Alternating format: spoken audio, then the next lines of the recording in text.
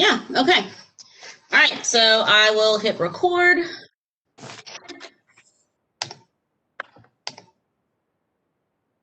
All right, welcome everybody to the January 26, 2021 Board of Municipal and Zoning Appeals docket. Hopefully that is the agency you are here for. I'm going to go over the WebEx features before I pass things off to the chairman of the board. So the way WebEx works is, as you can see the board, you can see me, you can see Martin Finch from planning.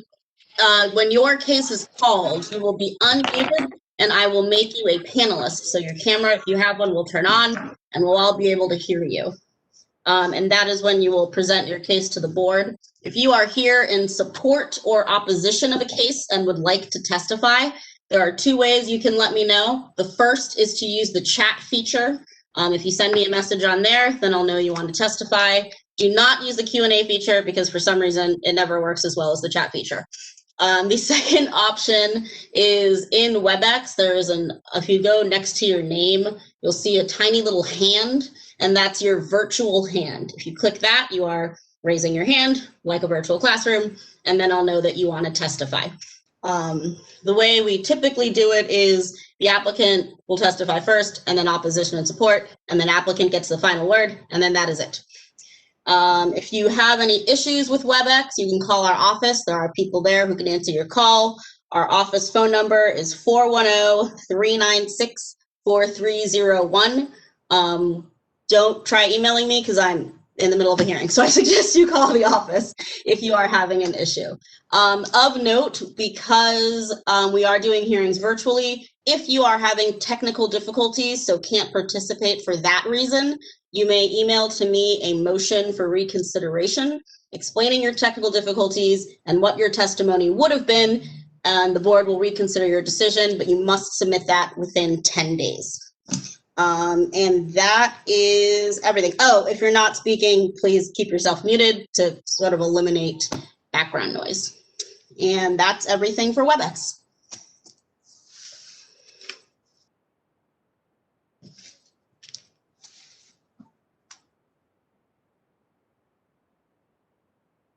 James, you're muted. Yeah. Oh, okay.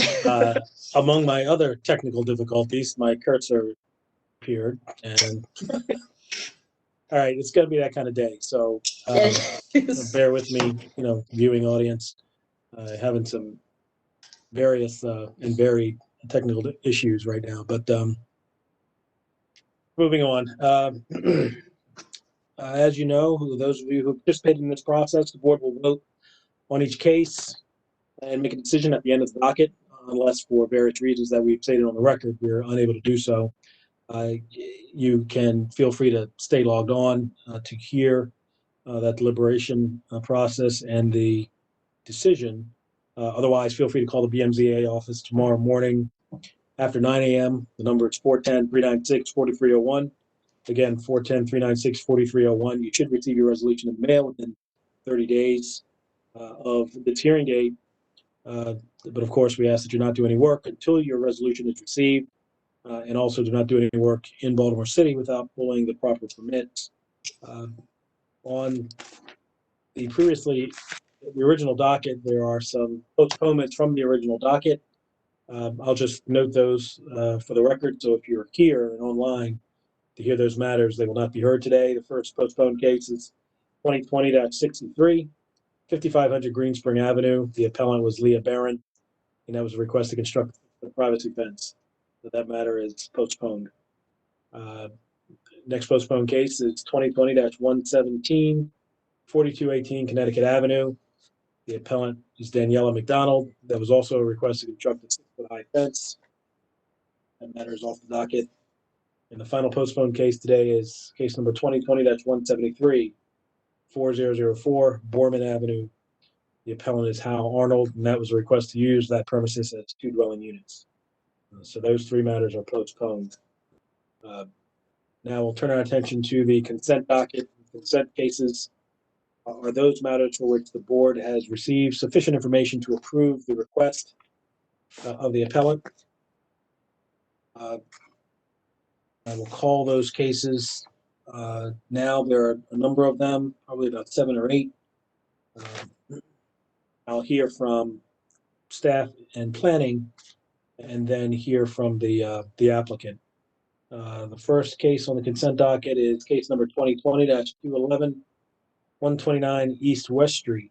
The appellant is Adam Carballo, and this is a request to construct a second floor rear addition with rear and rooftop decks. And I'll ask if we have any staff, or planning report.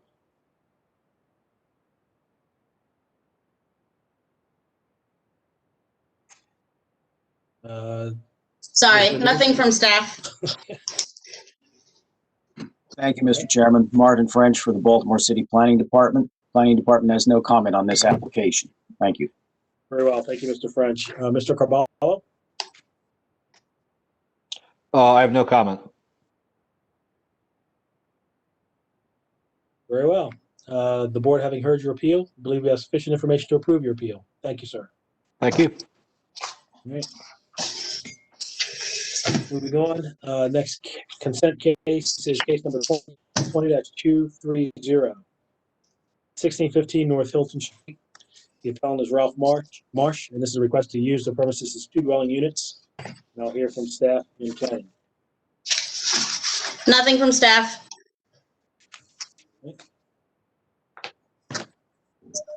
Planning Department has no comment on this application. Thank you.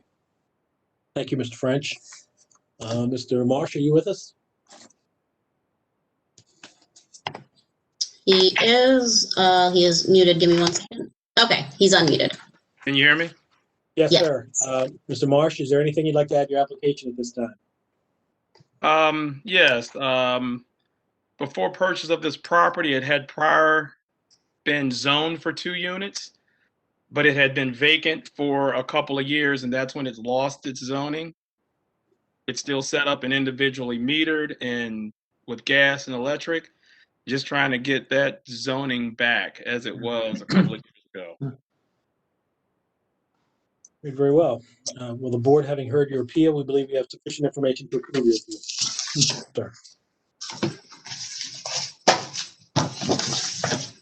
And that'll conclude 2020-230. Yep. Moving on to the next consent case, case number 2020-231, 6112 through 6118 Park Heights Avenue and 3601 Pinckney Road. The appellant is Elisa Hertzmar. This is a request to consolidate, demolish existing structures, and construct a 3-story building to be used as a place of worship and educational facility. I'll hear from staff and planning. There is a letter in support from the Glen Neighborhood Improvement Association. It states, I'm pleased to write that the GNIA Zoning and Housing Committee has endorsed your property construction for 6112 through 6118 Park Heights. The committee is confident your project is architecturally prudent and aesthetically uplifting for the Park Heights corridor.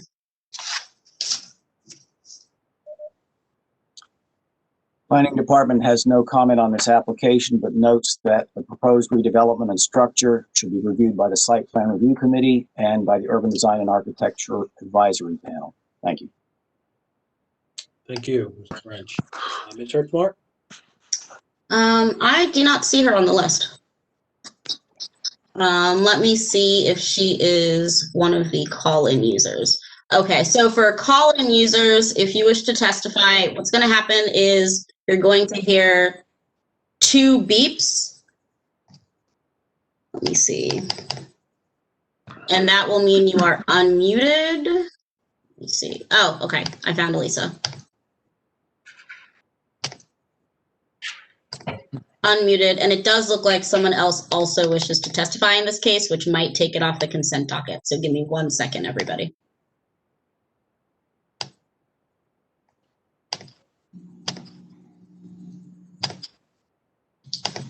Mr. Schulman, are you here in opposition or support? I am here in opposition. Okay. Board can choose to hear the case now or finish the consents and come back to it. Let's finish the consent, come back to it. Okay. Thank you. Okay, next case on the consent docket thus far is 2020-232, 529 East Giddings Street. The appellant is David Matthews. This is a request to construct a further addition with rear and rooftop deck. And I'll hear from staff and planning. Nothing from staff. Planning Department has no comment on this application. Thank you. Thank you. Let me know when you have Mr. Matthews. Will do.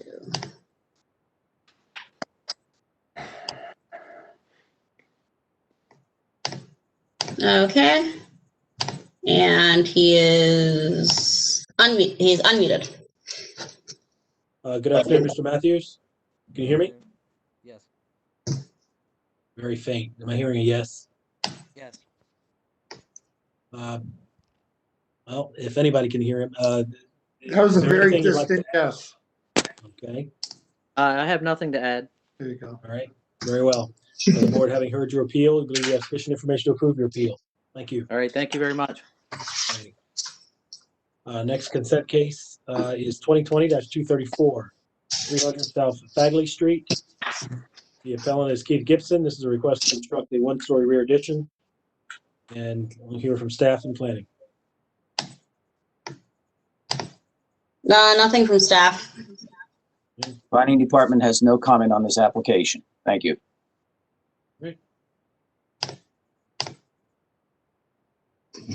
And Mr. Gibson is unmuted. Good afternoon. Hi, hello. Good afternoon. Good afternoon, sir. Is there anything you'd like to add to your application at this time?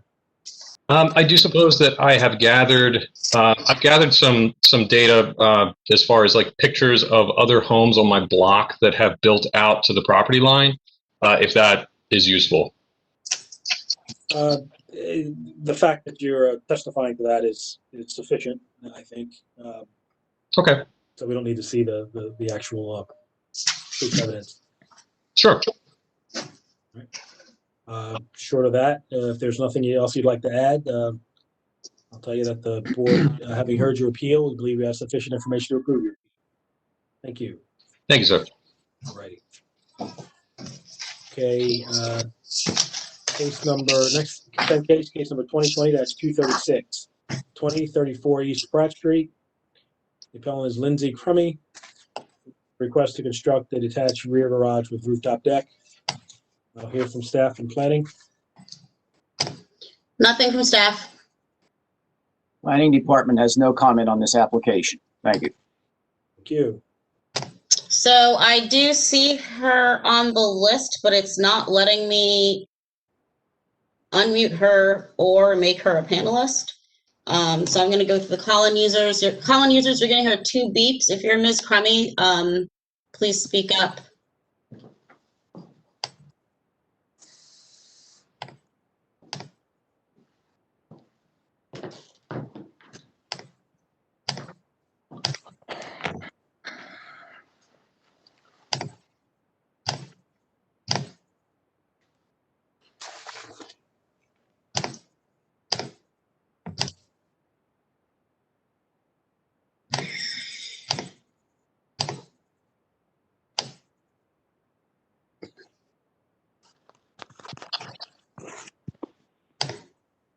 Let me see.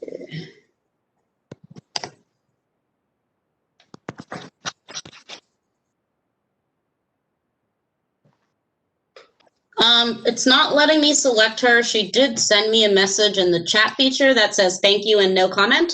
So All right, that works for me. Okay. That to me, there's nothing she'd like to add.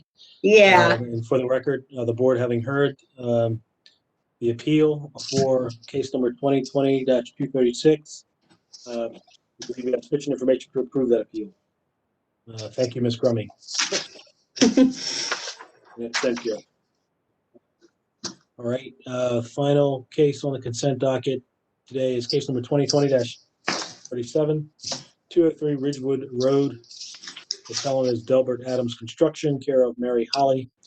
It's a request to construct a one-story detached garage with shed in the portion of the side yard. And I'll hear from staff and planning if there's anything to be heard. Nothing from staff. Planning Department has no comment on this application. Thank you.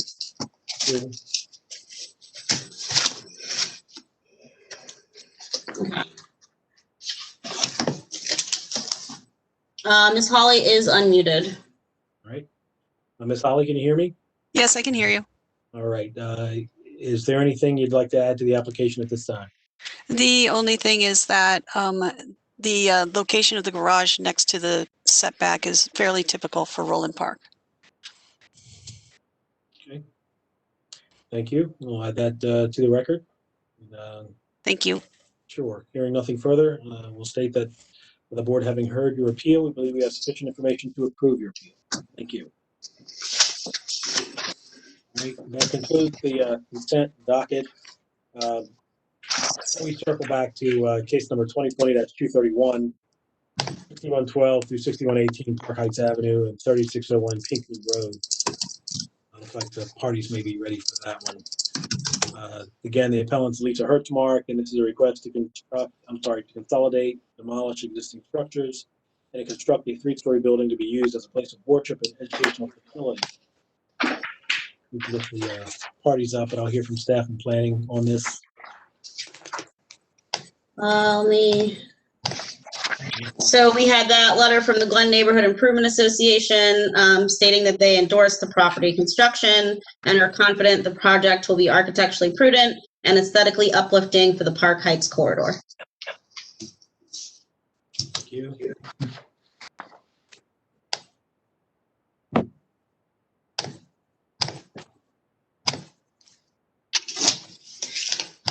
Just a no comment from planning. I believe it was. Give me one. Oh no, Martin did have a comment. Okay. Yeah, the department is not commenting on this except to note that the proposed use of the property, including the development, would require approval by the Site Plan Review Committee and the Urban Design and Architecture Advisory Panel. Thank you. Thank you, Mr. French. We'll hear from Ms. Hertzmark. Hi, can you hear me? Barely. Let's see. One sec. Can you hear me better now? Yes, much better. Okay. Hi, my name is Eliza Hertzmark. I'm with Colbert Matz Rosenfeld, Civil Engineers. Also on this call, if we need them for answering questions, Mr. Snyder is here. He is the project developer. And Donnie Ankery is the architect. So they're available to answer questions. I don't know if we bring them up as panelists now or just if there are questions. But I'll just go ahead and introduce the project. Can I share my screen? Is that? Yep, give me 1 second.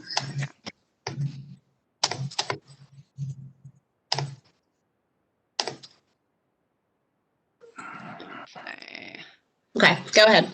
Great. Let's see. Sorry, just finding the right screen to share here.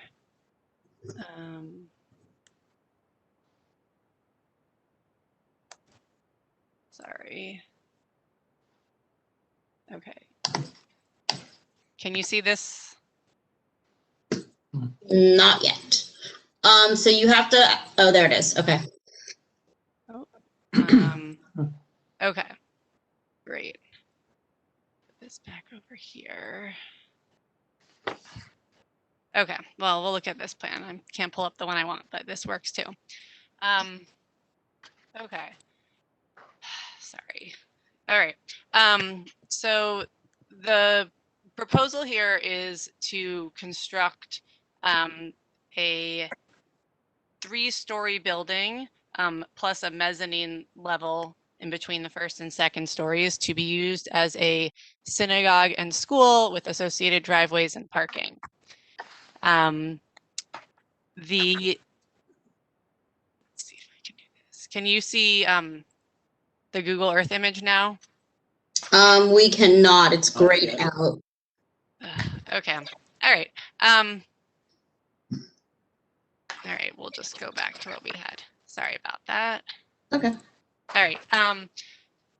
So the area right now is 4 lots. There's 3601 Park Heights, Pinckney Road. There's 6118 Park Heights Avenue, which is right around here. 6114 through 16, which was previously consolidated, and 6112 Park Heights Avenue. So notably, there is some zoning history here. BMZA appeal number 2013-449 was approved back in November 2013 for a smaller building just on 6114 and 6116. That's why that lot was consolidated. And after getting through many approvals, it was found that there's actually high groundwater on the site. So the previous design of the building back in 2013 included a basement and 2 stories. And then a geotechnical investigation found that there was high groundwater on the site, which would make a basement not feasible for this project. So after that, the developer was then able to acquire the adjacent lots and basically sent the whole project back to concept design to get a design that actually worked better for the use and we believe better for the site and better for the community. So we're here today because the variance that we're requesting is a height variance. The building is meeting all other bulk regulations. And the reason that we need the height variance is because the use of this building is for a synagogue and a school. And the main sanctuary of the synagogue requires a large open space, as do some of the other gathering spaces.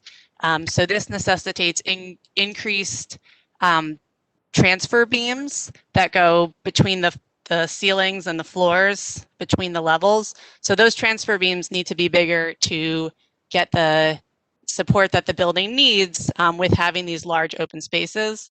And additionally, due to the size and use of the building, the HVAC ductwork needs are larger than in a typical building. So some amount of this extra height that we're asking for is really what's happening between the ceiling and floors. The actual floors themselves have about 10 feet floor to ceiling height, which is for the comfort of the occupants in this synagogue and school space. As you mentioned, we did have a support letter from the Community Association. We met with them back in October, and we explained to them specifically also why we needed the height variance, and they were very supportive of that. So this lot itself is unique due to its physical location. This is an Orthodox synagogue, an Orthodox Jewish synagogue where one of the religious tenets is that worshipers must walk to the place of worship on the Sabbath. So by nature, you have people who are living very close to their places of worship. And currently there is a temporary facility that's serving as the synagogue gathering point for this community just down the block on Park Heights Avenue. And so the community has already really started to gather in this area. Over 30 families have moved to the area to be part of this community. Congregants have purchased homes in the area. They're living on Menlo, they're living on Taney, West Strathmore, and in apartments in Fountain View, Pickwick, and Sheffield. So it's not feasible to just find another lot, of this size somewhere else. This location is very specific and important as a community gathering location. The other unique feature of the site is the high groundwater table, as we found with the geotechnical investigation. If it weren't there, we could theoretically put a basement on this building and get some of that height underground, but unfortunately, that's just not possible here.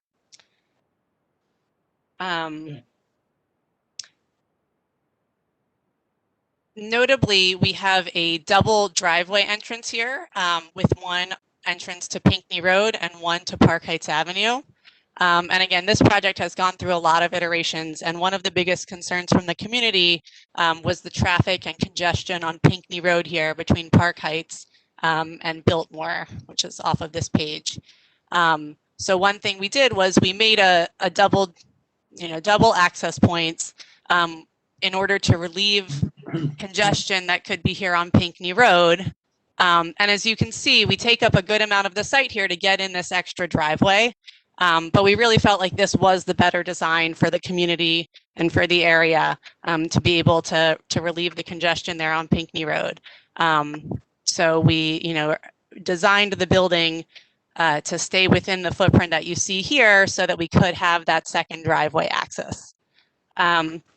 Notably, like I said, the building is meeting all other bulk regulations. Notably, the interior side requirement, which is right here, and the rear yard requirement, the interior side requirement is only 15 feet, and the rear yard requirement is only 25 feet. That's to this line. But we designed the building to be as far away from those neighboring residential properties as possible, and pushed it right up to the setback lines on the front and corner side. So we're really trying to be respectful to the adjacent residential neighbors and keep this building as far away from them as possible, while still being able to meet the project program. Notably, another design that we could have done, which we're not proposing now, but could work on the site, is if we didn't have the third floor on this building, and we instead met the height regulation, but we expanded the building this way. I just drew up. Can you see this plan that I just switched to? Yes. Right. So this block here, a 50 by 77 foot, which would be 15 feet, right at this setback line.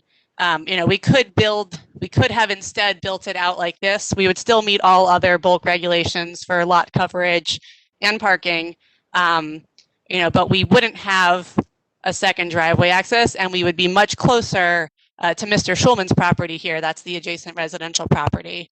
And so, we didn't want to do this. We don't think it's the best design for the site, which is why we have the building designed as it is, and which is why we are requesting the height variance. Okay. Right. Well, thus far, I have no questions unless the board has additional questions. No, I have none. None from me. All right, then I will unmute Mr. Matthews.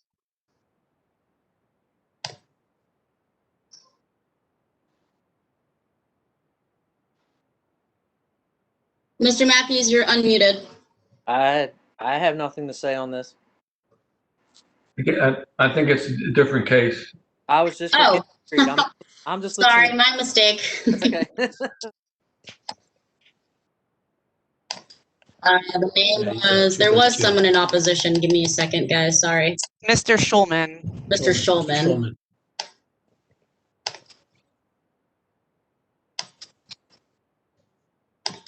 There we go.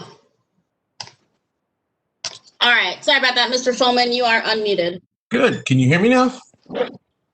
Yes. All right. I wish I had the technical skills to put up nice pictures like Lisa Hertzmark put up. Is it possible she can put that picture up again?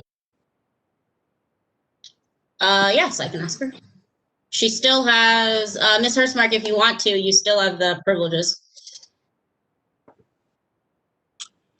Great, thank you. What the picture doesn't show, first off, I apologize. This is my first time doing a virtual hearing, and several others of the local neighbors have sent off a letter to you as testifying in today's hearing. I think that letter just went out this morning.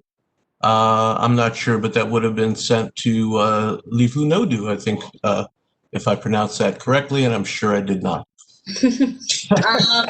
It's leaving to do, and I did not receive it.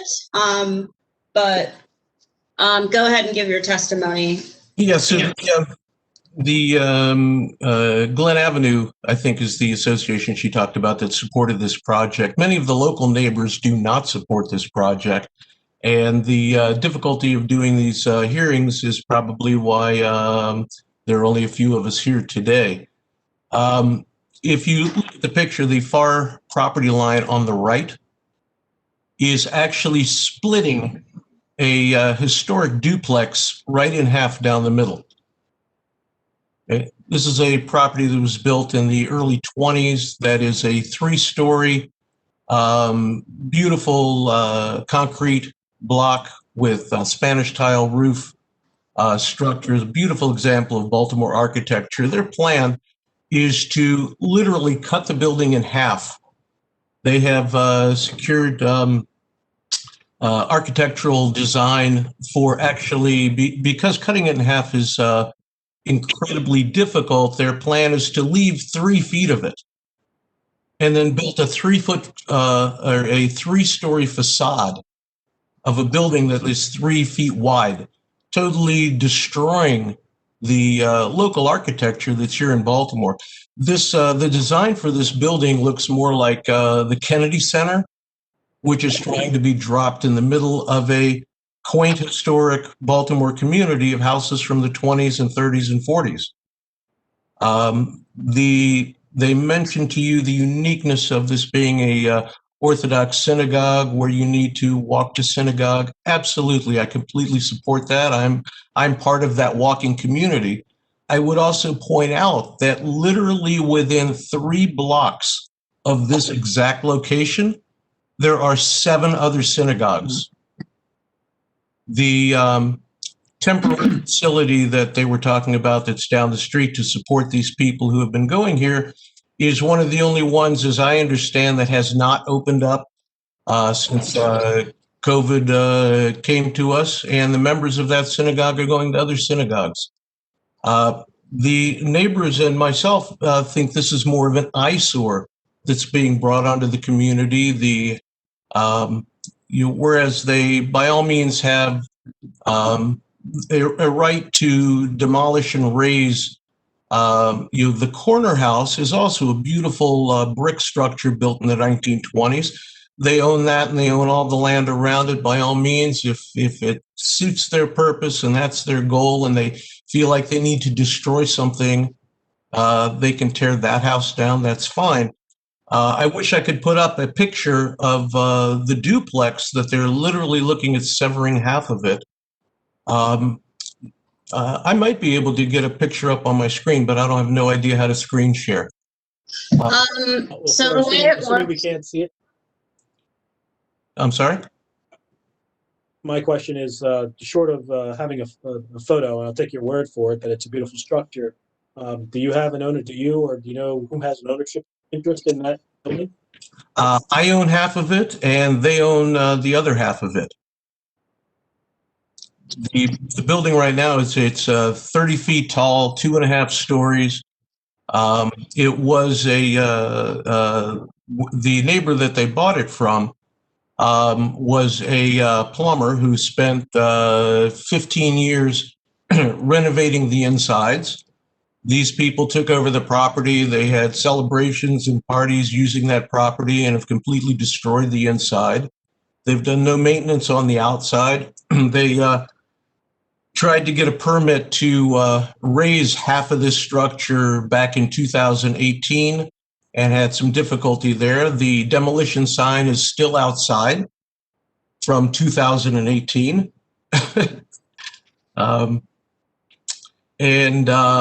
They finally, I think, at the beginning of last year, submitted a architectural design that was supposed to allow the permit process for that raising to free up. But closer examination of that sign has what they're trying to do to it still isn't a building that meets the code requirements and structural designs of Baltimore City.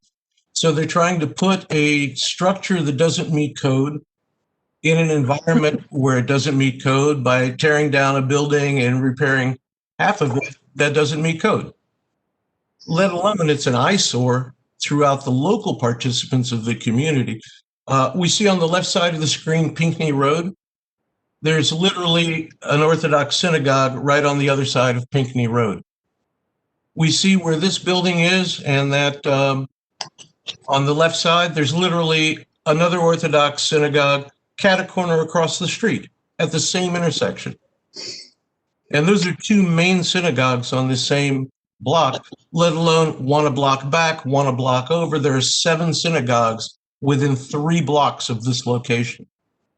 It's not a necessary, it's not a mandatory, it's more of a desire to build a monument. And that's not what Baltimore City needs. It's a community of quaint homes where people take care of their properties, and it's not a welcome structure.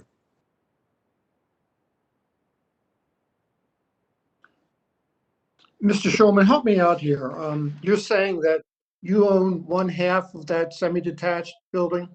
Correct. If you see the property line on the right side of their picture, just off to the right side of that property, that's my side of the semi-detached.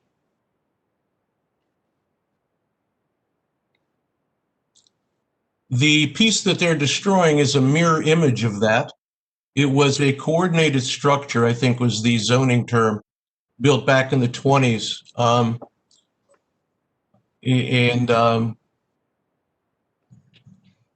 Nivu, if I email you a picture of the property, would you be able to put that up? I can try. It doesn't always work when I'm trying to run the thing and share a screen. Well, I know it never works when I try it. Give me 1 second. You can go ahead and try. But again, it's up to the board whether to view it. Terrific. Bear with me a moment.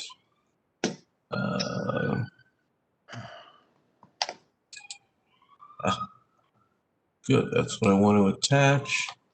And where did I just lose? Mr. Shulman, let me just ask, to summarize your opposition, your contention is that basically we have enough synagogues in the area, and what they're doing to build this larger building is aesthetically unappealing to the community, right? Those are two facets of it. What are the others? Because I'm not hearing anything. I don't hear anything regarding traffic, regarding density, regarding anything other than the fact that it's. I mean, I assume you have no issue with the fact that they are impacting a building that they own, although you own the other side. I'm sorry to interrupt, but I just want to note for the board that the only thing the board actually has in front of it, I mean, they can hear all this testimony, of course, but the specific variance we're looking at is the height. I thought the lot consolidation was also part of that. Lot consolidation is a separate city process, so the board approves the use itself, but the actual consolidation is done through a different department. Ah, okay. So it said on the sign the lot consolidation of those 3601 and 6118 down to 6112. Mm-hmm. All right. So if we look on Pinckney Road, one of the huge traffic tie-ups is that corner to the first driveway on the left opposite this building. That's the driveway into the next synagogue. So the two driveways would be opposite one another. And during times of prayer, you literally will have one person pulling out of that driveway while two other people are trying to pull into that driveway. They'll have services every 15 minutes. And the three cars stop at an impasse because everybody wants the other person to back up so they can go by. So that first corner from the light at Park Heights, and I'm pointing on my computer and you can't see that, so I don't know why I'm doing that. That first block in, you see their driveway that's going to be exiting on Pinckney is right opposite the driveway to the other synagogue. And that is an absolute bottleneck of a location as it is. There's parking on the proposed, there's parking from there to the corner, not all the way down, but most of that is permitted parking. And it's a narrow road to begin with. As it is now, it's a nightmare to go through. I'm sure once we add another driveway at the second part, it's definitely going to be an issue. Well, again, as Ms. Newton-Dew pointed out, the only issue we're here for is a height variance. And so they have that right to put it there in any event. So that's not an issue we're going to be considering. My argument with height then would be really just a few arguments. The mention that the need for height was because of ductwork. And I can't imagine that they need 30 feet of additional ductwork to gain the height of the building they need. I think their proposal is over 60 feet in height. My house next door is 30 feet. I have a pool in the backyard. In the springtime, my wife and other women in the community are in the backyard using the pool. And I don't know that they need a 60-foot structure overlooking overlooking them into the pool? Well, they can't use the basement because of the water issue, and they're operating a synagogue, which needs open spaces. I don't imagine you're doing that. Is that right? I have a basement in there. That's not a problem. I have a You're pool. not operating a synagogue at your residence. Is that right? That is my residence. Back in the 80s, it was a synagogue, as a matter of fact. But you're not using it as a synagogue today. I am not using it as a synagogue today, no. Okay. How tall are the apartment buildings across Park Heights? They are 4 stories, 1, 2, 3. They're 4 stories, and they're up on a hill. So they would wind up being taller than the 4-story building up on a hill, being on a low. Okay. Anything else, sir? I would just love to show you a picture of my house. 6112. If the picture comes up, that's great. We're gonna keep moving. And again, respect and accept your testimony of the nature of the building. If you give me 30 seconds here, I can get this sent off. What's your email address? Sorry, give me 1 second. It's well, you can see my name on there. It's my first name dot last name at baltimorecity.gov. In the meantime, if anybody else would like to testify in this case, go ahead and raise your virtual hand or use the chat feature, and I will go through the call-in users. Again, you'll hear 2 beeps, which means you're unmuted. Go ahead and speak if you wish to testify on this case.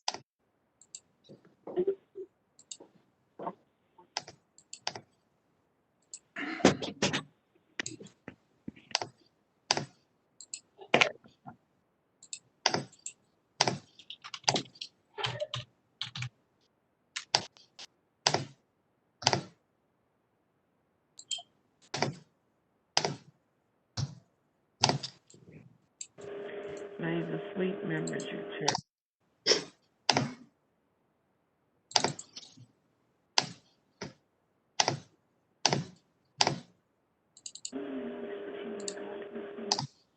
All right, that is all the call-in users, and I do not see, oh, there's one more raised hand.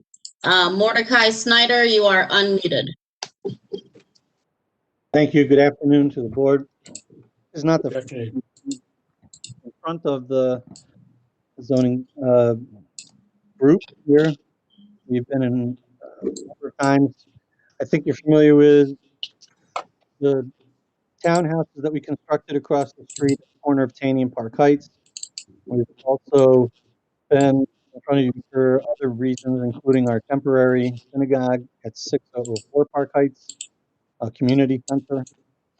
And it is open. It has been open just as long as the other synagogues. It's hard to broad stroke and broad brush people that you can feel comfortable praying at any other synagogue. Therefore, you can't open your own synagogue. I mean, I don't know that that has anything to do with what's in front of the organization today.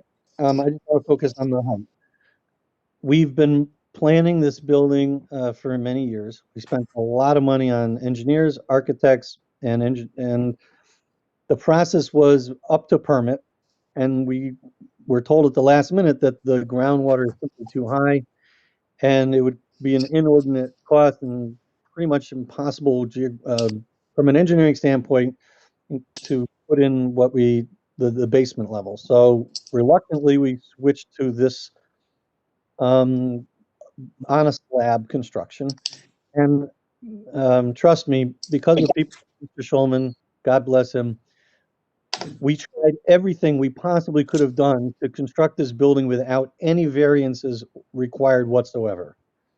And we were doing fine until the architects and the engineers got involved. All of a sudden, they're telling us that they want thick slabs and thick beams and very large air conditioning units. I very reluctantly said, well, if we have to ask for a height variance, we will ask for a height variance. But we tried everything we could to not ask for it because we just didn't want to. That being said, we went to the community organization, the Glen Neighborhood Organization, and they represent all of the neighbors. I don't know if Mr. Schulman is a member or not a member. He's free to be a member. But they agreed with and support our the variance, and they love the building design. They think it's going to look great. They appreciate that we brought in almost 45 families from out of state to come live here in this neighborhood. We beautified the neighborhood. We turned Pinckney Court from a terrible situation into a beautiful place. And we've built brand new townhouses and spent a lot more than we had to in order to make it fit into the community. The demolishing of the other half of Mr. Schulman's house is not a matter before this board today. He's the one that's been holding up the demolition for 2 years. It's not just something that's happened. He's the one that's interfering with that, and it's his right, and we'll work our way through that. But as far as the height here, we could build it as is. It's just the ceiling heights would be uncomfortable, and if we're building what is a multi-million-dollar beautiful synagogue to attract even more families to Baltimore and to rejuvenate this area, I'm being told by the architect and the engineers that we need another couple of feet per floor. I would urge you to do what you believe is the right thing to do and what is in accordance with the law. And we appreciate your consideration. Thank you for your testimony, sir. Any other callers? Yep, we have one more hand raised. Let me see. It's Donnie Ankery, who I believe is the architect. Hi, can you hear me? Yes, Mr. Ankery, go ahead, sir. Hi, thank you. I just wanted to reiterate what Mr. Snyder just spoke, and I want to just assure the board that as the architect, I worked very long days with the engineers to try to make this multi-story building work within the current height constraints. We had a lot of coordination meetings going through beam sizes and duct sizes, and we just physically couldn't make it work. So I agree with Mr. Snyder that if we could have avoided being here, we definitely would have done it, but but there was just no physical way to do that. And what we're asking in the height variance is nothing that's going to make this building unnecessarily large. We're just asking for what we need to in terms of the ceiling heights and the floor thickness, just to kind of adequately provide what's needed per code for mechanical and structure. So I just want to let you hear that from my words, and I appreciate all your help. Thank you, sir. Okay, and then one more thing. This is the picture. Can you guys see that? Yes. So, photo of the house. All right. If there are no more callers, then we'll go back to Ms. Hertzmark for the final word. Unless there are no questions from the board. Hi, can you hear me? Yes. Okay, yeah, there's really not much else to say. I don't need to repeat what Mr. Snyder and Mr. Ankery said. I guess I just wanted to reiterate, just one other point kind of in response to Mr. Schulman's comments is that the height variance that we're asking for and the proposed building would still be in the same place and with the same bulk, even if that second the semi-detached part of the house adjacent to Mr. Schulman's did not come down. From my drawing I had, our proposed driveway that comes up there comes right next to the far extent of that building. So I guess just to keep matters separate in terms of what the board is actually reviewing versus all the other city processes of demo and site plan review, where obviously that comes into consideration. No, we're clear. It's only the height variance before us. Great, thank you. I have nothing further. All right, thank you. Thank you for your presentation. Up at the end of the docket. Okay.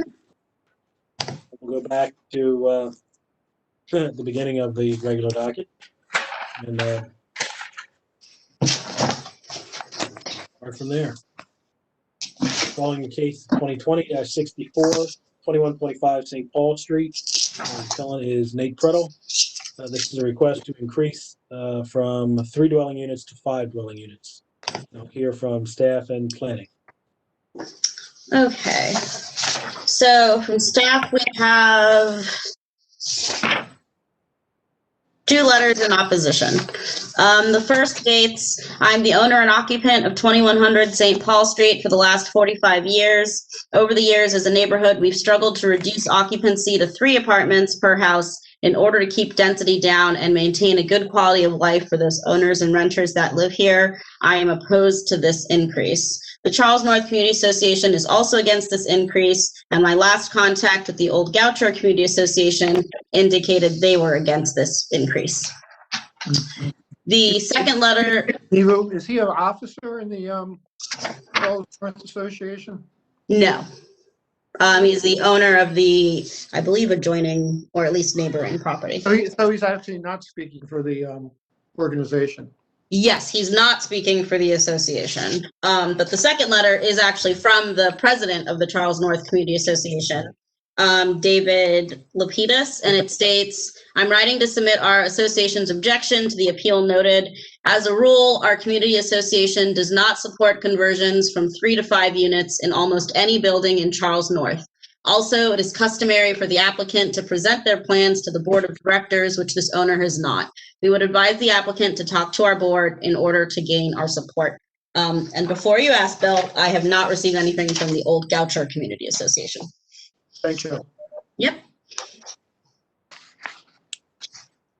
Planning Department reviewed this application, noted that this property is in the Charles North Urban Renewal Area.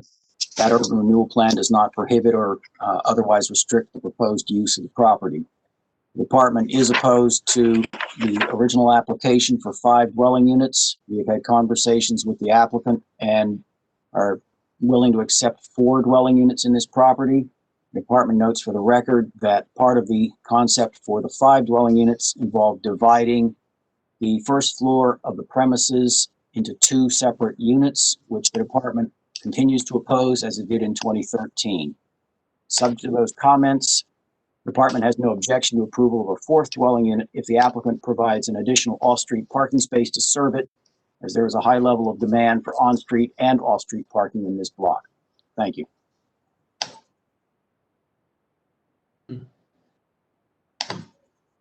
All right, and Mr. Prettle is unmuted. Good afternoon, Ms. Nadeau and Mr. Chairman, members of the board. Nate Prettle, AB Associates, here on behalf of the owner of 2125 St. Paul Street. Before I get into some of the specifics, I'm going to address a couple of the comments. Well, one, in regards to the Charles North Association, is my understanding, and I confirmed with the planning department, this is actually in the Old Goucher neighborhood. And while we do not have any letter, I received notice from the board yesterday that there was some indication that Old Goucher was possibly opposed. I spoke with Mr. Kelly Cross, the president of Old Goucher, last night. And again, there's nothing in writing, but he said, well, of course we're not opposed to this. We support increased density. And part of that I'm going to speak to is the Old Goucher Vision Plan, which does support an increase in density and commercial uses throughout Old Goucher. And some of this has already started to come to fruition, such as a new gin bar on 24th Street, a rezoning that allowed the beer garden known as Fadensonen and some other related uses there. So there's been a lot of interest in Old Goucher, both from an increase in residential density as well as an increase in commercial uses. And this project really came about for 2 reasons. One, we have a unique structure on the block in that it goes further into the rear yard than any other structure on this block other than the very southern end, which is a corner property, which traditionally are larger structures. And this proposal does not call for any additional improvements or any additions or adding any additional square feet to it. It's just going to be using the unused space in this large building. There's roughly 4,000 square feet of floor area in this building, and about 1,300 to 1,500 of it is unused right now. So, and we are also amenable to reducing the request from 5 units to 4 units. And as part of that, our variance being requested is under 7%, is roughly 6.3%, which is a very small variance. And due to the large size of the structure, we think it's more than appropriate. Even with this fourth unit, there will still be significant unused space in this building. In regards to the parking spot, there's one spot in a detached garage that is used by the tenants right now.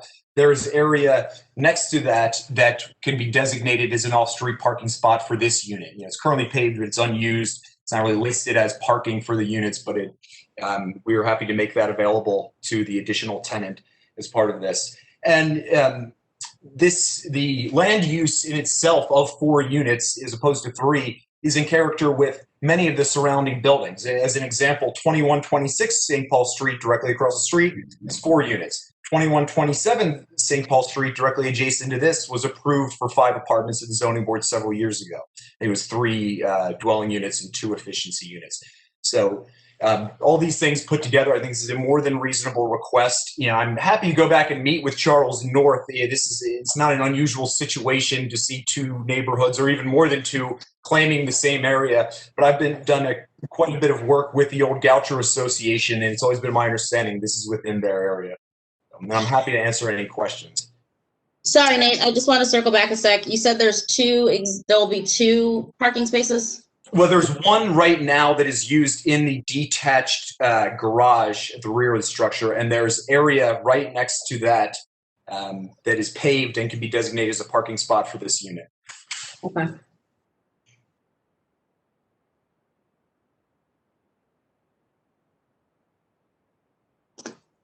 All right, if anybody would like to testify in opposition or support, raise your virtual hand or use the chat feature. In the meantime, I'm going to go through the call-in users. Again, you'll hear 2 beeps, which means you're unmuted.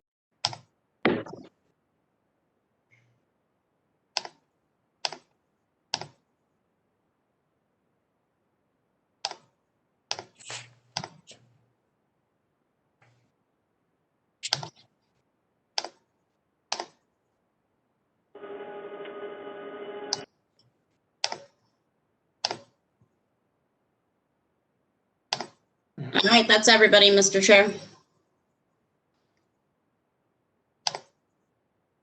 Oh, sorry. You were unmuted. Or you were muted. So the opposition we had is by virtue of the letters, or the letter. Yeah. No live testimony. All right, Mr. Pruddle, we didn't hear from anyone in the interim since you spoke, but if there's anything else you'd like to add. Sure, I'll just summarize everything again. I'd urge the board to approve this appeal because, 1, the variance is minimal and only 6.3%, and this is a larger structure, and it goes the furthest into the rear yard other than the southern corner property, and so it's more than appropriate to use this unused space in a neighborhood that, per the revision plan, is really encouraging additional density, and it's an exciting project for the owner, and look forward to your decision. And of course, Mr. Pruddle, if the board chooses to grant this, you would have to submit new plans. You know that, right? Yes, of course. Thank you. Okay. Thank you, sir, for your presentation. Great. Thank you. All right. That concludes case number 64. We'll move on to matter number 2020-77. Let me mention for the listening audience and or viewing audience, there is a matter coming up on this docket. It's two or 3 cases away on this docket. 2020-133, 2600 Gwynn Falls Parkway. We're going to put that case at the rear. We understand there may be a fair amount of testimony. We want to get through the rest of the docket if we can, and relegate that to the rear. So case number 2020-133, 2600 Gwynn Falls Parkway is probably going to be the last case on the docket today. That said, we'll move on to case number 2020-77, 2511 Chelsea Terrace. The appellant is Lisa Tate. This is a request to use the first floor as daycare for up to 15 children. Now I'll hear from staff and planning. Nothing from staff. Planning Department has reviewed this application. The application suggests that the proposed daycare center use would operate 24 hours a day. The department believes that in the context of a residential area and the surrounding community, it would be more appropriate to limit the hours of operation to 6 a.m. to midnight. The department also notes that there is at the moment no place on this property for safe drop-off or pickup of children, and therefore is recommending that the applicant contact the Parking Authority of Baltimore City concerning that. The department recommends that approval of this application be subject to the condition that the operating hours of the daycare center are limited to 6 a.m. to midnight, and that the applicant contact the Parking Authority of Baltimore City about possible creation of a passenger loading zone in front of the property in order to provide the safe drop-off and pickup necessary to operate the facility. Thank you. Thank you, Mr. Frank.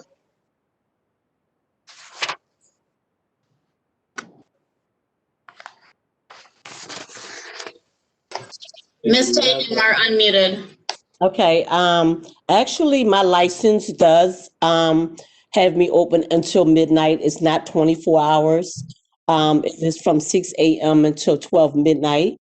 At the time, there are no children from 3 to 11. I have no parents that work those hours. So most of the children are here from 6 a.m. until 5:30. As far as parking is concerned, the children that I have in daycare, they do not leave at the same time. They leave at different times.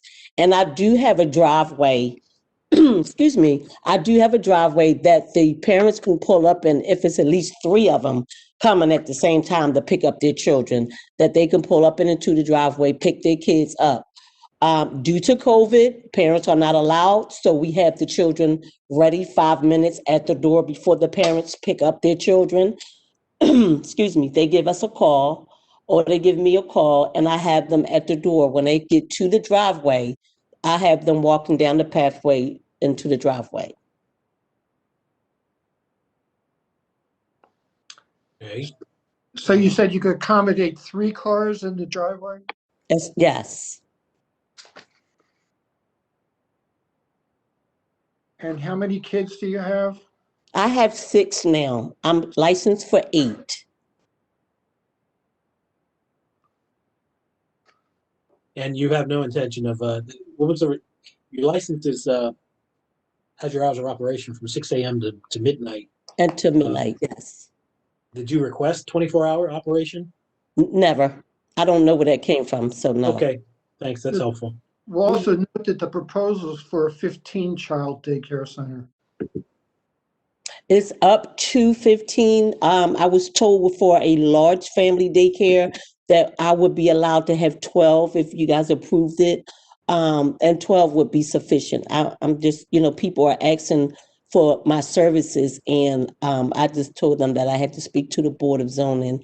And if you guys approve it, then I'm able to pass on those services to the parents in the community. Who advised that 12 would be a number that you could? It's the Merlin Child Care, my Merlin Child Care Specialist from the Merlin State Child Care Division. And you operate this, have you ever operated a facility with more than 8 children? No. I'm actually trying to grow my business. If I'm able to grow to 12, then eventually I can open up a center and add more children and help the community up more with childcare. So I've been doing this for 8 years now, and it's something that our community needs.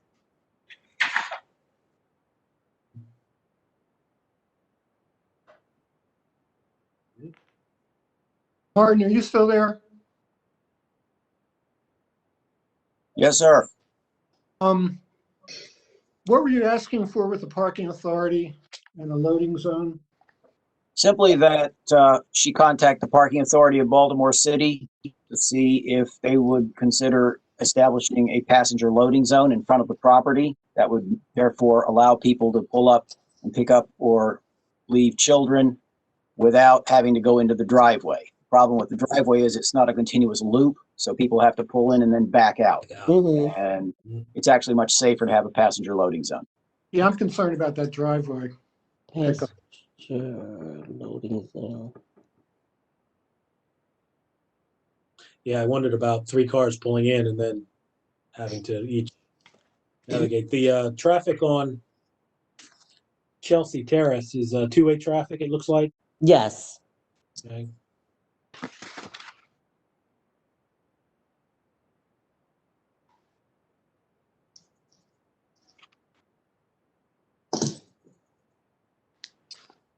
Should we ask that she contacts the parking authority before we approve this? It is in prior decisions, in similar situations, the board will sometimes just make a condition. So grant it and then add a condition saying that they need to be contacted. It's up to you how you want to do it. How do you enforce that? I'm sorry. Sorry. So typically it's on, so go ahead, Martin. I was simply going to say, obviously, neither the planning department nor the zoning board has jurisdiction over whether a passenger loading zone gets created or not. Mhm. It's a professional judgment made by the parking authority staff, and we would leave it to them to determine whether it's necessary or not. They'd obviously talk with Ms. Tate about how often people would arrive, what hours, and things like that, and how many would come at a particular time as part of their decision making. Okay.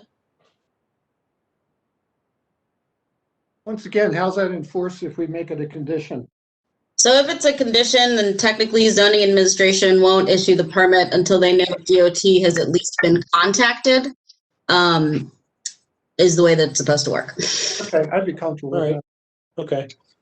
So effectively, the condition is that DOT be contacted and that the request or communication be made. Mm-hmm. Leave it to them to do their process. So I understand that.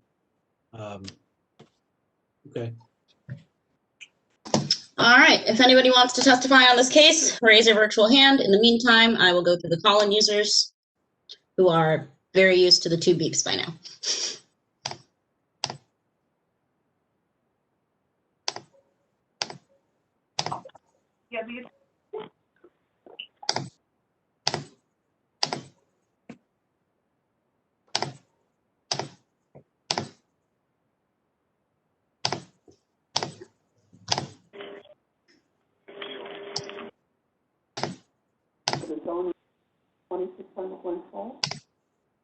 All right, that's everybody. All right. Ms. Tate, is there anything else you'd like to add to your application at this time? Well, actually, if the only reason would be is calling the parking authority for a passenger loading zone, I have no problem with that, and I will comply and give you any information that you need. I'm quite sure it wouldn't be a problem as there's very minimal traffic on Chelsea Terrace during the daytime. This residential area where we live in is more of a working class neighborhood, so everyone's at work. By the time the last child leaves, which is like 5:30, people are just starting to come home, so it's minimum traffic. But I can definitely call the parking authority, ask for passenger loading zone permission at particular times, and give it to you guys as you requested. Very well. Thank you. That would be helpful. Good. I think we're at the conclusion of this matter. Thank you for your presentation, Ms. Tate. Thank you. Good luck to you. Thank you. All righty. All right. Moving on. Calling the next case on the docket, case number 2020-118, 835 Ponca Street. The appellant is Luis George. This is a request to subdivide lot, retain the existing dwelling, and construct a multifamily 2-dwelling unit detached structure. I'll hear from staff and planning. There's nothing from staff other than a question of what the height of the proposed structure is.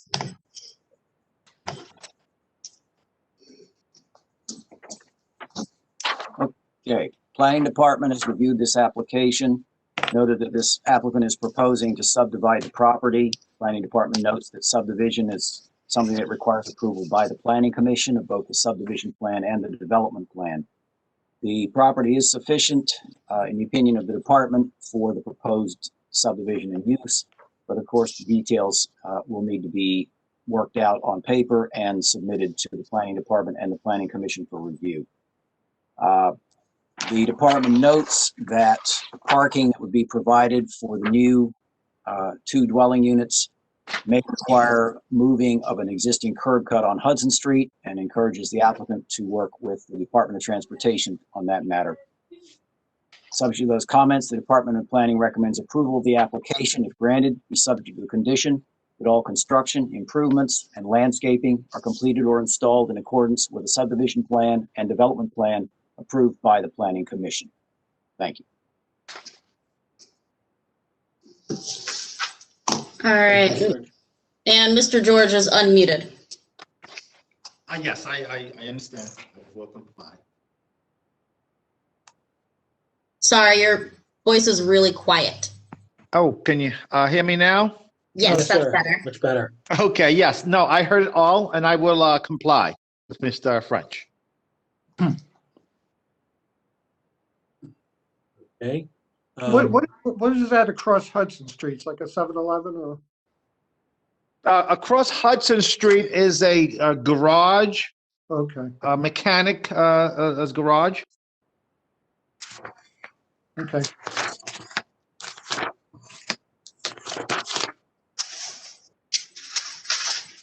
All right. Okay, any additional questions from the board before we, I guess, check other callers? I'm good. Nope. Nothing from me. Okay. Okay, I don't see any hands, so. All right, checking the callers.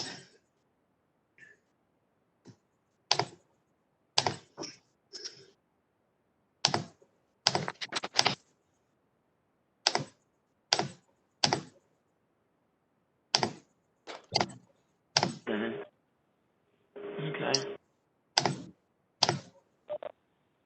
I will like to add, I will be delivering a letter from the Greektown Community Association. I've been to the community meeting and explained to them my desire to build on that lot.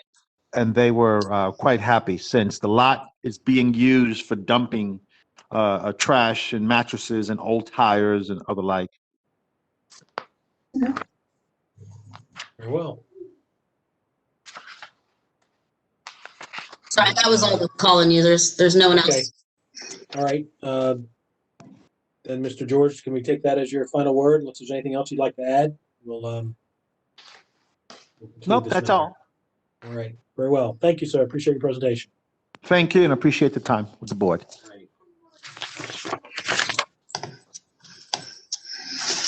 Hang on one second, guys. Yep.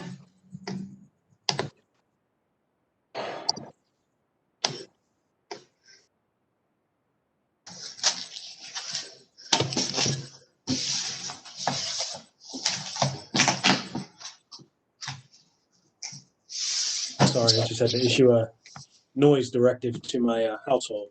Happens on occasion. I forget I'm back here. All right, moving on to the next matter. We're skipping over Glens Falls right now. We're going to case number 2020-139, 724 North Carrollton Avenue.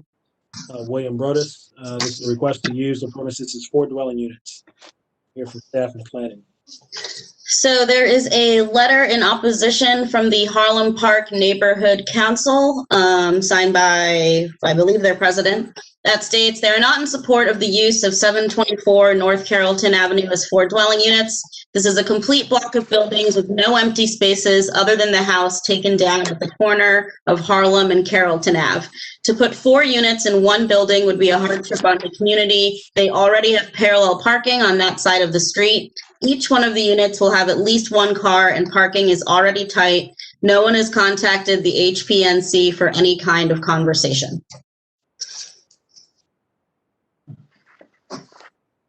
Oh, and then for staff, just in a general staff report, if you look under the last authorized use on your reports, you'll see that there was a UNO issued in 2009 to reduce from 4 dwelling units to a single family dwelling. So there's a real question of a conversion here. And that's it from staff. Planning Department reviewed this application, noted that this property is in the Harlem Park 2 Urban Renewal Plan area, and more specifically with regard to the issue of off-street parking. This particular property does have a rear yard, but the rear yard is inaccessible to any public right-of-way because what was once the alley behind this property is being converted to a portion of a public park, an interblock park, under the terms of that urban renewal plan. The department noted that there was a certificate of occupancy issued September 4th of 1979 for 4 dwelling units. And therefore, basically, this is going to come down to an issue of what is the most recent record on the use of this property. The property is zoned, R8, and therefore, if in fact the board determines that this is a single-family dwelling, then conversion would require approval by ordinance. This particular property is one in which it's also eligible for historic tax credits for restoration and renovation, and the department is encouraging the applicant to consider applying for that program. The department would have no objection to approval of the property as a multifamily dwelling containing 4 dwelling units. The application also requested approval of an office and notes that there is no record that this property has ever had non-residential use, and therefore recommends disapproval of the principal use of a portion of this property as an office. The department has no objection to approval of an accessory office use of the first floor front room of the premises if it would be related to someone actually using the balance of the first floor as a residential space. That's the end of our comments. Thank you.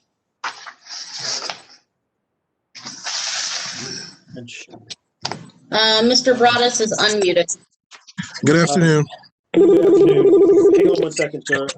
Mr. Nadeau, you indicated what's in the packet references single family. Yep, so the last authorized use, there was a UNO issued January 26, 2009 to reduce from 4 dwelling units to single family with kitchen facilities removed from the 2nd and 3rd floors. The property was inspected and the permit was finalized. I think it should say December 2009. And the multifamily dwelling licenses were also canceled in 2009. Okay, Mr. Broadus? Yes, how are you doing today? Okay, what's our indication is it's a single family. So it's the building has never been converted from the 4 dwellings to a single family. I pulled the history on the permits that were issued. There was no issue of construction permits to remove electric, plumbing, building, or conversion of moving a kitchen. But someone just went in on the 9th and signed off 4 as a single dwelling unit, and there was no inspections or any permits pulled to remove the or do the work to make this a single family dwelling. So I don't know how a use was issued when no activity was done before that date. But you don't There's dispute no that the use was issued in the family. Well, I'm disputing that. How can we cannot obtain a use without any mechanicals, plumbing, or anything else being done on a property for a building inspector to inspect. So I don't know how the building became a single family dwelling without any type of construction or mechanicals or plumbing or building permits being issued. Do you own the building or someone else? The owner owns the building. Someone else owns the building, and it's still set up as a 4 dwelling unit. And when we first came, for the hearing, that no one had any objections. But then all of a sudden, this use popped up because it wasn't there before. Is the building vacant at this point? I couldn't hear you. Is the building vacant at this point? Yes, the owner bought the building. It wasn't occupied. When did he acquire the property? I do not have that in front of me. I guess I can look at SDAT real quick.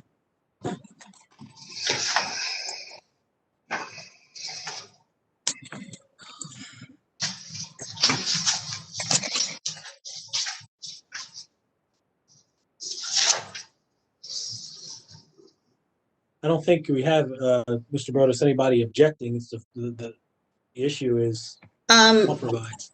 Our SDAT records show it was purchased January 2020.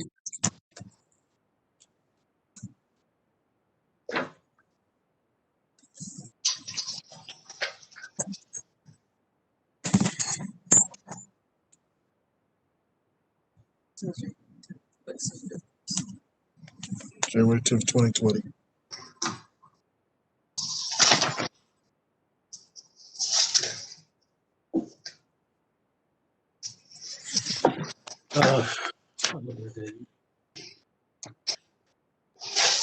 Ms. Nadeau, is it typically our practice to view use permits as definitive evidence of the status of the property? So basically to show that it's not a conversion, you're trying to find that it was legally converted to 4 dwelling units, because usually we're doing the opposite, single family to multi. So typically if there's a UNO issued, that means it was legally converted because that permit was issued and finalized. I mean, that's typically how we do it. It is weird in this case that that permit was issued and the work was never actually done. But it does happen sometimes where people pull the permit and then don't finish the work. But again, it doesn't negate the decision to convert it to a single family, which is why you go through the process of getting a UNO. Right.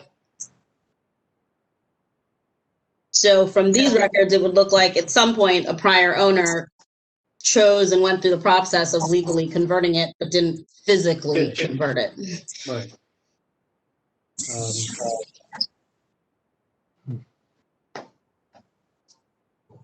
Okay.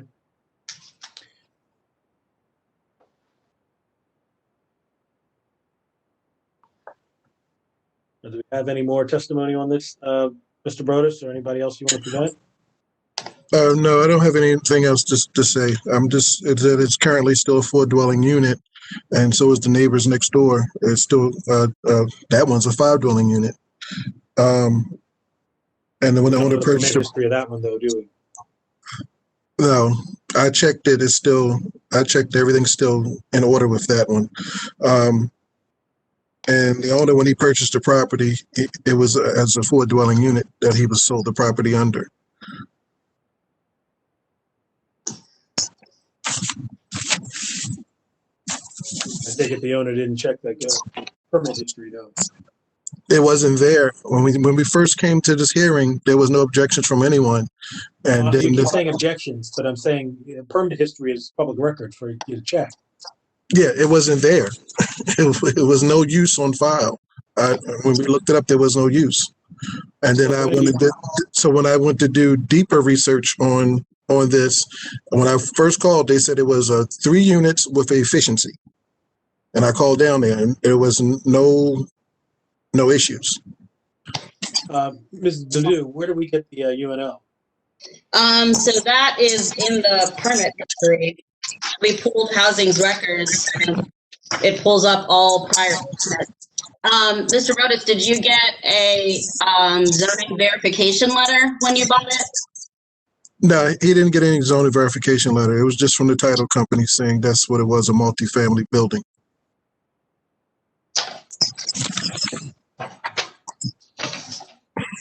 And then we checked the history, and it does have it in there that existing 3 units and existing 1 efficiency. And then in 2009, like y'all said, there's a use permit that was presented, but there was no work or anything done to the building. So I don't know how the use was able to be released. Well, again, so in your own review, you see the use permit, not just presented. You say presented; it's an issued use permit from 2009 for single family. I mean, yes, I understand you're questioning how that could have happened. Right. I even called the building inspectors, and they're trying to figure out how that happened because there's no building, there's no activity, there's nothing. It's just a use that says signed off. Okay. That presents some difficulties for the board as a matter of what it is we can do, given the fact of the existence of a use permit for a single family in a zoning district that requires an ordinance to convert it to multifamily.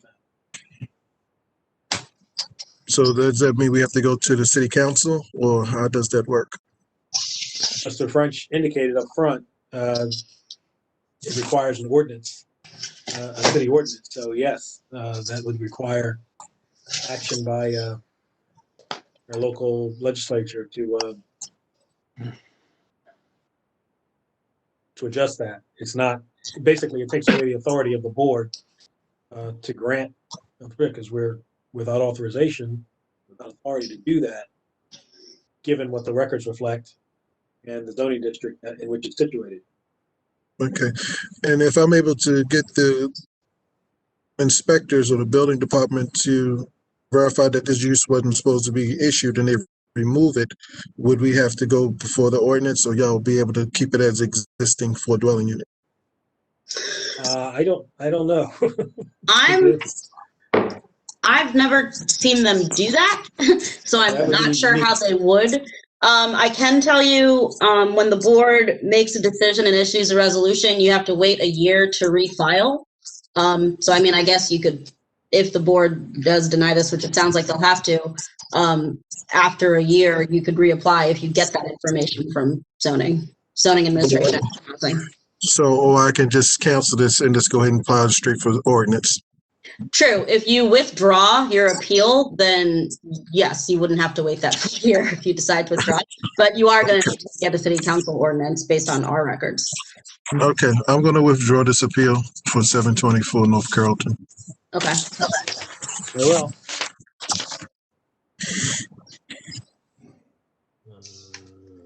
And stay on the line because it looks like you have the next appeal. Yes. Yes, and I'll call that formally. Case number 2020-140, 1100 West Lafayette Avenue. William Brodus, this is a request to use the premises as 5 dwelling units. I'll hear from staff and planning. So this case, we have a letter in support from Eric Stevenson of the Lafayette Square Community Development Corporation. Sorry, okay. Our understanding of this project is that Mr. Folks intends to renovate the existing building into 4 dwelling units.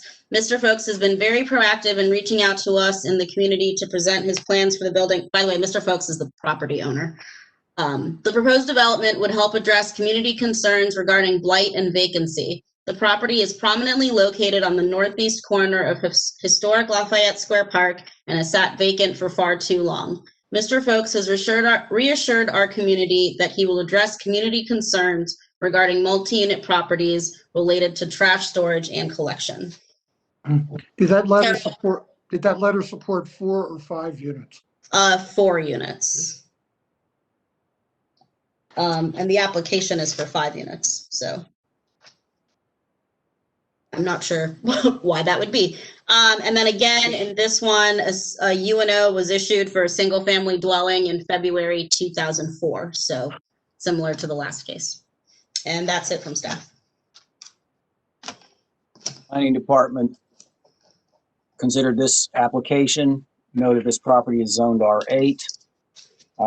As Ms. Nadeau has said, there was a use permit for a single-family dwelling issued February 10th of 2004.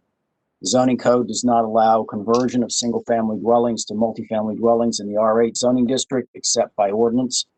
And therefore, the department recommends disapproval of this application because the board is not authorized to approve conversion of a single-family dwelling to a multifamily dwelling in the R8 zoning district where this property is located. Thank you. Thank you, Mr. French.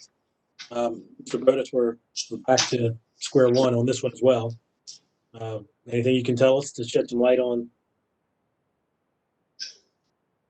Doesn't appear to be an inaccuracy with regard to the issuance in 2004 of a single family use permit. I'm going to do the same thing I did for 724. I'm going to withdraw this application. Okay, very well. Number 140 is withdrawn. Thank you, sir. All right, thank you very much. All right. Hello? Yeah. Sorry about that. Okay, sorry, give me 1 second.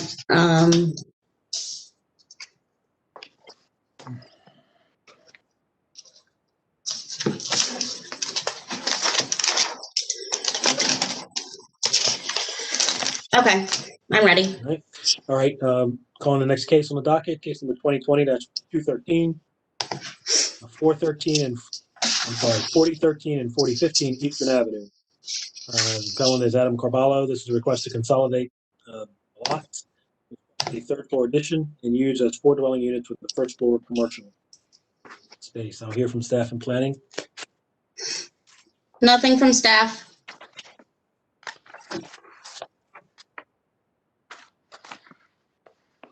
Planning Department has reviewed this application, noted that this property is in the Highlandtown Business Area Urban Renewal Plan area, where this proposed use is not restricted or prohibited. The properties were last authorized for use as retail goods establishments with no alcoholic beverage sales, which are permitted uses in the C2 zoning district where the property is located. The applicant is proposing to continue the commercial use of the street level of these properties. The application proposes 4 dwelling units. This would require 1 off-street parking space per dwelling unit. There is a possibility that 2 could be provided in the rear yard of 4015 Eastern Avenue if that building's ground floor level was not extended to the rear lot line or was extended over the parking spaces that would be created. These would be parallel parking spaces using the 10-foot wide alley next to them. And there would be secondary access from that alley to a 20-foot wide alley that runs behind 4015 Eastern Avenue. The new third floor level plans would require review by this department for consistency with the design manual and consultation with the Highlandtown Business Area Community Review Board that is created by the Urban Renewal Plan covering this particular area. The department recommends that approval of the application be subject to the condition that all construction and improvements are completed in accordance with plans approved by the Department of Planning. Thank you. Sorry, I do have one comment from staff. Your staff report says 9 spaces. It should be 4 for Okay. 16. The additional were for the commercial space, but they actually qualify for an exemption under 16601. So it is 4 parking spaces. Sorry about that. All right, thank you. I was going to ask that question. In the meantime, Mr. Carballo is unmuted. Thank you, Mr. Carballo. Yes. Thank you for allowing me to present this project.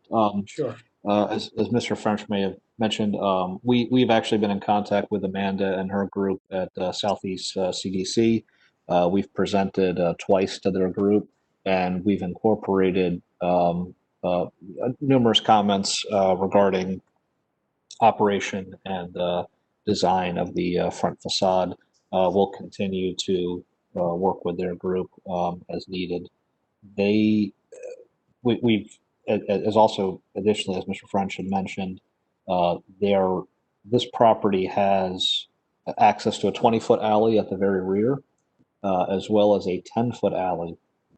We are actually showing 2 parking spaces accessible, from both of those respective alleys at the rear of the property. We simply just don't have any other land to accommodate for the additional 2 parking spaces as needed. We are in compliance with the building height, with the lot coverage and other zoning related constraints. We're here specifically for a parking variance. All other zoning qualifications have been complied with this project. Okay. All right, if anybody would like to testify in support or opposition, raise your virtual hand or use the chat feature. In the meantime, I will go through the call-in users.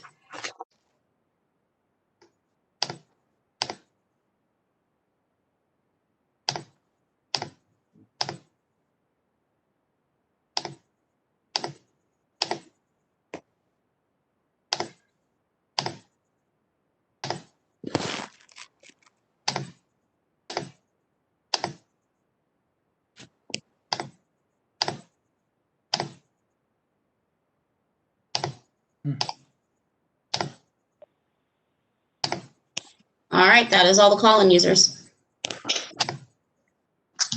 Okay. All right. Any further questions for Mr. Carballo? No. All right. All right, Mr. Carballo, thank you for your presentation, sir. All right. Thank you so much. All right.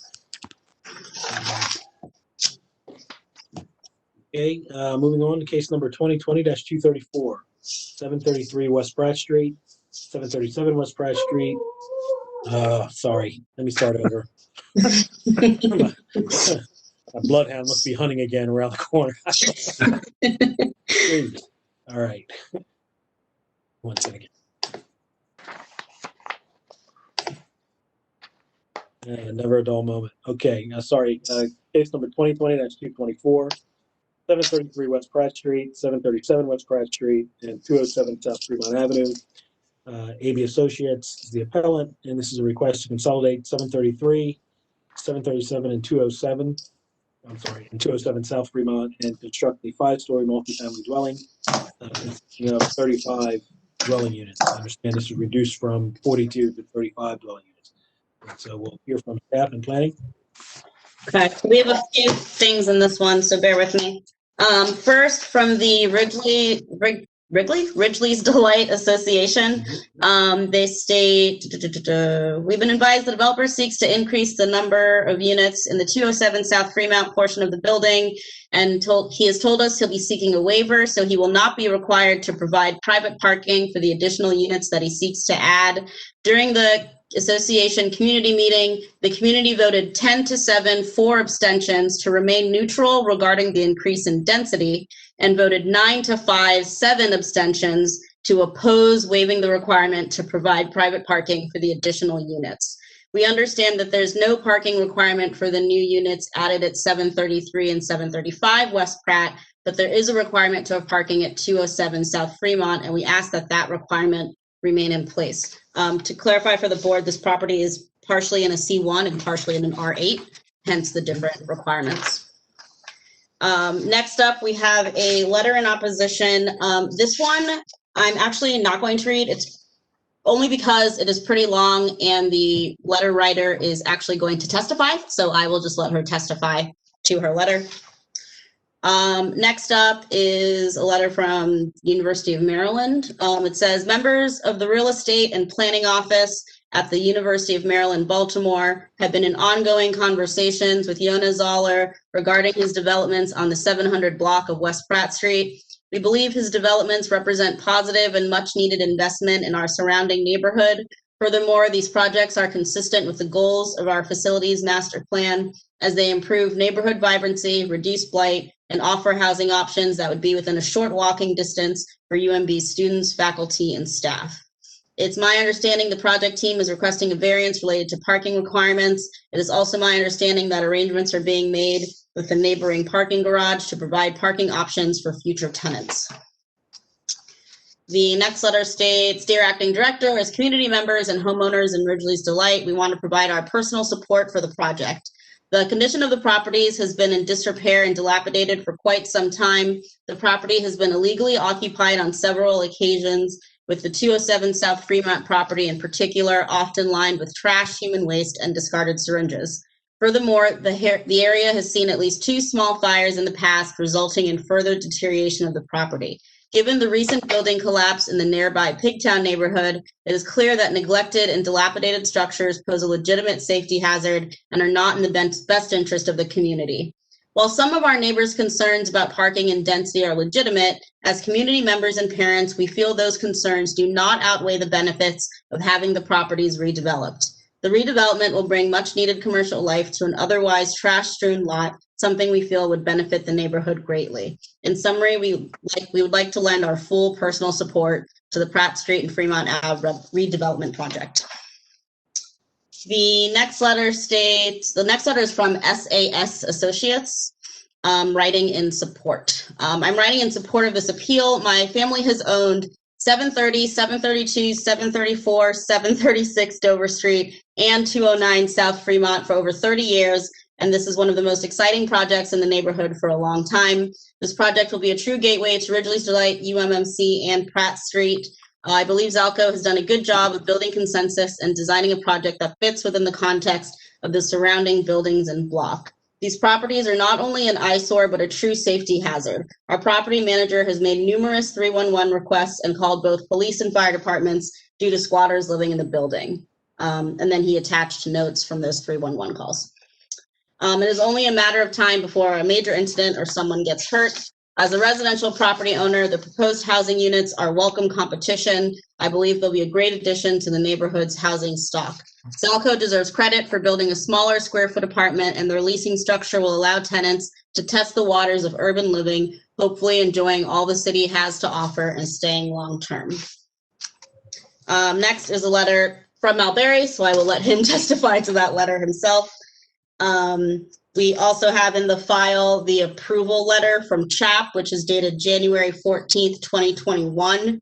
That says the commission voted 7 members present, 7 in support for final approval with the condition the applicant work with community and staff to address minor design concerns at the storefronts.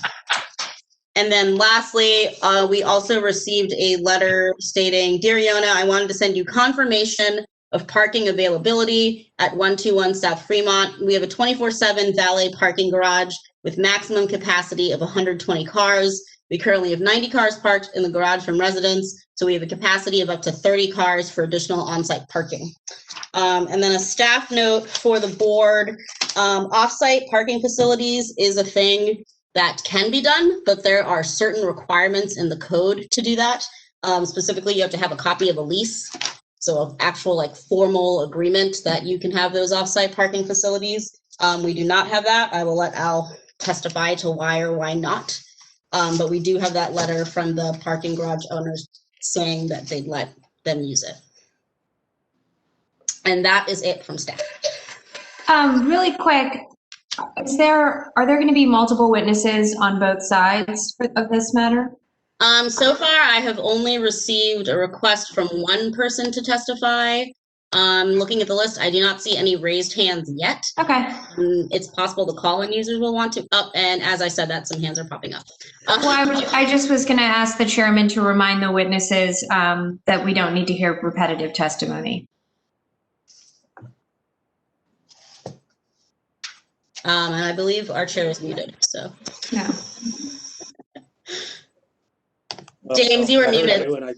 I did, and she just gave that admonition, so thank you.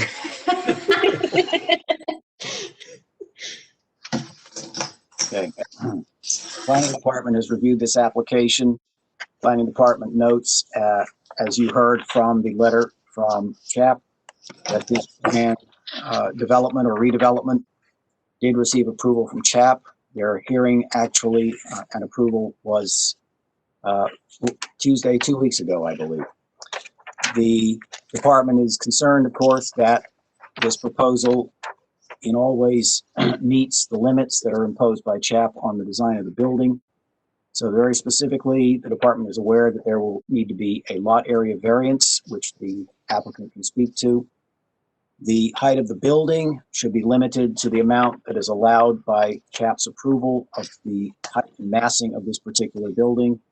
The 8-foot height variance that is being requested in the application appears to be consistent with what CHAP has approved. Again, the applicant can speak directly to that.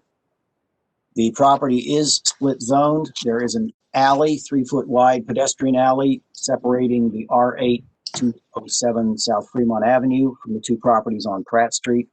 The applicant is in the process of obtaining closure of that alley. But the department notes that until that alley is closed and conveyed to the applicant, it is not possible to consolidate the lots and complete this particular redevelopment. On that basis, the Department of Planning is recommending that approval, as it may be granted by the board, be subject to these conditions. First, the consolidation of the properties known as 733 West Pratt Street, 737 West Pratt Street, and 207 South Fremont Avenue is completed prior to issuance of permits for this development.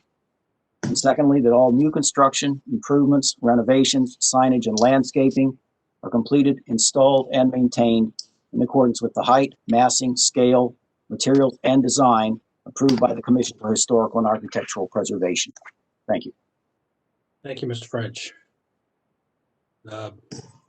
So I'm going to unmute Mr. Berry first. All right. Good afternoon, Mr. Berry. Good afternoon. Can everybody hear me? Yes, sir. Thank you. I sent a letter in by email with some exhibits. I hope the board has had a chance to both read the letter and look at the exhibits. To the extent that it came in perhaps later than you would normally have gotten it, you just want to summarize the importance and the timing of this. The applicant is developing an adjacent property at 725 Pratt Street, which he received approval from CHAP and approval from the zoning board, and is under construction. As he began the construction of that building, he became more acutely aware by looking down into the buildings next door of the serious deterioration of those Pratt Street and Fremont Street buildings, which has been documented by Michael Schechter, whose family has owned those other adjacent buildings for many years. He immediately contacted the absentee owner, who's out of New York and who's owned these properties for a number of years without exhibiting much interest in any kind of redevelopment other than allowing the deterioration. And he finally received a contract to purchase the property, and the timing of this is critical because it's a very small, complicated property in and of itself that you can look at the plans that we've submitted to you and CHAP. And it makes sense because he has his construction crew working next door to use that same construction crew to move, in a sense, into these buildings. Because it's in a CHAP district, it was critical to determine from CHAP what they would approve in terms of the demolition and new construction. And that process took 4 months, resulted in 2 hearings, and as you heard, resulted in a approval subject to CHAP staff review of the final details. That review led to a number of different floor plans and unit counts. I think the original application was for 42 units, but because of CHAP's requirements to set back the new facades behind the existing facades and by several different dimensions, which the exhibits indicate, it was we had to reduce the number from 42 to 35. The units themselves are a new proposal for the applicant and to some extent the city, although there is at least one example I'm aware of, and that is that these are more akin to a short-term hotel rental. They're smaller units. They'll be completely furnished, all-inclusive fees, and they're designed for people that are coming into the area that might only stay for a short period of time, 6 months or less than a year. And the University of Maryland, their letter to you, I think, supported that concept. They've been very enthusiastic about their need for that. People that might otherwise not have to furnish an apartment moving to a new city, they can test the water, so to speak. So we're very excited about that, as is the university. We're gratified for their support. The parking situation is something that we've been aware of with several neighborhood residents, if not the neighborhood itself, going back to the redevelopment of 725. As the board has been made aware of, the C1 portion of the property, which is a majority of the property, once it's consolidated, does not require any parking. Yet 725 provided on-site parking, and that satisfied some neighbors, did not satisfy others. I think the requirement that comes about because of the units in the R8 portion, which is on Fremont, requires a variance of 9 spaces. And we approached the owner of the sailcloth factory. You have their letter, which is directly across the street. They have 30 additional spaces, which frankly we don't need to lease until the building is completed. We believe that the tenancy of these units are likely not to have cars, for the sake of argument. If they did have cars, they're not eligible to be part of the residential permit parking plan in the neighborhood, which means that they have to either go through our arrangement with the sailcloth factory or find some other parking arrangement. They cannot park in the neighborhood because they won't be eligible for permit parking stickers. We think that the board, the property is unique in from several standpoints that would qualify it for the variances granted. The first is that you've got 2 properties that, although they're adjacent, they back up to each other. If you look at the site plan, it's a rather non-regular property dimension relationship to each other, one of which has C1 zoning, one of which has R8. The majority of the property, as approved by CHAP, really takes on the character of the Pratt Street redevelopment, which is now consisting of 5 stories and more, and we think is contributes to the uniqueness of the property. The degree of the variance needed for the parking is somewhat mitigated from the standpoint that we could have gone to the planning department and asked the director to, in effect, waive the parking requirement because these are historic buildings. But we felt we would consolidate it with this request because we had to go to a height variance for the R8 portion on Fremont, and we needed to perhaps a minor lot coverage variance for the new additions. Finally, we are interested in answering any questions that the community and the residents that are opposed to the parking might give, but we think that if you look at the exhibits and you listen to the people that have supported us, including the University of Maryland, that have documented the nuisance characteristics, the benefits of this outweigh the parking variance in and of itself, and we hope the board would find its way to approve our application. Thank you.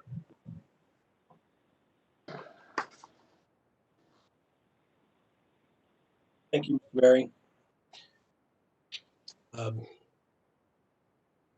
I don't suspect that there's anybody on your side or with your team that we need to hear from at this point. No, Sorry. it's just Mr. Berry. Unless there's some specific questions, we can proceed with other testimony. Ms. Nadeau, do you have this letter and attachments? Yes, I do. Would you like to see the photos? See if I can- It's pictures of the front of the building. While I pull it up, I will start with Deb O'Neill. You are unmuted. Hi, everybody. Thanks for letting us speak. I'm a little concerned with how some of the commentary has been framed as if the folks who are opposed to a parking variance do not support the development. I just wanted to, I didn't plan to do this, but I do want to mention I'm on the neighborhood ARC. I was the swing vote in favor of supporting this building, which technically did not meet the requirements for demolishing 2 historic buildings. I wrote the letter for our ARC in support of that and have attended all the chat meetings in support of this. So the issue is not that we don't believe that this development is worthwhile and that we don't want to see it happen, but we do have serious parking problems here. And I know a number of the people who are writing in support of this don't live here and don't have to park here. If they did, I think they might have a different point of view. To kind of understand what's going on, we are a geographic island in the city. There is virtually no parking to the north, which has the University of Maryland and a hospital above us. Virtually no parking to the east, which has Camden Yards over there. No parking south of us because 395 comes in over at that point. So the only parking really that you can get outside the neighborhood involves crossing MLK and going over the Berry Circle in Pigtown, and both of those neighborhoods have told us that parking is really a problem for them. Al has talked about RPP being the thing that will prevent us from having a problem. Well, the truth is that Al is well aware there are 2-hour windows in our parking during the daytime and open parking from 10 o'clock at night until 9 o'clock in the morning. And as you'll see when I talk further, the heaviest parking period for the residents of the neighborhood who do qualify for RPP is during those periods. So the fact that we have RPP will not, in fact, prevent folks from this development from being able to legally park in our RPP spaces. And in fact, Al has told me that their plan for parking their guests and overflow is to use the holes in our RPP parking. we also need to look at what's going on here in the context of all of the development. There are 54 units going into 725 West Pratt, 35 new units going into this new proposed development at 733, and only 20 parking spaces being provided. That leaves 69 units with no parking. And we have an additional 4 units coming in at 635 West Pratt, which also have no parking. We've been listening to promises since 2018 that Al was going to work out the parking issues here. You know, at one point we heard they could get 30 units. A couple, like a week later, we heard they could get 9 units. None of this is tied down, and none of it is tied down for a long enough period to ensure that there will be parking for at least the people that are required under the current guidelines that he's supposed to provide parking for, which is units. We have had a lot of work done on parking in the neighborhood. We actually had a parking study done, so we have a very, very good idea how limited our parking is. What we found out is that from midnight to 7 o'clock in the morning, we have only 27 to 35 parking spaces available. We also have negative 27 to negative 36 spaces. And a negative space is the result of people parking in a space that doesn't actually exist. So there's actually, you know, virtually no parking. If people who hadn't parked illegally because they couldn't find a space when they moved in, you know, there would have been virtually no parking. And now we have a large number with 73 units without parking going in to address that 27 to 35 available spaces, which are legally available to these folks because of the holes. I want to thank you for looking at this. We support the development, but we don't support waiving the parking requirement. Al has known all along he needed that, and we have been trying to talk to him about that since September.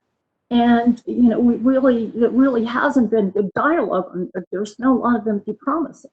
So that's basically what I have to say. I want to thank you for listening to me, and thank you for working through the COVID. Thank you.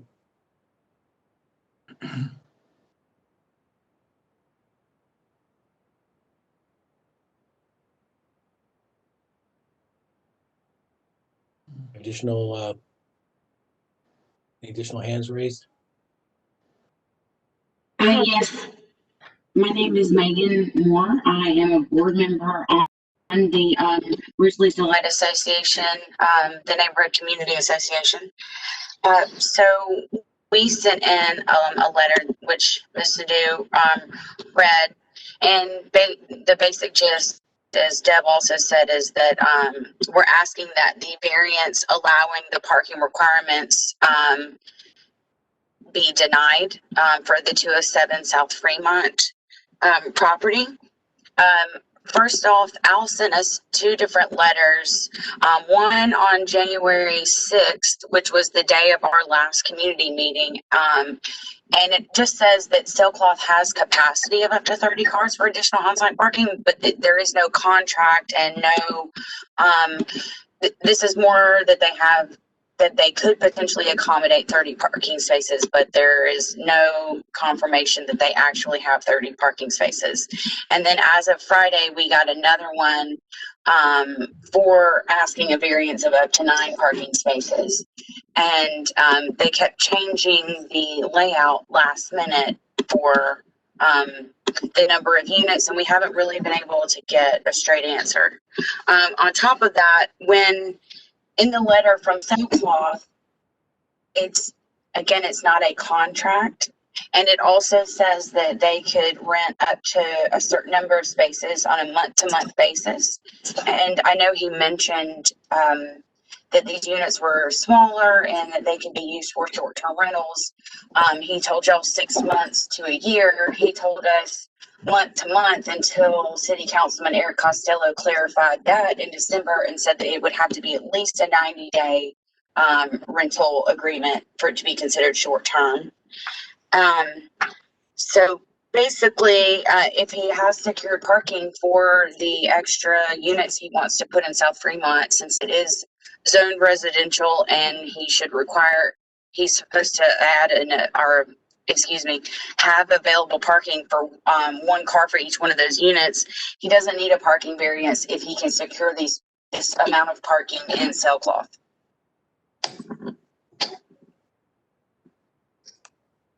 Okay. And then I believe the last person to testify in this before I go through the call-in users is Serena Waters. Hi, good afternoon. Thank you for taking my comment. So in the presentation, I noticed that it said that the potential renters would not have a car.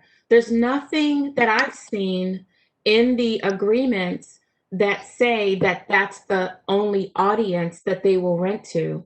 If that was the case, I might, that would be different, but the likelihood is that whatever the interest is, if it's bringing in income, they're going to rent to those people. We live in where our community is the next community over. So we're catty corner from the sailcloth factory, and we're beside where our entrance to our community is right off of Pratt. We have a parking lot there, and the problem with this is if there's not adequate parking, our parking lot for our residents is going to be up for use. And we already know that because it's already challenging and difficult. And we already have cars that are parking there that we then have to keep petitioning the city to come tow these cars. I mean, we're in COVID. There is no towing right now if there's a car that's not following the guidelines. So it doesn't matter that it's restricted parking. People park where they want to park, and then we have to fight to get them to move. We have elderly residents, we have students, we have hospital staff that are all residents that deserve to be able to park in a safe place, and to push them out is a problem. And so if there's not some sort of way to ensure that there's more adequate parking for this building, for this project, then they need to go there. You have to go back to the drawing board, because our parking lot, it's just a matter of common sense that people are going to park where they see spots. And then it forces residents to have to figure out safety for themselves and where they need to park. And so I do think that's a misrepresentation to say that that's the only customer that they're going to service. I definitely don't believe that. I think whoever has the dollars, that's where it's going to go. And you don't know if people are going to come with cars or not. You just don't know that. People may drive from out of state. I've seen visiting nurses do that in close by in communities here. So I just think that this needs to be reconsidered, and more adequate parking needs to happen instead of just assuming that people are not going to park here, because that's not the case. And to say that it's restricted parking, well, there's no gate that somebody pushes a button to open and you can't get in. No, it's open. So if they see it, they're gonna use it. And then we have to fight as the community to find out whose car it is. How do we get it towed, and all of that? That's laborious, and it's not possible. So that's on behalf of Berry Circle and also Area 15, this whole area. Those are my comments. Okay. So there are no more. No, there are no more raised hands. So I'm going to go through the call-in users, and then it'll go back to Mr. Berry.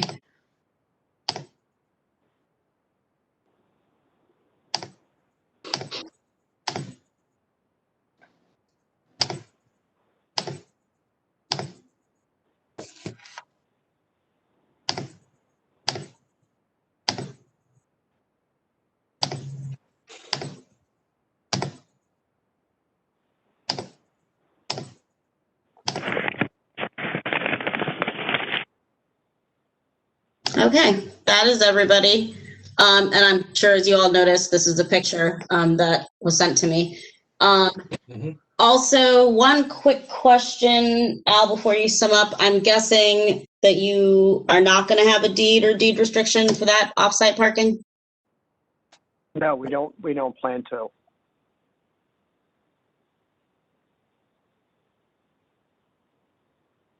Can you hear me? Yeah, sorry, that's it from me. Okay, so if the board's looking at a plan of the previously approved project is 725 that is under construction. You'll see a vacant lot next to it and two of the dilapidated houses on Pratt Street that are part of the application. Actually, when you go up and look down on those buildings, the roofs and the floors are non-existent. By one of the properties has been condemned by the city. Next slide.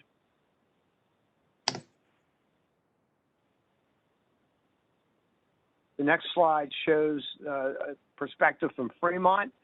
3 stories of the building in the middle is an existing building next to the properties that the Schechter's owned, showing a 2-story addition that connects to the 5-story building that would be built along Pratt Street. So you're looking at the R8 portion that comes in at an angle and then touches the buildings, the rear of the buildings on Pratt Street. Next slide. I think there's 2 more. Okay, so this is the exhibit of what the CHAP Commission approved, showing the extension essentially of the 725 building, although they're going to be 2 separate buildings, onto the vacant lot, a 2-story addition set back and 10 or 12 feet to the ridge line of the old roofs on Pratt Street, and that building continues around into the rear of the Fremont building that you just saw. All of the Pratt Street buildings will be historically renovated, and the new construction was designed to relate more to the Pratt Street project of 725. So one more. I think I only had 3 pictures. No, there are 3 pictures. That's right. The last one was I think a letter from the sailcloth factory. Yeah. Let me just respond quickly. I won't belabor this too much. First of all, I want to thank Ms. O'Neill and her architectural review committee for their comments and support throughout this 4-month design review process with CHAP. And I'm also grateful that the community association in general seems to like the idea of what's being proposed, but they can't have it both ways. The project is owned by an absentee owner that's let these properties deteriorate to a very unsafe condition. We have to buy both of them. We just can't buy one. We have to buy both of them, and we have to start construction while 725 is under construction to make it feasible. I never suggested to Ms. O'Neill, she may have misunderstood, that I was being cavalier about their residential permit parking program. From the dozens of meetings I've had with their association over the last 3 or 4 years on various projects, permit parking is an issue. What I hear is either the enforcement of it by the city for one reason or another, and all I've suggested is that I can't get, as a representative of an applicant, get in the middle of telling the city and the community how that should be enforced. So I'm sorry if she misunderstood it. We believe, and I never promised, that there were going to be people in this new building attracted to it that would not have cars. We can't necessarily prevent that from happening, but our experience tells us, particularly for these short-term rentals, which will, as I said, 6 months to less than a year, that they're less likely to have cars. And if they do have a car, they're going to want to either find parking, which we provided for them, or the sailcloth factory has space for them, and as opposed to the inconvenience of driving around and taking a chance late at night and having to leave to meet the get around the 2-hour limitation. We just think as a practical matter, we're not going to have that many people with cars. If we do, they're going to want parking, and they're going to want parking and have it available across the street. We have been in negotiations with the University of Maryland, which has 2 garages directly across the street on Pratt, one of which is vacant after hours. And we continue to believe, and we've told the neighborhood this, that we like to think that at some point the University of Maryland will open 1 or 2 of these garages to both neighborhood residents that might want to park there, or certainly the tenants of our building. The 725 building was a collection of properties that was purchased from the hospital and the university. You can see from the letter from the university, they're very pleased with what's been going on. It reinforces their master plan. We think that, to reiterate, that the properties are very unique because of the split zoning, the small condition. We think the arrangement with the sailcloth, which is not legally binding as a lease, still gives the board a sense of what's available to mitigate any parking problems should they happen. And we hope the board supports the application today. We also agree that the planning department's recommendations for consolidation and CHAP approval obviously be made part of the board's approval, so if it's granted today. Thank you. Thank you, Mr. Berry. I want to be sure, are there any other questions for Mr. Berry? No. No. Very well.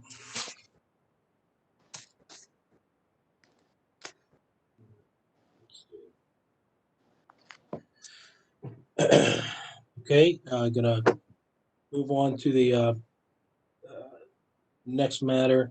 Ms. Nadeau, that did conclude all the call-in. Sorry, yes, that was everybody. All right, got it. All right, let's move on to case number 2020-229, 1129 Monroe Circle, and 6 unimproved lots. The applicant is the South Baltimore Community Land, care of Justin Williams. We'll hear from Mr. Williams. And this is a request to consolidate lots, construct a 6-dwelling unit multifamily dwelling and a 2-dwelling unit multifamily dwelling. We'll hear from staff and planning. So we have a letter in opposition. It states, my name is Sharon Brock. I own my home at 1133 Monroe Circle. I've been living there for 23 years, and I am in complete opposition of the proposal to build a 6-family dwelling next to my home. The site has been zoned for a single-family home like mine and all the others on the block. All the homes on this block and for several blocks in every direction are single-family dwellings. Myself, my family, and a significant number of my neighbors are in opposition to the zoning appeal. We feel that a 6-family dwelling should not be built on a block with all single-family homes, a high school, and an elementary school. Our community continues to struggle with drugs, solicitation, and crime. Placing 6 families in a lot zoned for 1 family is going to put too many people in a small space and add a problem to the battle we're already fighting to protect our children and loved ones in our neighborhood. I look forward to hearing from you soon. Thank you for all you do for the communities in Baltimore.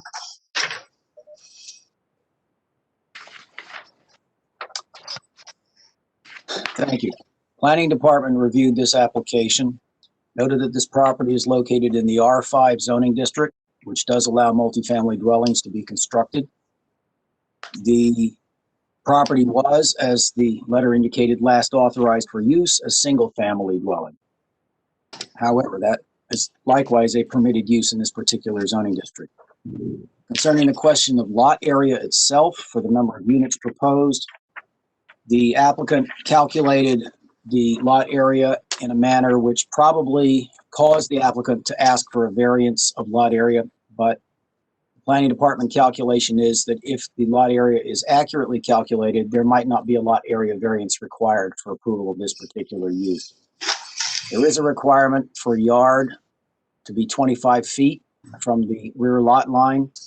Because of the proposed consolidation of these properties, using Monroe Circle as the front lot line and Inner Circle as the rear, there would be a requirement for a variance of the rear yard setback. which would be approximately 16 feet from inner circle, the lot line now. As far as off-street parking is concerned, the applicant does not propose to provide any off-street parking spaces due to site constraints and the desire of the applicant to use part of the consolidated site for green space and community amenity space. And the department would defer to the applicant to make statements concerning that. Final approval of the plans for this redevelopment project is pending completion of reviews by the Site Plan Review Committee and the Land Use and Urban Design staff, specifically concerning the design of the proposed structure, the 6-unit multifamily structure. The department recommends that approval of this application be subject to the condition that all construction, improvements, and landscaping are completed in accordance with plans and architectural designs approved by the Department of Planning. Thank you. Thank you, Mr. French. Mr. Williams, you're unmuted. Did you need the share screen? Yeah, yes, please. And some members of our team are available as well. And I'm told that Councilwoman Felicia Porter's joined the hearing, and she could be elevated as well. Melanie Thomas is on the team. Jason Neal and Timmy Aziz. Sorry. Can you go through those names one more time? Melanie Thomas. So, Councilwoman Felicia. Okay. Correct. Melanie Thomas, Jason Neal. Okay. That everybody? And then Timmy Aziz. And then did you hear the councilwoman for the district, Councilwoman Felicia Porter? Yep, I think I got everyone. And now let me give you the share screen privileges.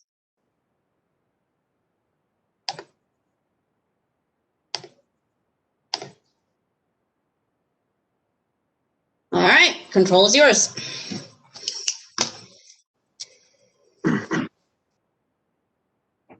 Thank you, and good afternoon to the board, Mr. Chair, and welcome back, Mr. Bonaventure. And I want to say goodbye to Mr. Dew. I'm sorry to see you leave, and the city will experience a great loss with you leaving us. I came into the city 10 years ago during a transition, and it was difficult then, and I didn't have an important position like you do, and so you've handled it really well. I really appreciate the work you've done. So, as a preliminary matter for the chair, after I buttered everybody up, I want to request approval to amend our application slightly. I'll share the screen.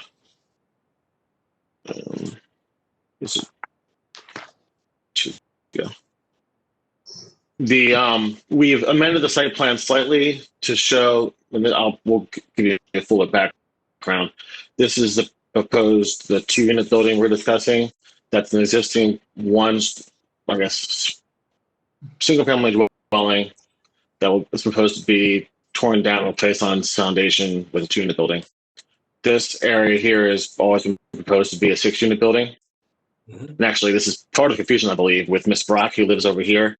The sign posting here referenced a 6-unit building being constructed, and the sign that was right there next to Ms. Brock's property. And I think that, and we can go into this as well, but Ms. Brock took that to mean that this lot here would be constructed with a 6-unit building. But as far as the changes from the time we filed, the proposed 6-unit building has been moved slightly this direction and this direction. So our setbacks are changing slightly. And I guess just want to draw it to your attention and get the approval from the board that we can proceed with this application despite those small changes. Justin, can you send me a copy of this packet? I guess I'll assume you do. Yes, of course. Can we do it right now? No, you don't do it now. I'm not going to check it now. But thank you. Okay, got it. Well, okay, so then we'll start with, I'll give a brief overview of the variance requested and some background on the area, and then some members of our development team will discuss the background of the South Baltimore Community Land Trust and then some of the design choices we made. Briefly, we'll need 5 variances, and maybe 4 if Mr. French is indeed accurate, which I don't know the reason to question his counting, that we might need a lot, might not need a lot area variance. We'll need a front yard setback variance for the 2-unit building potentially. As I mentioned, this existing building here was going to propose to be torn down and built on the same foundation, but this existing foundation is 13 feet 7 inches from the front lot line of Monroe Circle. So that would be technically a new variance we needed because the front yard requirement in the R5 zone is 25 feet. Additionally, for the rear yard setback for the 6-unit building, and this is sort of a quirk because we're proposing to consolidate all the lots here. And so because the address of the total property will have a Monroe Circle address, the rear yard here is technically the rear yard. Even though this building would front on Inner Circle, this is technically the rear yard. And we'll discuss this, but this is sort of intended to move the building back from these properties here and allow enough more space that can be dedicated towards the green community space that's proposed to be designed and constructed here. Similarly, there's a side yard setback proposed that wouldn't be necessary to be approved for the 2-unit building, which is on the existing foundation, which is already too close to the side to this adjoining property. The requirement is 15 feet, and we're proposing to maintain the existing setback of 4 feet 8 inches, and then the side yard here 7 feet 10 inches at the top. The other variance would be a parking variance. We're proposing to provide a generous green space for the community's benefit and for the residents' benefit, but to provide that, we want to dedicate more space towards greenery and less space towards cars. We will have testimony that will discuss that there is not an off-street parking issue in this community, and moreover, this is catered towards affordability and will seek residents who will be earning that's 50% of the area median income. If it's a traditional rental property, the city zoning code would allow us to have a parking reduction by right of 50%, because when you rent towards low-income residents, you can get that benefit. Here, we'll be conveying a fee simple interest in the property to the residents through this land trust. So we wouldn't technically qualify, but the same principle applies that we would be seeking a parking reduction to make the property more efficient and affordable to construct. And then the last variance was a minimum lot area variance to provide 8 dwelling units in lieu of the required 7. It's based on our math. We thought we were 163 square feet short of the minimum required square footage to make the 8 units work. But we can discuss after this project, or maybe if it's necessary, then we'd ask the board to grant it, or if planning's version or way of counting the square footage is the right one, then we will not need that variance. So go forward through the development. Here's the tax map of the site. The general area, it's in the Curtis Bay neighborhood, which has undergone some development and some improvements recently. A new football field, the CSX Park, was constructed down here. The site is near the Benjamin Franklin, I think, high school here, but also Curtis Bay has a history of the mixed-use development with residential homes very close to industrial areas, and going back to the pre-World War II era when the industrial shipyards were built up to be the biggest in the world right here. But then, of course, the downside has been the environmental issues that come with being close to industry. And I have an article from the Baltimore Sun discussing some of the environmental issues that have impacted the area, and which informs some of the work that the South Baltimore Community Land Trust has done to build capacity in this neighborhood. I've included also an exhibit that I'm supposed to do after the hearing the closer aerial showing the site. So this is the existing 2-unit building here that we propose to tear down on its foundation and rebuild. The existing, the 6-unit building would go in this area of the site. Some of this tree, this is an older area photo. Some of this is kind of overgrown growth. But we're hoping to retain some of the existing mature trees that are here. And that also drives the need to push the 6-unit building this direction closer to this property. Here's a zoning map of the site showing we're zoned R5, but there's an interesting mix of property in the community that should have some more density based on just, you can see the lot sizes and what's going on here.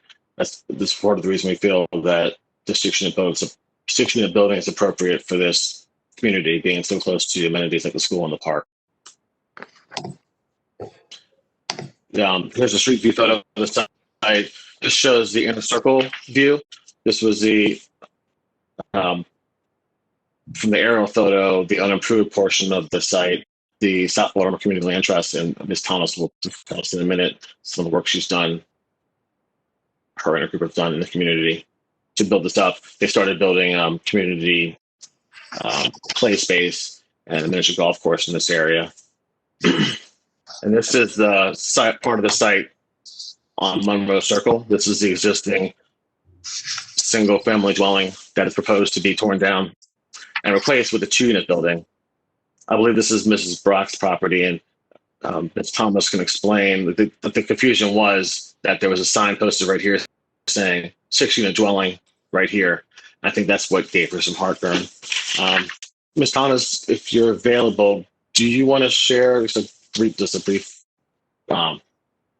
background about the South Baltimore Community Land Trust work in the community and your goals? Yeah, if I can really quickly, our councilwoman has to leave. So can I just give her a minute just to say something, and then I can talk a little bit about what we've done? It's fine by me, and she'll comment the board, I'm sure. Sure, go ahead. Sure, thank you. So thanks so much for that transition, Melanie. I just wanted to share with the board my support for this project for the South Baltimore Community Land Trust. Affordable housing is a very, very, very huge issue down in South Baltimore, particularly in the Brooklyn and Curtis Bay community. And these types of developments that are community-driven, community-owned, are ways that we can begin to kind of reduce the housing issue that we are seeing all across South Baltimore. And so I've provided a letter of support for Melanie and her organization. And if there are any questions, please definitely feel free to reach out to me. But I hope that with the board's approval, that this project will move forward favorably. Thank you. Thank you, Councilwoman. Thank you. And thank you, members of the board, and everyone for hearing this and this matter before you. Again, as our zoning attorney stated, Mr. Williams, we have been in existence since about 2017. This really all started as an idea to reclaim land and to say for the community to really take a stand and have a say in what happens in our community. So what you're looking at right now is our brochure that we have been distributing to the community members. And really quickly to talk about the letter that was submitted in opposition, that sign, as Mr. Williams already stated, it was posted in front of 1129 and stating that the dwelling with that existing dwelling on 1129 will be turned into a sixplex, and that caused them great confusion, and they were like, this is not what you told us, so once I explained the process and explained the misinformation and how the sign was misleading, they were okay, and they said, okay, we understand now, and we're okay with the development and everything going forward. So what we have done is just posted the renderings in the brochure and just outlining what we will be delivering to the South Baltimore community.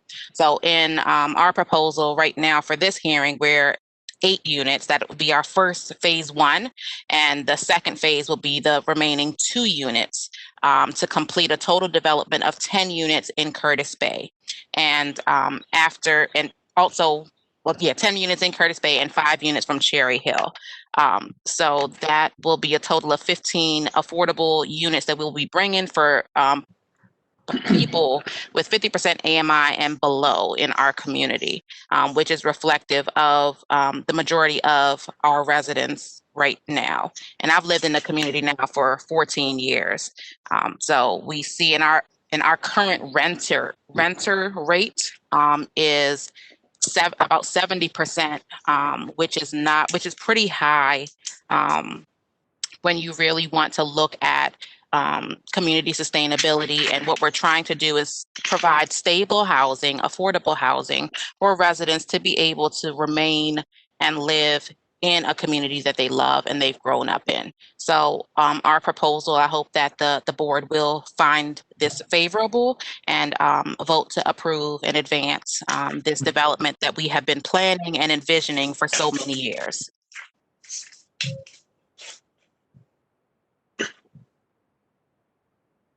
Thank you, Melanie. But I guess to follow up on what she said, she obtained letters of support from the community.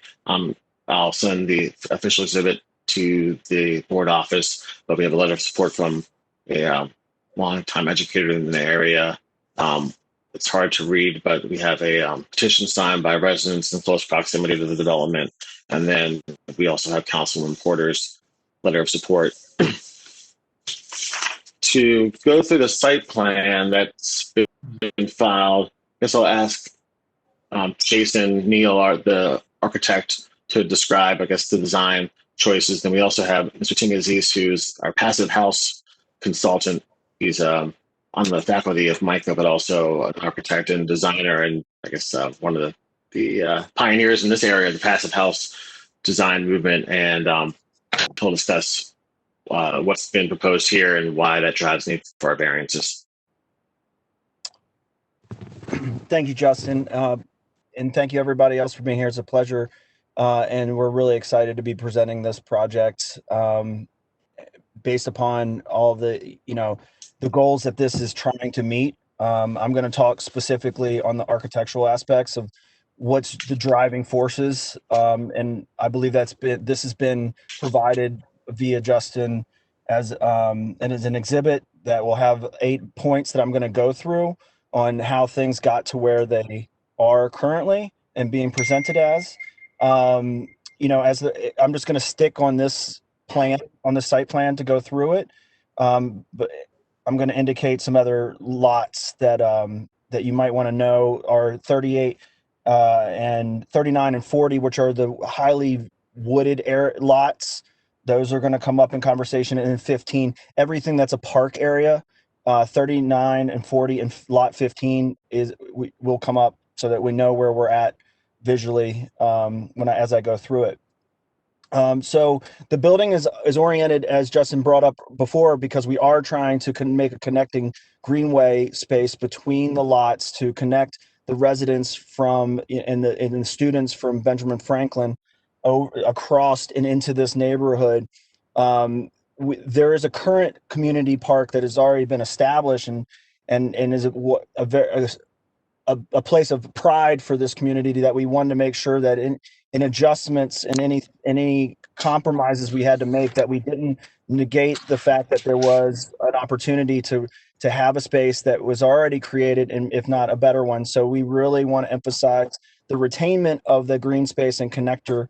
And so that already being in place with trying to retain those trees in that area, push the building massing to the west side of the lot. We have the advantage of facing south on the long side of this site, which is advantageous because, as Timmy's going to explain on some of the energy conservation aspects of this building, we're going for net zero, and we're going to require some solar harvesting. So pushing it out on the west end, it allows us to free us up to take advantage of the greatest amount of light harvesting. So if on the west end, on the west side lot setback, that reduction from 15 to 8, that decision, it was really made because that volume, if we go to the floor plans, there's 3 different units on that first floor. And, we're going for age in place on the first floor, but we're also looking to provide as much natural lighting. So if from the original version that you saw, there was those units 201 and 202 on the west end of the building were much more concentrated into the building. That after further light study and analysis, there was reason to open that up and extend that out and open up the space to the northwest for patio space, open green space, buffer space from the existing garage, and the last one, stormwater management aspects on that northeast edge of the site. So to further that decision, the lot 35, thank you, Justin, for going back, which is on the west end of the site, has serious lot limitations because of the existing structures that are on its west side. This building would have an area that would be pretty much unbuildable with the extreme hardships. So we're not trying to necessarily take advantage of that, but understanding that that's going to be a factor that's going to play in long term, where if the chances are that won't get developed, and therefore you'll have this 8 feet plus the other 25 to 30 feet of space plus the other 15. So there's a substantial buffer on that west end that we see being retained through in perpetuity. I discussed the salvaging of the trees on the lot and connecting it. We're looking to provide an open area that will provide spaces for staging and a playground that the communities will be involved in as far as it's rebuilding it and making it their own. The proposed massing, if we go to specifically the 6 unit, because that is new construction, we're really, a lot of these things are being determined by the science behind trying to, provide the adequate amount of spacing that we need to for the light harvesting, but also the structural needs for the units, because we're breaking them horizontally. If you go one more, Justin, I believe we have sections we minimize the amount of space to the bare minimum on those ceiling heights, to make a really good quality space, because they are going to be for ownership. We want to make sure we don't slight anybody as well. So we're going for 9-foot ceilings. And then from there, we're setting, very minimal heights specifically from the street, and letting that build towards the back end of the site where we feel like there's much more room for height to be absorbed. So if we, the topography of the sites is to really fit in the typology with the existing context of the neighborhood. So we're not trying to, make something that's going to be ostentatious. We want it to meld into this neighborhood. And the main entrances to that were a factor that we worked with planning on making sure that we provide main entrances that face the street. Now, what we consider a street is a greenway too. So we have entrances. If you go back to the site plan, Justin, we have entrances that face Inner Circle, and we have entrances that also face the greenway, as we call it. And then, this is going to provide the unit identification, and for people to be able to say that's, if they were inviting somebody to their home, that's where when you get to this point, that's where my unit will be. So we're really working hard to kind of break these spaces apart so that they're still something that has specific identity. We have a shared corridor in the interior of the space that's going to provide common area, exterior, above, on top, to have a downtown views that are amazing from up there on top of that hill to face downtown. And that's also towards, most of those other buildings on Monroe are all really faced on the very front edge of their site. So there's a very good amount of space between those buildings overall. And residual green space, the area that we're trying to retain, like I said, is really to deal with, we want all the stormwater harvesting, management and things that for via green roof and rain gardens. And, ultimately we are looking into for the 100% parking off street, or on street, off site, to because one, it is readily available in that area. We do recommend, there are some further recommendations for like street calming, to go to make sure that that's a safe area for people to come into on the other side of the greenway. And then, we definitely want to address any, with having age in place and accessible units on our first floor. We want to provide dedicated ADA parking in front of there and go down those measures to make sure that there are at least convenient parking that's dedicated, handicap parking in front of the site, on specifically the 6th unit. That's everything on the new construction for the most part. On the reasoning behind the request for the variances on architecturally, on 2E, it's the decision is just to create density as much as possible. With 2E, I mean, I'm sorry, the 2 unit on the on lot 14.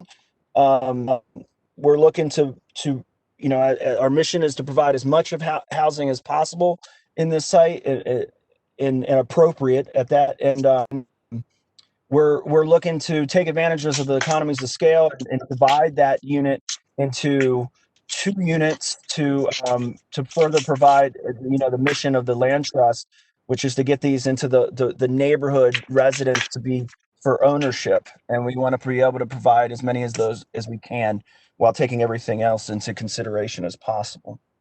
So with that, I'm going to send it over to Timmy, who's going to talk specifically on the added aspects of this building that make it, that's going to make it real special and be on the forefront of what's needed as we continue to battle climate change.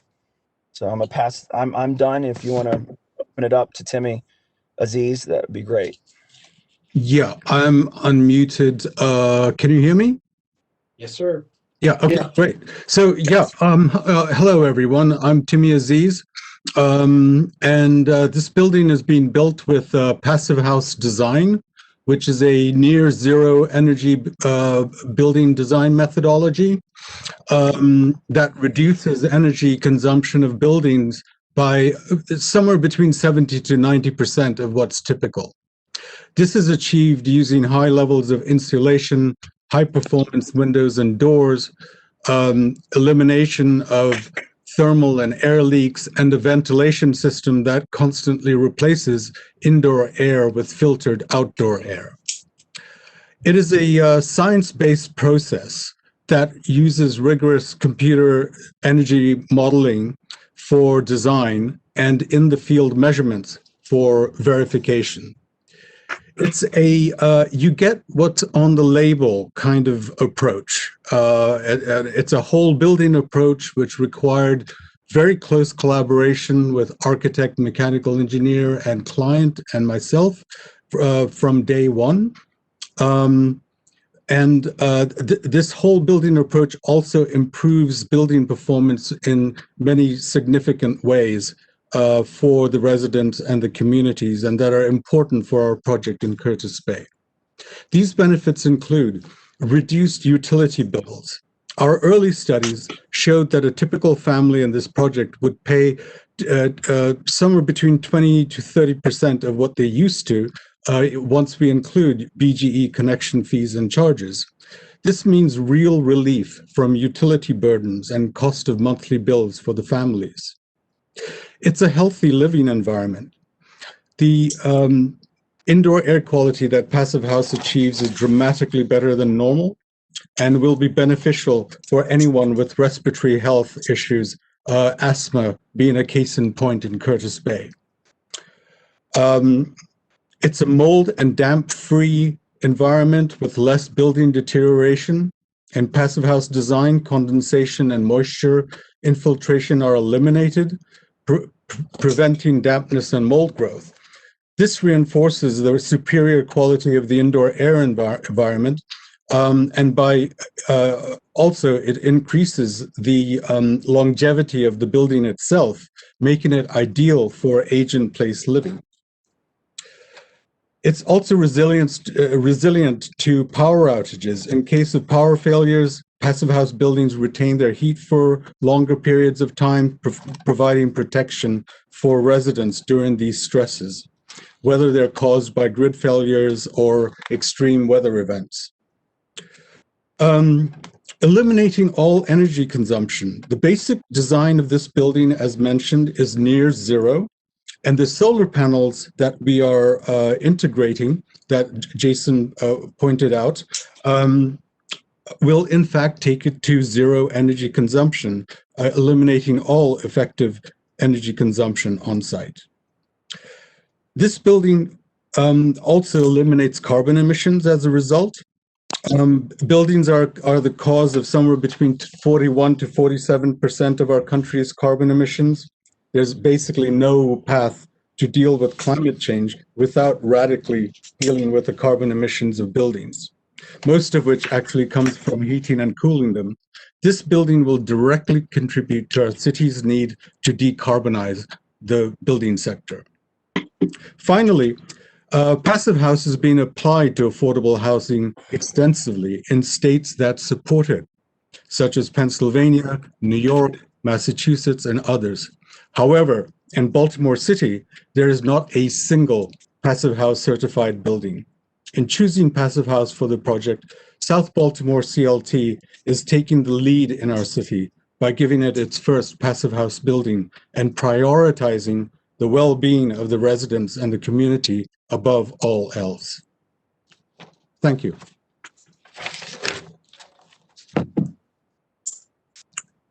Justin, you want to take it? Thank you, Mr. Zeus. So that's the, yes.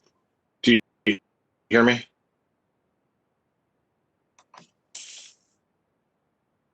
Can you hear me? Yes, I can hear you. Okay, sorry. Yeah, that's our presentation. We can go through the factors the board is supposed to consider in connection with the variance. I think you heard the full rundown, and we're happy to answer any questions the board may have, or if there's anyone from the community who has questions, we can address this. I'm gonna go through the call-in users really quickly. Yeah, do that.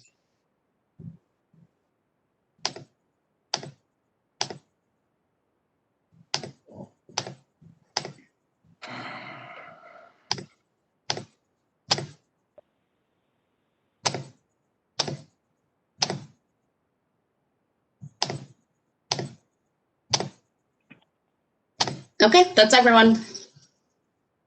Okay. All right. Any questions from the board? None here. It was a lengthy presentation. Very thorough. None from me. Okay.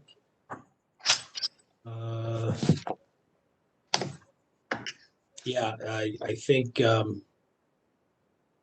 with regard to the factors for the variances, I don't think we need to hear that. Good. Otherwise, I think we'll conclude the matter. Thank you for your presentation, and we'll take it up at the end. Thank you. Mr. Chair, quick question for you. Yes. Whether you'd like to do the negative appeal first or the checkers first? Well, it seems to me the checkers matter is still going to take probably a lengthier amount of time, given the number of witnesses. Okay. Negative appeal.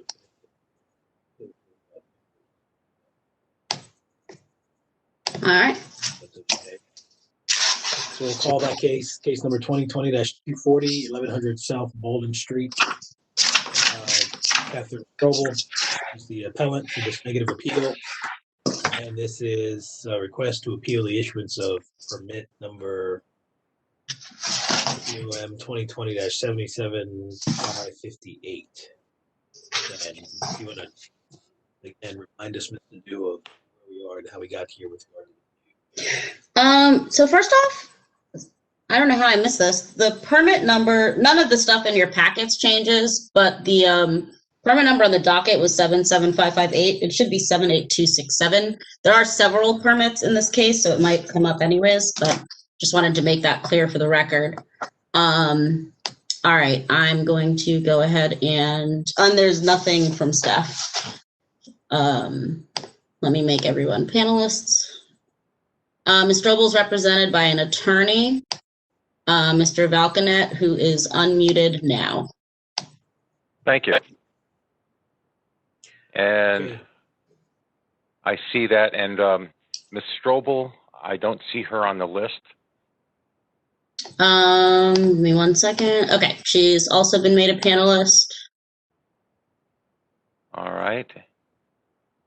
And also if Ms. Nicole Lee Pegg is on that list, please.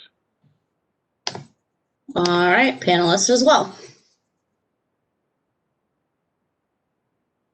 And maybe I'm not looking far enough down. Okay. All right.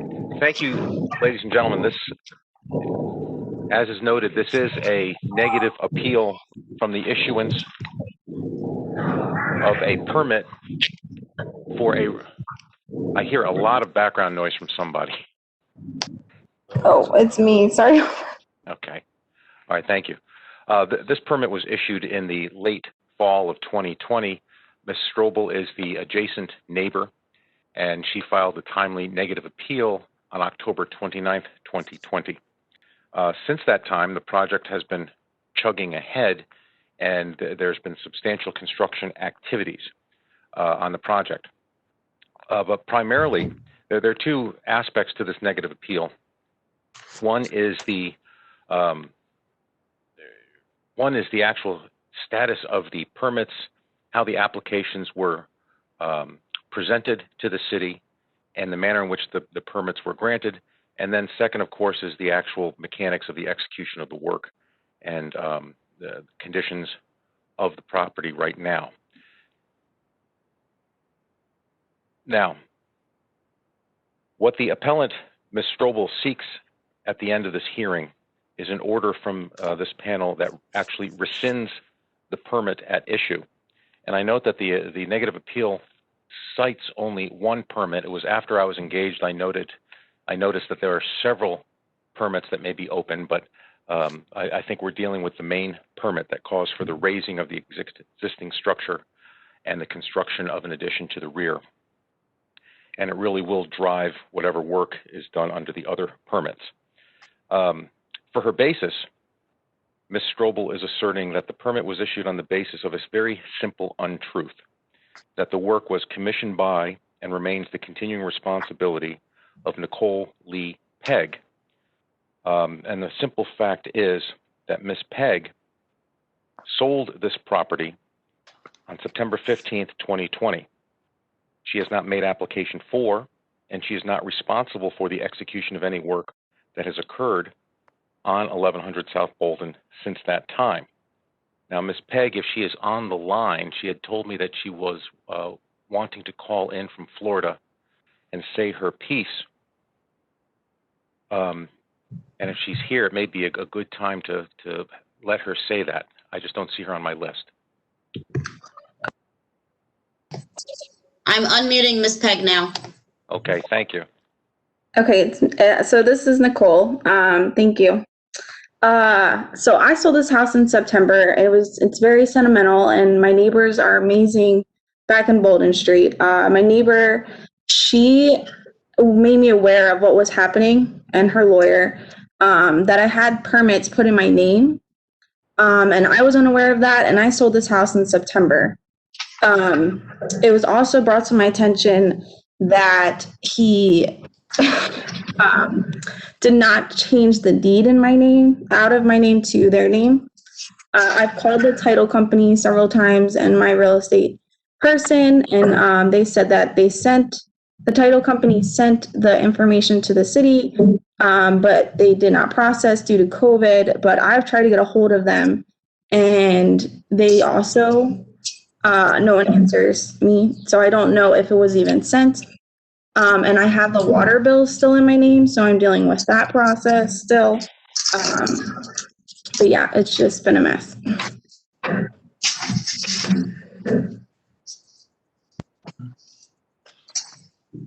Okay, and Ms. Pegg, do you have anything else to tell the panel? Not really. I think that's about it. It's just. Okay, thank you. And ladies and gentlemen, I did submit yesterday by email an affidavit or statement signed by Ms. Pegg that details the numerous permits that we identified as having been issued in her name, and thus making her responsible to the City of Baltimore for the prosecution of the work and supervision of the work. That affidavit also details that Baltimore City is treating her like the owner and sending her violation notices which threaten both civil and criminal penalties. And this gets to the core of the issue, the very heart of the issue. And it is axiomatic that as a non-owner residing in Florida, Baltimore City has no means of enforcing any personal accountability against Ms. Pegg. It is this very accountability that the present contractor and whomever processed these false permits seeks to avoid. It is no excuse that COVID may have delayed recordation of a deed if a deed does exist. I've not seen one. I emailed the person executing the work, Mr. Resnick, and asked about his ownership. He responded to me on other items but did not prove his ownership. So we don't know what the deed is, what the status of that recording might be, if it exists at all, or whether he's just looking for a quick flip where he never assumes the full mantle of ownership and the corresponding responsibilities to neighbors, community, and city government. And so that reason, I think, is a primary reason to rescind the existing permits. Now, as to the conduct of the work itself, I'm not an engineer. We have not engaged an engineer. And we also don't have access to the property. But Ms. Strobel has also submitted a statement, an affidavit, which details her concerns about the property. I won't restate them verbatim here. That is in the record. I will focus on just 3 items in summary.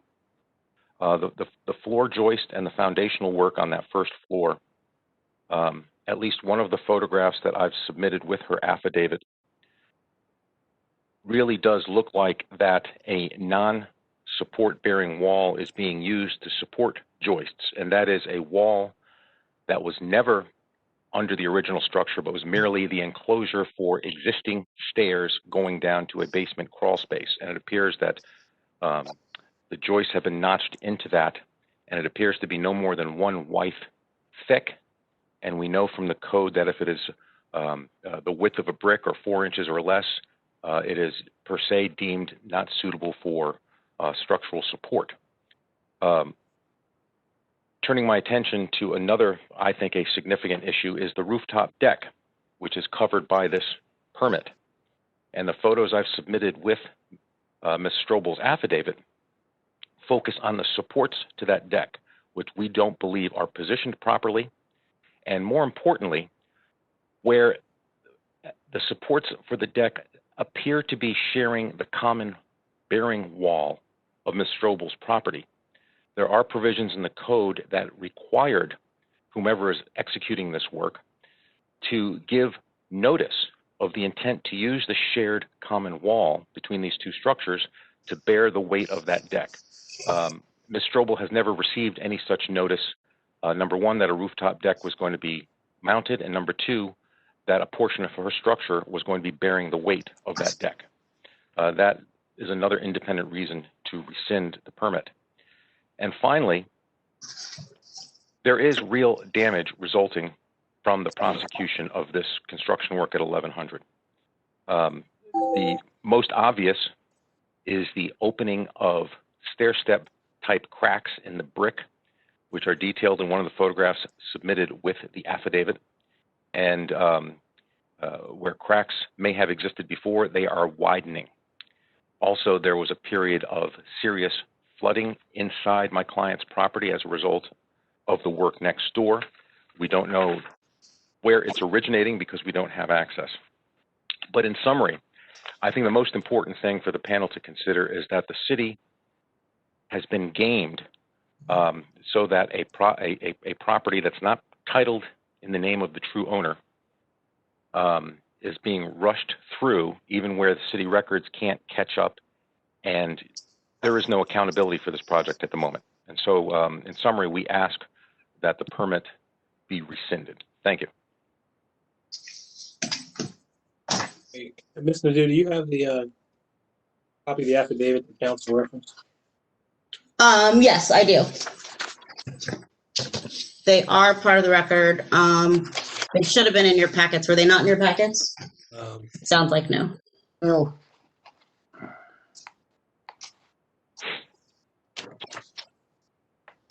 So it is, I can summarize it for you. So it's an affidavit from Nicole Lee Pegg stating that she's a full-time resident in Florida. She's the former owner of this property, that she sold it September 2020. She reviewed the permits, and that she did not authorize Mr. Resnick, AA Properties, or any other person to apply for permits in her name, and is not contracted for any work to be performed at the property. And then there's also an affidavit from Catherine Strobel that outlines the construction issues that her attorney just went over, as well as the issues in terms of authorizing the permits, since the property owner is not actually the property owner. I will note for the board, for negative appeals, some of these issues do sound like building code issues, not zoning code issues. So those types of things have to go through housing, not through us. I did reach out to the zoning administrator, and there were no variances necessary in this case. All the submitted plans are things that are permitted by right. And I had our staff also review the submitted plans, and there were no variances necessary. So all those building issues are not really under the board's purview, but that whole whether the permit should have been issued at all because the property owner is not actually the property owner, that is an issue. And with that, Mr. Valconet, did Ms. Strobel want to testify? Because if not, I'm going to move to the developer. Understood it. Yes, Ms. Strobel, do you want to add anything that I've not spoken to?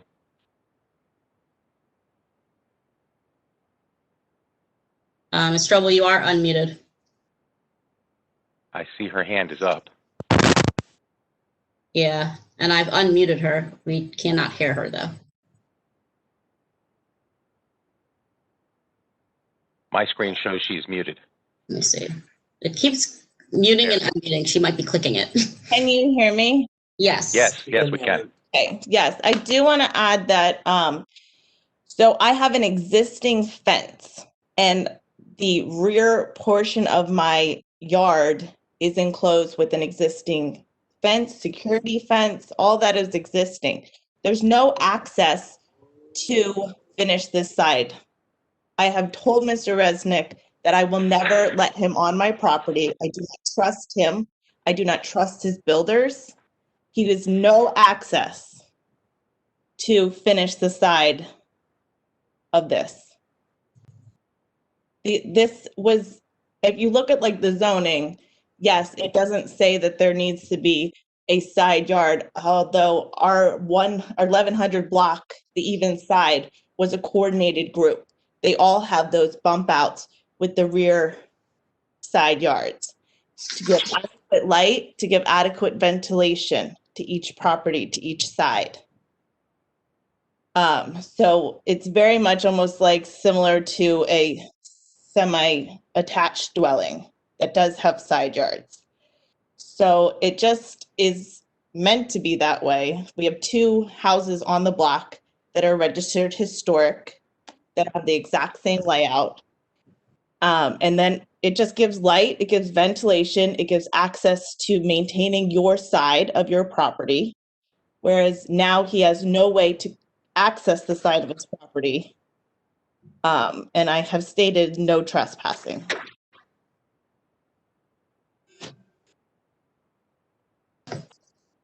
Okay. All right, so I'm going to unmute Mr. Resnick.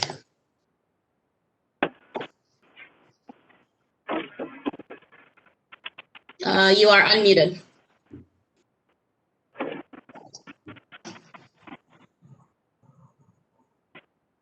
Hello?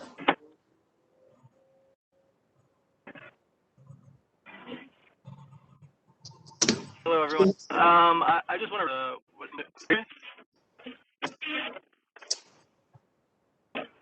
Sorry. Hello? Hi, it's hard to hear you and there's a lot of background noise.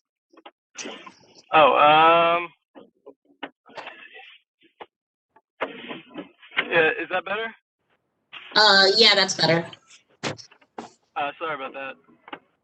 So, like Lavu said, we do not require a variance for this project for the zoning purposes. As far as the permits are concerned, we are, up to date on all of our inspections. We have, our engineer was on site for a good amount of time during the underpinning process and has reviewed everything. The engineer is actually the one who submitted for the permits on our behalf, and I know they process, hundreds of permits a month, and this was the way it was done. I'm not sure what's going on in the city in regards to COVID and deed recordation, but I know that the engineer, NW2 engineers, if you guys are familiar, definitely are aware of the process and how to properly pull permits. I don't think there's much I can add on that, to be honest.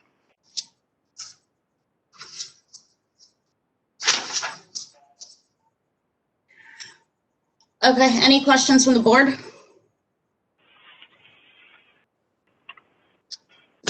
So you're saying they had a properly pulled permit, but those permits are in the name of a prior owner of the property? Do you have anything? Do you have any knowledge with regard to the ownership of the property and when it changed hands?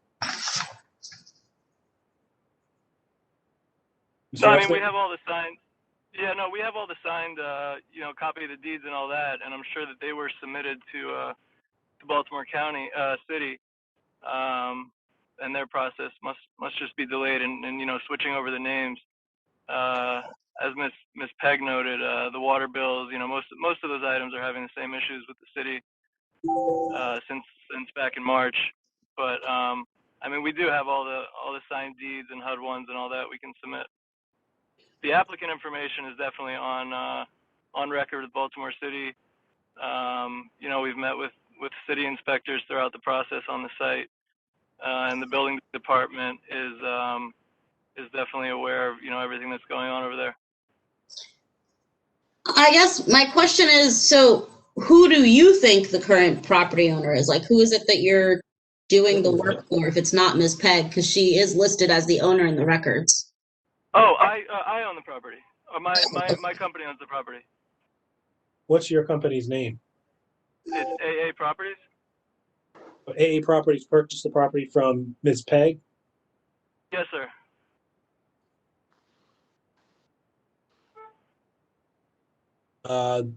So when the permit was pulled, do you have any knowledge as to why your company's name is not on it and Ms. Peg's is? Yeah, what NW2 engineers explained to me is that the city just pulls the owner of record. They are not responsible for the liability of the property. That would go on the license holder that is noted on the permit, which is us. The violations and stuff she's receiving is more to the issue of it's from housing, not really building. It's from the housing department, and that's due to the city just not updating the deed, the owner of record. But any building liability or anything like that would be on the license holder, which is us, and noted on the permit as well.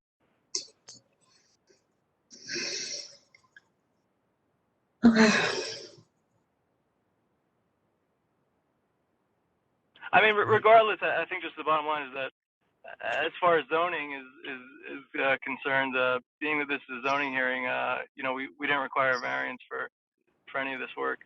And the site plan was reviewed by the zoning department and processed. Well, you're before the BMZA, but I think we're hearing this in our capacity as an appeals agency. and not so much a strict zoning issue. Understood. Mr. Valkanet, do you have any questions for Mr. Resnick?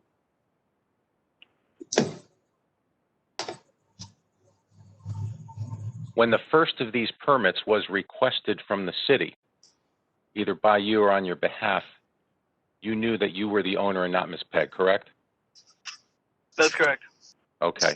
And there was no effort to identify to the city that the correct name on any one of the permits should be you or your entity. Is that a fair statement? No, our entity is on the permit. Well, not as the owner. Right, that's correct. But that, like I said, the liability is on the license holder. Not debating, sir, not debating what your understanding is of liability or who owns it. But in terms of your representation to the city of Baltimore, when you made these permits, you represented that someone other than you owned it, correct? I believe it's auto-generated through SDAT. The owner of record would have been placed on the permit. And there was nothing done by you to correct that. That's correct. All right. Now, and there have been several permits issued for this work dating from September 23rd through January 6th, correct? Yes. Okay. And for each of those permits, let's take there was a permit issued ending in the number 558 issued September 23rd, 2020, which was 8 days after you acquired the property, and that was also issued in Ms. Pegg's name, correct? Not positive, but it's possible. All right, and on October 5th, 2020, a permit ending in the numbers 267 was also issued in Ms. Pegg's name as the owner, correct? It's possible.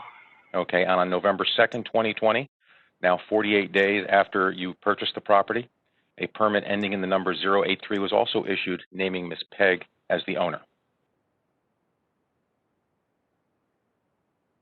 Do you recall that, sir? I do not. I don't pull any of the permits ourselves, but it is possible, like I said. Okay, but when the permits are pulled, they're done under your authority, correct? No, they're done under. Actually, those permits are under subcontractors. They're not under our authority. But they all act under your authority. They're not doing it on their own, are they? They're subcontractors. They're pulling those permits under their own companies. Understood, but they're doing your project, are they not? Yes. Okay, and they'd have no other reason to pull the permits except that they're working on your project, correct? Yes. Okay, and the reason it's your project is because you're the owner, not Ms. Pegg, correct? That's correct. Okay. All right. And most Can I just say something because so this is Nicole Pegg, by the way. I just want to know like why I wasn't notified that all of these things were gonna still be in my name. And that's like what's the frustrating part. Like I would have not known any of this. Like even the mail paper for the court was in my name. But if it wasn't for my neighbor, I would have not known any of this was happening. Okay, so I think I'm gonna try to clear things up a bit. So I do believe, I'll have to double check this with the zoning administrator, but I do believe it does auto pull the owner. On the permit, there's a sheet called Permit People, and it lists A Properties as a contractor, Nicole Lee Pegg is the owner, and then Gina Campbell from NW2 Engineers is the one who actually applied. But I do believe it is true that zoning does pull from the SDAT records. And if that's the case, then that kind of sways this whole discussion. So to sort of expedite things, then this is of course for the board to decide. It might be worth having that looked into before we continue with more of this testimony, if the board agrees with that, just because it seems like that's going to be a material fact. Very good. All right. Well, then I would submit on the affidavits then. That's fine. We can, I guess, defer the decision pending, the results that we get from that inquiry regarding SDAT. Yeah, only because if the allegation from the negative appellant is that the applicant put Nicole Pegg's name on there, and it turns out he didn't, that wasn't him at all, then that changes things. So. Okay. And may I also submit that under just very basic principles of agency. As an owner, you're obligated to give the correct information to the agents that you engage to go deal with the city on your behalf. And you can't step back and say, well, my agent had the wrong information, and therefore I'm insulated. Particularly when it was within the power of the principal to give the agent the correct information. And with that, I'll conclude. Thank you. Thank you, Mr. Rocknet. Is that fine with the board that we'll continue this matter, basically, hold it pending receipt of, I guess, additional investigation by staff, add some additional facts that we may need to. James, what did you say? I got knocked off.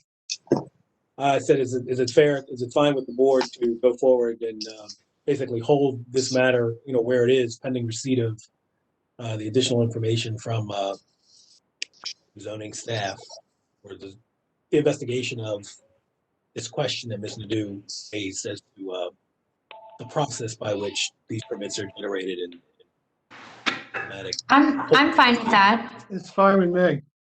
Okay. All right, we'll do that. And we'll take it up. We'll be guided by you, Ms. Nadeau, or your predecessor, as to So, receive that information. sorry, am I still unmuted? You are still unmuted, yes. Just a quick question. If the city, at the current rate that things are going, and, SDAT is not updated for, say, another year or so, in that event, how would we obtain a permit ever? So I'm going to check with zoning administrator on the issue of how the owner is generated. Once I find out that, I'll follow up with the board, and then we'll have a decision on at least this negative appeal. Your broader question, you would have to direct to the zoning administrator. BMZA doesn't handle the actual permitting process, so. Got it. All right. Very well, thank you. All right, thank you. Are we concluded? Yes, sir. Yes, thank you. All right. Thank you all. Okay.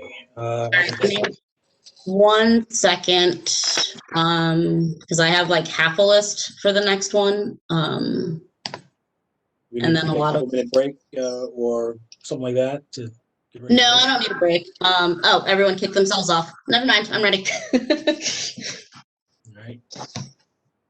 Okay, I'll call the matter of case number, what is it? Case number 2020-133, 2600 Gwynns Falls Parkway. The appellant is Sparks Land Development.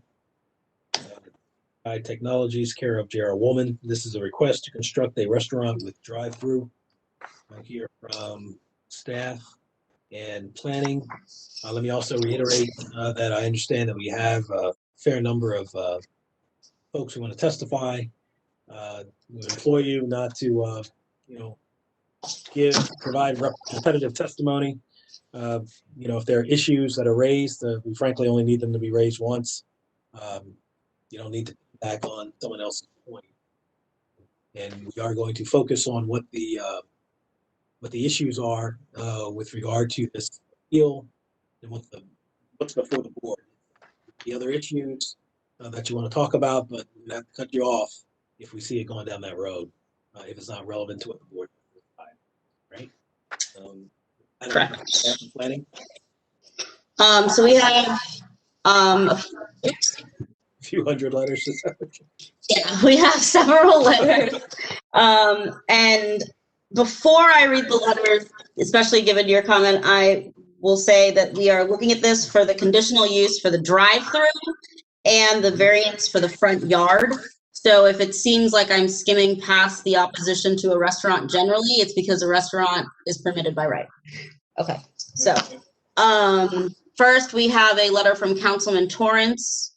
It states, please accept this as my formal letter of support for the Parkway community's opposition of the zoning appeal request. The Parkway community is filled with longtime homeowners who remain dedicated to the prosperity and safety of their community. The Parkway Community Association holds the site plan is unclear and they have some unanswered questions and concerns, including a potential for traffic congestion and other accompanied dangers resulting from impeding flow of traffic.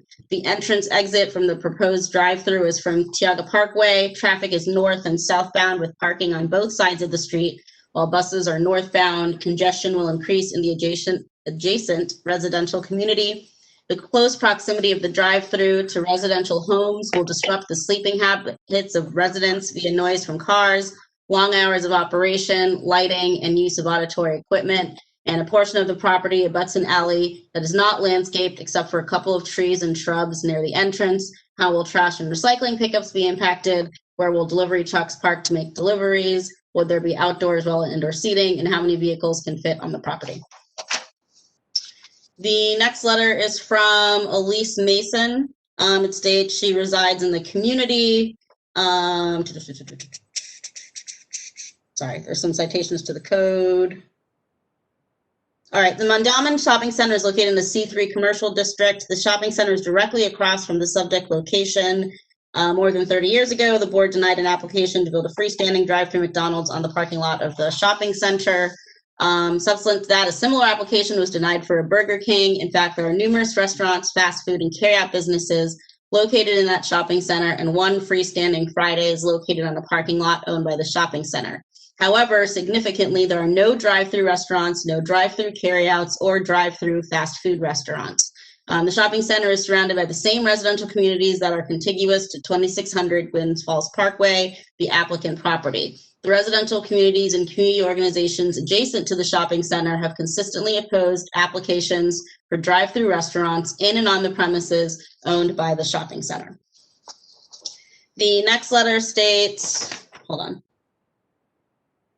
It's from a member of the community, and it states, please carefully consider the opposition to the Checkers drive-through, and it lists several reasons. First is noise. We already compete with traffic and noise adjacent to the Checkers, which will bring more traffic into our neighborhood and expel trash into the streets, which is already a problem, not to mention the rodent factor. Restaurants bring trash, and trash attracts rodents. We can barely keep up with the trash on a regular that patrons of the mall and others bring into our neighborhood. Traffic, we've petitioned and got stop signs, speed bumps, and a traffic light for our area due to the increased traffic due to the mall, and they are still ignored. People constantly run the stop signs and don't slow down, so this would bring more unwanted, unruly traffic. With the restaurant comes rodents. This area has experienced rodents this past summer. Demographics, if this were a white neighborhood, it would not even be a consideration, but being a Black neighborhood, we have to contend with such nonsense. This is a family-oriented neighborhood. We take pride in our hidden gem of a community by having an active community session with caring and compassionate leaders. We already endure the school traffic, trash, and noise, the bus tearing down the streets, people getting off and on buses throwing trash, running stop signs, not slowing down for speed bump, and music. Next is from Mary Allen and her husband Jerome, who are residents of the Parkway community. It says, many of our neighborhood kids attend the Gwynns Fall Elementary School, and the majority of them walk. Most of our parents are employed full-time, so unable to escort kids to school in the morning or pick them up in the afternoon. But one comfort is knowing the younger ones don't have to cross streets to get to their destination. With a drive-through on the corner, traffic congestion will be much greater, and parents will have to worry about their children having to walk past a drive-through that will constantly have cars turning onto and off a parking lot. And possible environmental hazards. This used to be a gas station. Well, with that being said, there are underground storage tanks on the property that would need to be removed. This next letter states, mentions the gas tanks again, mentions children crossing the street again.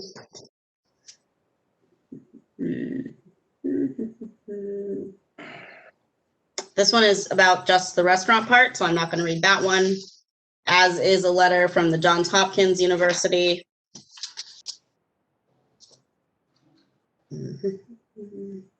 As is this one. The Garwin Oaks United Neighborhood Association writes, the location of the proposed facility is a busy intersection, which would make entering and exiting the site difficult and dangerous for those utilizing the facility and other vehicles going south on the parkway.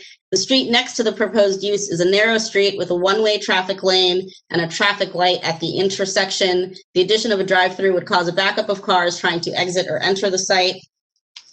A letter from the Hanlon Improvement Association says, the Parkway community is centrally located within the immediate area of the mall, the university, and an elementary school. The aforementioned business and institutions pre-pandemic contributed to heavy vehicular and pedestrian traffic. There are also buses northbound, and the residential community gets traffic from Liberty Heights as well as Glens Falls.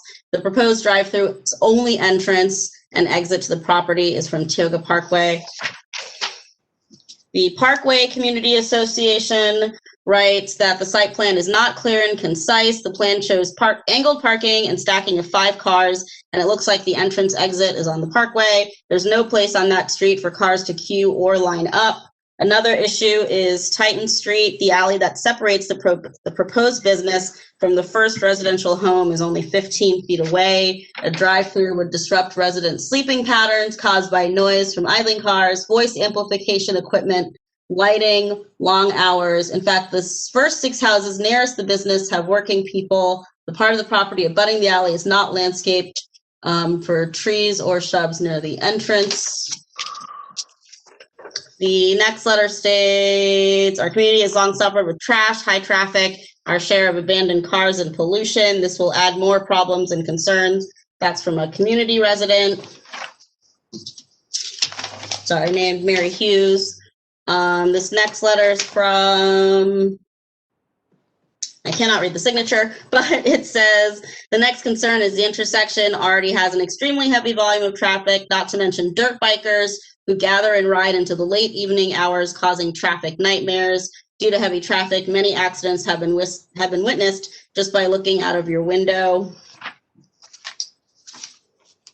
A letter from a Parkway resident, Deidre Johnson, states, with the addition of the Metro subway hub and the expansion of Coppin State University, bus route changes have increased both pedestrian and vehicle traffic on the Parkway as well as adjacent streets. The neighborhood petitioned and was granted speed humps to regulate safety. Tioga can be accessed from multiple directions and is already generating congestion. A drive-through will exacerbate this. The Panway Neighborhood Improvement Association writes that this approval will create unsafe conditions at the intersection. It's already very busy. Again, references the buses and children crossing the street. And then lastly, the Greater Mandamin Coordinating Council also submitted a letter that actually,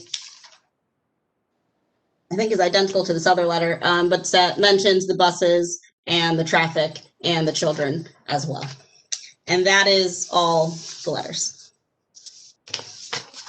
I will, after Martin's thoughts, I'm going to unmute Mr. Woolman, and then everyone who sent a chat or message saying they want to testify or has raised a hand, I'm just going to start making them all panelists, but please stay muted until Mr. Woolman has finished his presentation. Thank you. Planning Department reviewed this application, noted that this property is zoned C2. The current use of the property is for motor vehicle service and repair major category, which is a prohibited use in the C2 district. Proposed use would extinguish non-conforming use of the property. Drive-through is the conditional use. As Ms. Ndu indicated, the restaurant is a permitted use. The proposed site plan that was attached to this application has not been reviewed by the Site Plan Review Committee. Exact placement of development features, including the building itself, the drive-through aisles, the parking spaces, entrances and exits for vehicles, and landscaping should be determined through cooperative effort of the applicant's development team and various Baltimore City agencies. The applicant has prepared several alternative site plan concepts. However, we emphasize none of those have actually been reviewed by the Site Plan Review Committee and specifically its members. Given the traffic volume on Glens Falls Parkway, it would be especially important not to have any negative effect upon the traffic flow on that particular street. The applicant is encouraged to consult the Department of Transportation about all potential traffic impacts before preparing a final preliminary site plan for consideration by the Site Plan Review Committee. The department acknowledges that the surrounding communities have concerns relating to traffic, pedestrian safety, and other factors that could be influenced by site design and possible conditions determined by the board. The key concern appears to be community concern over queuing of traffic on Tioga Parkway before patrons would be able to enter the drive-through, and related issues, as you've heard mentioned in some of those letters. The department has received 2 potential design sketches from the applicant. Again, they have not been reviewed by the Site Plan Review Committee to determine whether or not they are feasible. In both cases, there are design compromises made in order to fit this drive-through restaurant in a slightly undersized site. It may be possible to mitigate for these concerns, at least in part. However, it's equally likely that these concerns won't be able to meet all agency requirements. At the very least, we recommend approval of this application be subject to the condition that all improvements are completed and installed in accordance with a development plan approved by the Departments of Planning and Transportation, but we emphasize that this might not be possible to accomplish. Thank you. What might not be able to, you might not accomplish what? The construction of the drive-through. That's the specific thing that is in question here at this hearing.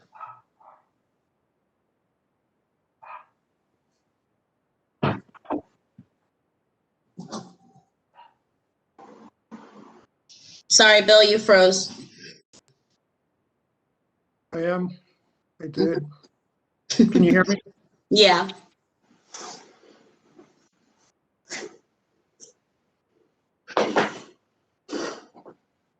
No, you're frozen again.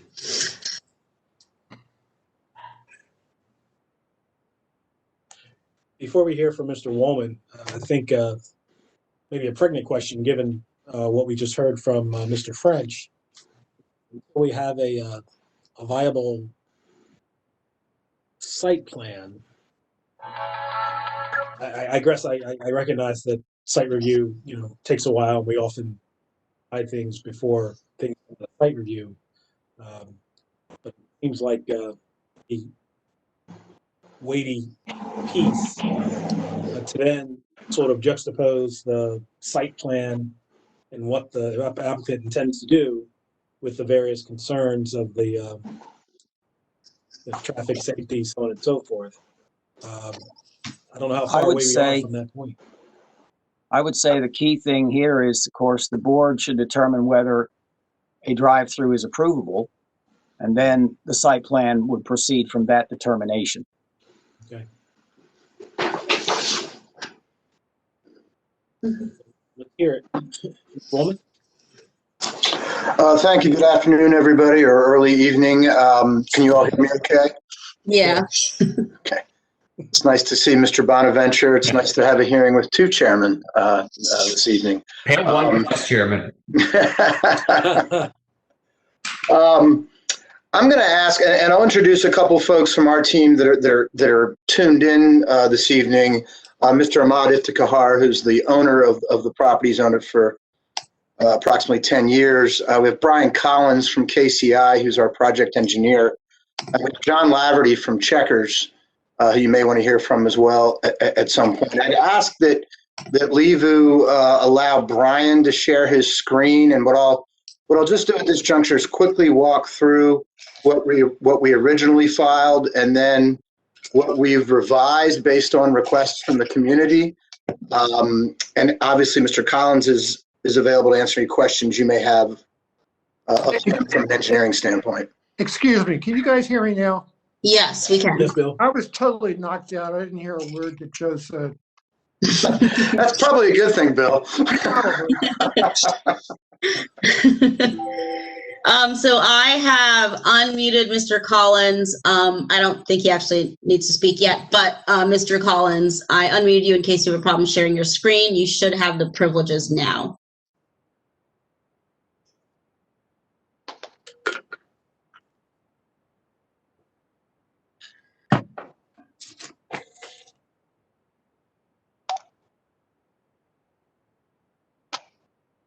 You should be able to see. Great.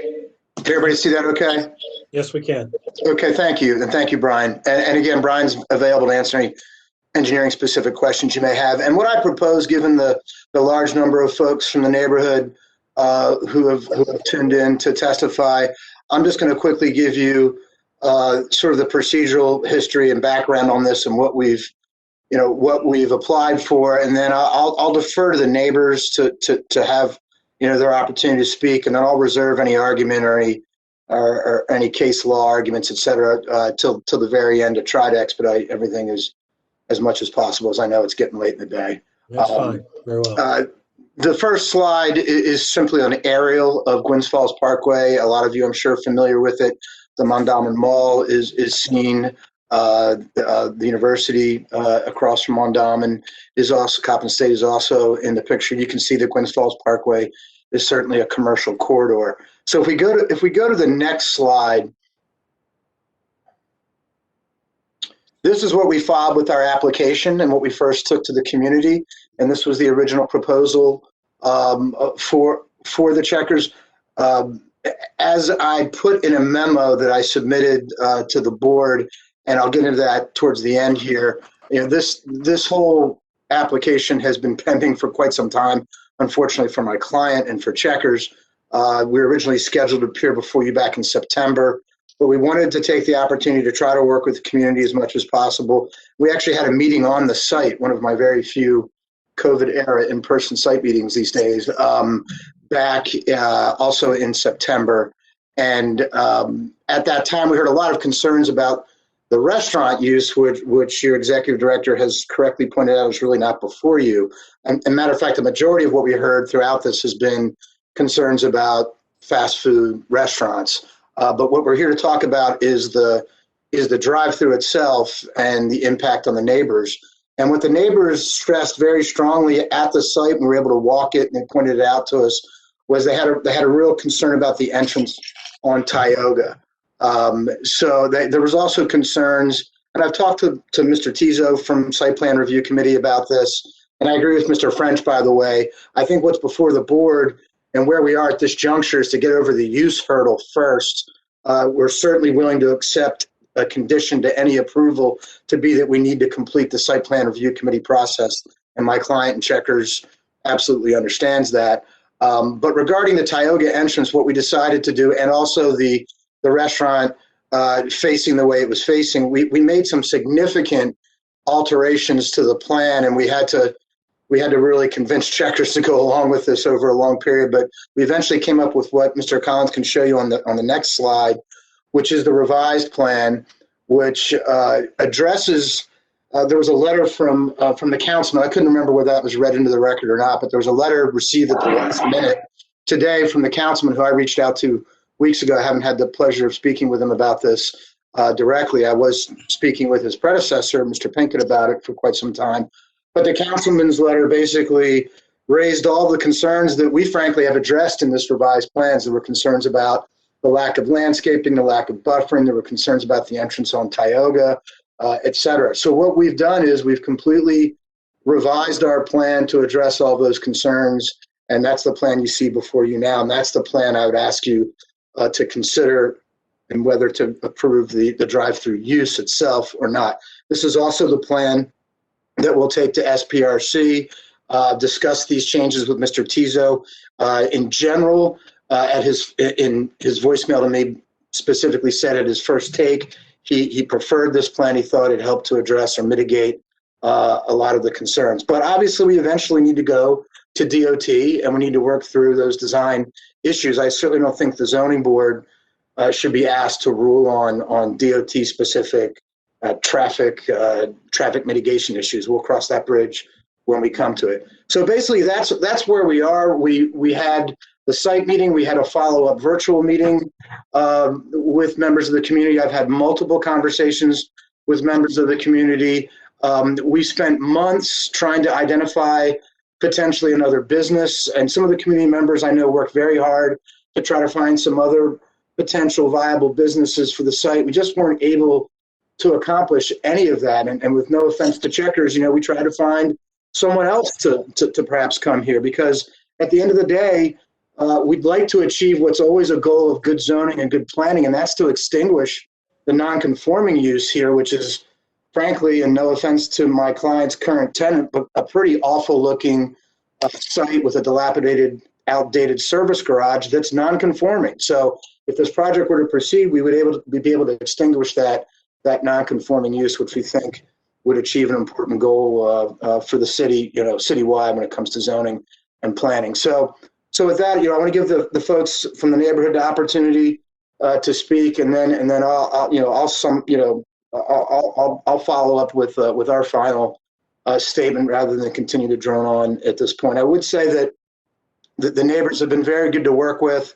I think they share the same feeling. We just unfortunately couldn't come to a resolution that was going to satisfy all of their concerns, and I enjoyed working with them and meeting with them, and look forward to hearing from them now. Thanks. Hey, Mr. Woolman, before you go, let me just say that this plan or revised plan, I guess, kind of speaks for itself. And let me just confirm, there is no ingress or egress on Tioga at this point in your plan. It's only on Gwynns Falls. So one spot for going in, one spot for coming out. Do I take it that when you come out on Gwynns Falls, you can only make a right turn, right? Yes, it's right in and right out, correct. Right, and so, okay, very well. Thank you. Thank you.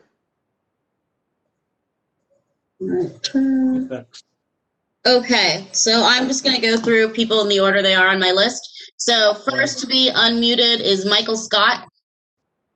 Hi, so I have two contextualizing things to share with you all in my comments that I think will raise some different points.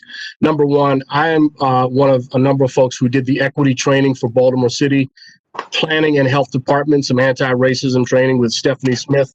I also run a small shop called Equity Matters that has influence in 27 cities and counties in a network that's been doing place matters type work for 10 years.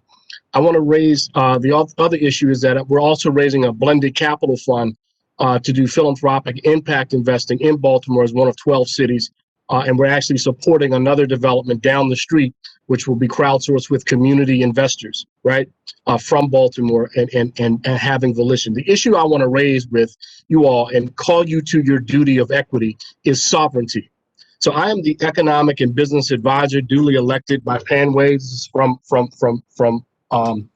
Nick Mosby back in 2012. I was not contacted. One of the things we did at that time was we fought to have, instead of the McDonald's, we fought to have a solution like TGI Fridays, and Brooke Jackson, who's Maynard Jackson's daughter, built that Fridays. So we were able to intervene and get a proper use. This, you have a duty to, we talk about redlining and how that shows up historically, hence my mentioning of equity. There's also a thing called green lighting, where you green light projects without the sovereignty and input of residents. We have been very clear. We do not want this here. And if you do it, it is a racist and colonial move. I want you to be very clear about that. Sir, The language. Let me interrupt you. Sir, I need to interrupt you. You're gonna interrupt? I need to. We're not here to dispute the viability of having a restaurant on site. As I understand it, Ms. Nadeau, that's as of right. Is that correct? The issue is the drive-through. That is correct. The board does not have the authority to deny a restaurant in this location. We don't have the authority to deny a restaurant, and we can't take the time to discuss that issue. Well, I'm not discussing that issue, sir.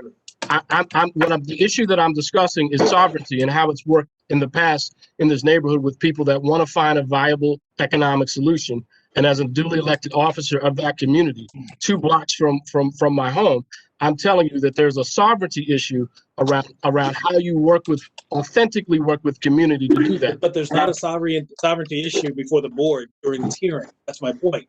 This is a procedure here. No, it's a procedure here, and I've got to control this hearing. We need testimony on the issue of the drive-through. That's the only issue before the board. That's all we have authority to consider. We cannot consider the sovereignty issue or having some other a vehicle or what they didn't do to engage the community. I hear you. I recognize those are real issues, but this is not the place and this is not the time to discuss that issue here. All right. Well, let me speak to the drive-through issue that you result. We've been talking about children, but we have not talked about the volume of children in that school, many of whom walk to and from school. What will happen when traffic is blocked and people get impatient? I don't know if you've seen and clocked the level of speed on both sides of the parkway, but it will endanger children who go to both of those elementary and former middle and now high school. So it's a safety issue as well as a sovereignty issue. We do not want this in our community, and to not have the ability to protect our children is beyond just the issue that you're looking here today. It is an equity issue, and you are called to that the task in relation to the work that you have a mandate to do in the city. Yes. So it's a Not it's a here, not directly at this relevant hearing, issue. sir. Thank you. Yes. All right. Look. All right, so next up, we have, sorry, can everyone stay muted until I unmute you, everyone here testify? Just And to folks, listen, please be aware, I will cut you off if I have to focus this issue. It's a very narrow issue. We understand, we've heard from the executive director that what is before this board is the issue of the drive-through. If you have testimony and commentary that you can offer to add to the board's consideration of whether or not that's an appropriate use, safety, all those things, please bring them forth. But with regard to those other issues, we cannot hear them. This is not the time and this is not the place, and we don't have the authority for that. So please, let's be mindful. Thank you. Thank you. So the next person to testify is James Haynes. You are unmuted.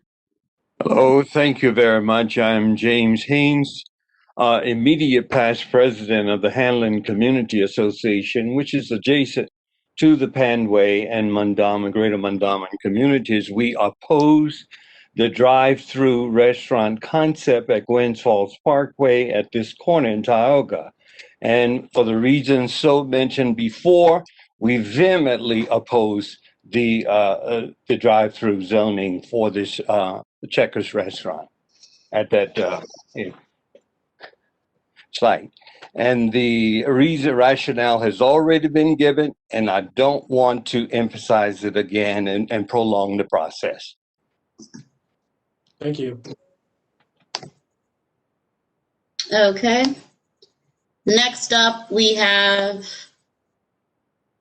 sorry about that, Mona Lisa Diallo. Yes, hi, I'm from the Roland Park. I'm sorry, that would never happen in Roland Park. I'm from the Mondawmin area, and in terms of the traffic, well, first, let me just preface it. I am the new Public Safety Commissioner for the Western District. And let me just pull something up really quickly. I live 1 block away from Gwynns Falls Parkway. I bought my house 2.5 years ago.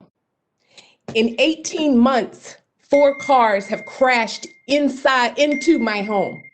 All of them coming from traffic off of the Gwynns Falls Parkway. 4 times. 4 times. The NHTSA has deemed Reisterstown Road and Gwynns Falls Parkway the most dangerous intersection in the state of Maryland. Not in Baltimore City, in the entire state of Maryland. To have a restaurant that is drive-through on a parkway that has, as of yesterday, right in front of 2600, there was an accident that had a car turned over due to speeding. We get it all the time. 4 cars hit my home. And I want to say this. Please consider the resource spent on traffic accidents. Our EMS, Baltimore Police Department, and Fire Department need our city's planners to recognize the decisions that effectively influence how resources are directed to an already suffering city. I ask that you do not approve this zoning request.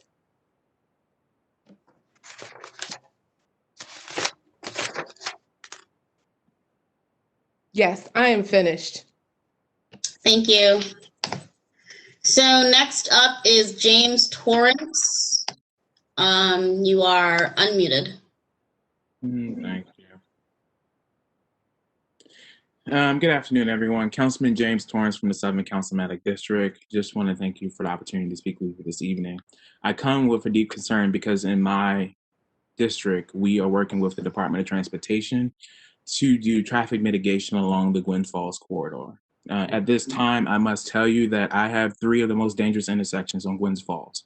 They are Gwynn Falls in Garrison Boulevard, Gwynn Falls and Ricetown Road, and Gwynn Falls and Alcantara Terrace, as well as when it meets Lake Drive. The reason why I bring this concern is because my residents have seen countless cars total, countless persons hit, countless accidents. I can tell you in just 2 blocks away from this development, well, actually 3, at Gwynn Falls and Ricetown Road, there were 17 accidents in this month alone from that actual intersection with varying speeds. Each week, I get an update from the Department of Transportation regarding the actual speed camera tickets issued in front of Gwynn Falls Elementary School. In 1 month, there were 300 speed camera violations, which is not too far away from this. So imagine having 1 egress and 1 degress on this actual place and going past this restaurant. I simply oppose this because not only because of the community, but because of the general safety of residents in that community as well, with the actual varying speeds of persons coming to and from Baltimore County using Gwynn Falls Parkway to access our city. While there may have been a reduction in speed and usage of the road at this current time because of the pandemic, imagine once we completely open again as a city. I ask that you vote this down, or at least have transportation look at the viability of what this will happen to their communities that are existing. Can I ask the councilman a question? Yes. With regard to the, did I hear you say that there's already been an institution of traffic calming a study, or has anything happened with regard to Gwynn Falls, given this obvious history? So right now with this history, that's why we have those strategic placement of those actual speed cameras to lower the speeds right now. I could tell you that there's been deadly accidents at Gwynn Falls and Garrison Boulevard, as well as Gwynn Falls and Ricetown Road. So right now it is on my list, with not only with the mayor's office, but also with transportation about figuring out mitigation in that corridor. It is a huge problem, even with the traffic changes that they've had with having a dedicated lane, a dedicated light to just turning left off of Ricetown Road onto Gwynn Falls. Even with the mitigation they currently have, we're not seeing any reduced speeds. And right now, it is a huge danger. And I think that right now, it's not the proper time to have any restaurant with any drive-through right there. What's the speed limit on Gwynn Falls Parkway? 30. It's actually 25 near the school and 30 generally. And you indicated that most people are that there's speed cameras there. What are people averaging? What speeds? 40s, 50s, sometimes 70s, and we've had drag racing along Gwynn Falls Parkway as well. I know you didn't testify to this, and I'm sorry to be asking you, but I'm just curious. There was testimony that this was that near here is the most dangerous intersection in the state. Do you have anything to substantiate that? That would be done through a traffic study through NHN, the National Highway Association, and the Department of Transportation. There's also at one time a lawsuit lodged by a law firm. I can do a follow-up for that for you guys. I can get that information from transportation, but this is one of those. This is one of those serious concerns, especially with the speeds near an elementary school right now, and that elementary school also is home to our hearing impaired students as well. So thinking about the fact that this is impacting more than just the neighborhood, it's impacting our students as well. Thank you, Councilman. Okay. Sorry. Next, we have Adeline Wellis Hutchinson. Hello, and thank you for giving me the opportunity to speak.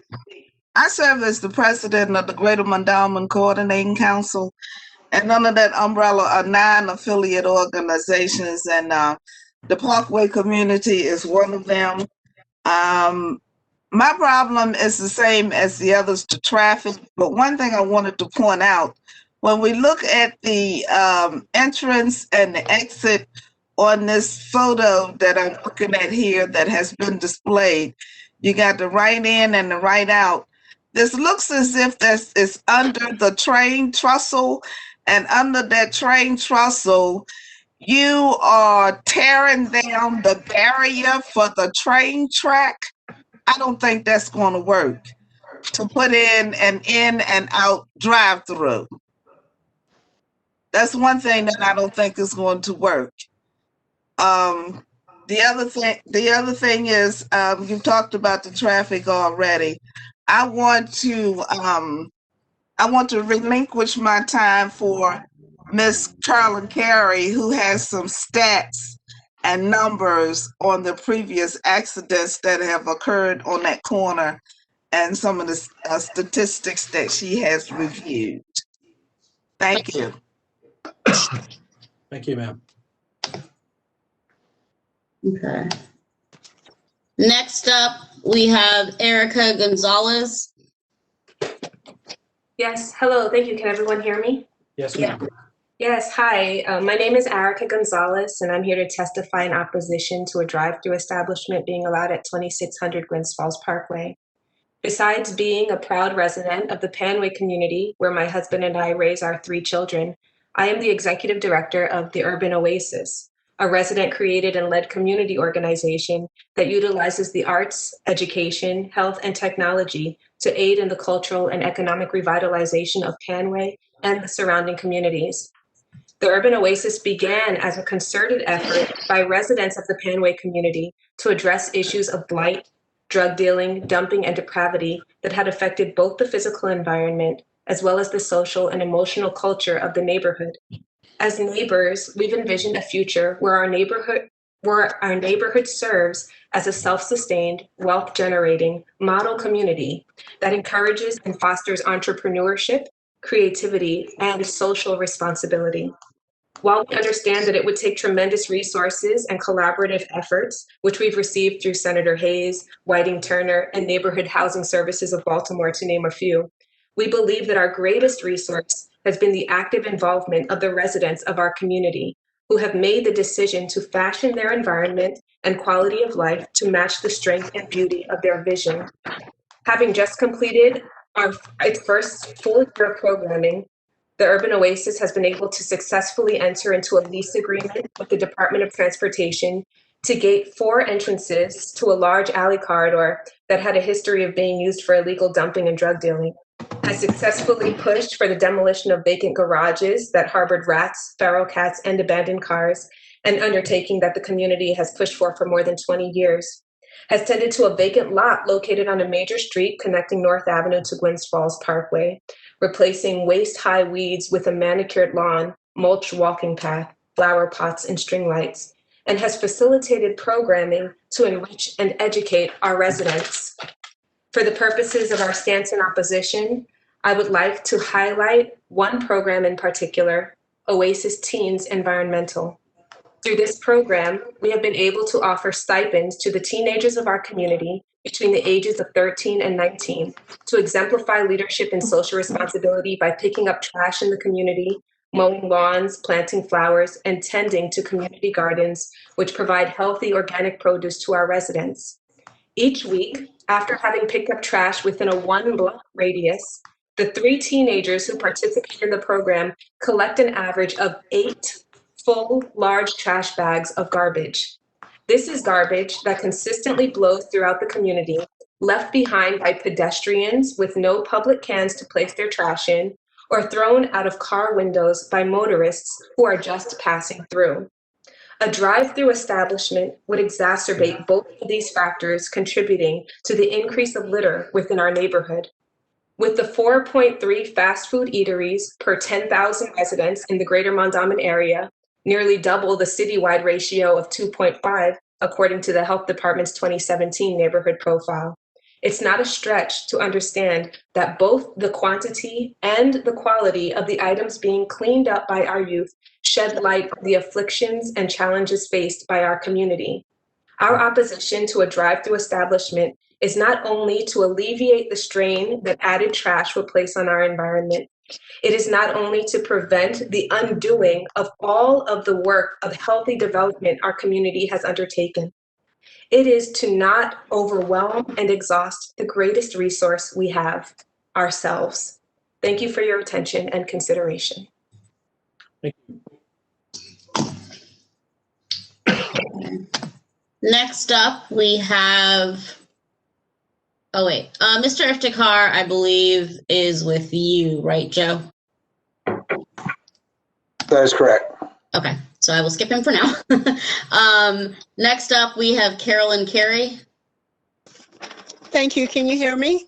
Yes. We can, ma'am. I would like to first of all thank Mr. Woolman and also Mr.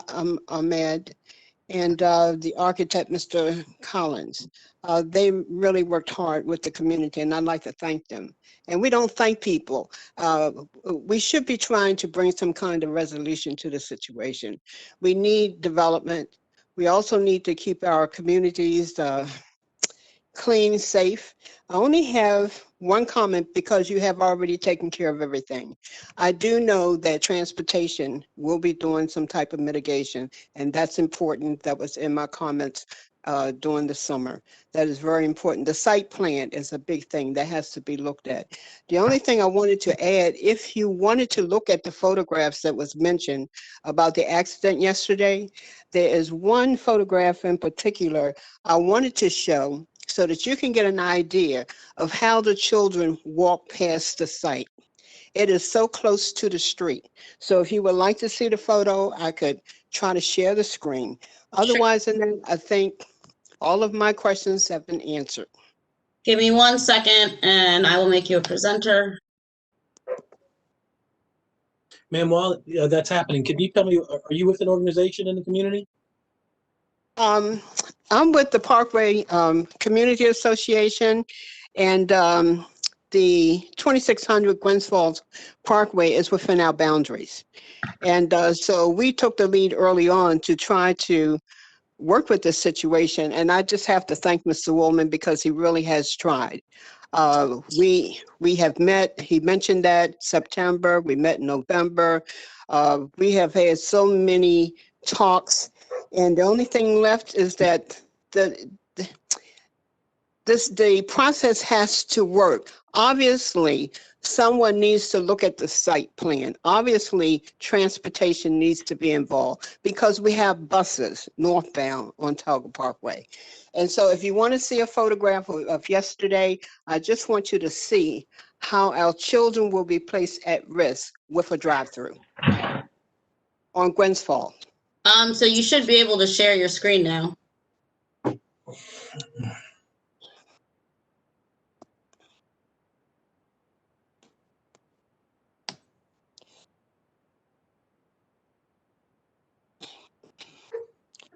Okay, so how do I do it? It's on my cell phone.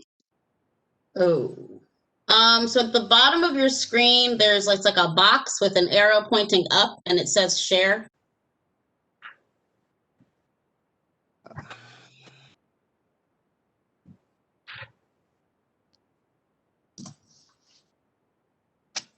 Okay, I see a box at the bottom of the screen, but it looks like video. Then there's one with dots, and then there's one with an X. I don't see anything at the bottom to share. I'm gonna be honest, I don't know if anyone's ever shared from a phone before. Would you like to describe the picture? Well, actually, can you pull up the email that I sent to you today? It has a photograph on it. Let me see.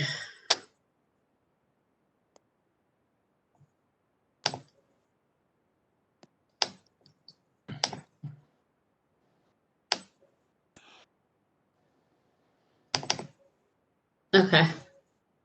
Okay, and it would be, there's a photograph of the accident on January the 19th in the intersection. The one I want you to see is the one yesterday on January 25th. And it's not the first, it's not the second, it would be, let me see. Maybe the second one will do it. I'm guessing it's this one. No, the car is in the median strip. On one of the other photographs, not that one. The first one is the intersection of the accident on the 19th. Let's see. Okay, is that the one? Yes. That's the one right there. You're seeing the side of the site. That's Gwynns Falls Parkway. And then right there at the corner, you see that pole? And that's where the children, they walk south on Talga Parkway, they turn on Gwynns Falls, and they walk down that area to get to the school. And you see how close it is to the street? So if you're going to have a What is this drive-through, intersection, ma'am?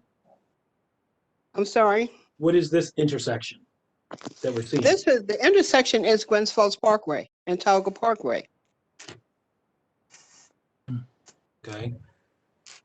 So in the revised site plan that we're talking about entrance onto the site of entrance and exit Gwynns Falls Parkway, the children walk through there to get to school. Are you saying that they don't walk on the sidewalk, they walk in the street? No, they're not in the street. That is part of a sidewalk. They're not in the street. The grayer part is the street, but just right beside it is the park where the part where the children walk is paved. And is that a sidewalk? It is partly a sidewalk. I call it, it reminds me of the aprons that we have in front of our garages. And I guess the service station had that kind of paved in that way so that cars can come in that way. But the children always also walk that way. It's like a sidewalk too. So is it for pedestrians or is it for cars? I guess I'm confused. It looks like a sidewalk to me. It is for pedestrians. It is for pedestrians. Right now, the service station, they're only using the entrance on Talga Parkway. Well, we had a problem with the entrance to the drive-through for the Checkers being on Talga Parkway because there's no place to queue cars. There's southbound traffic. There's so much going on. And so if they revise it to say, well, okay, we'll just have it on Gwynns Falls Parkway, then how will the children get to school? Because they walk by your service station to get to the school on Gwynns Falls.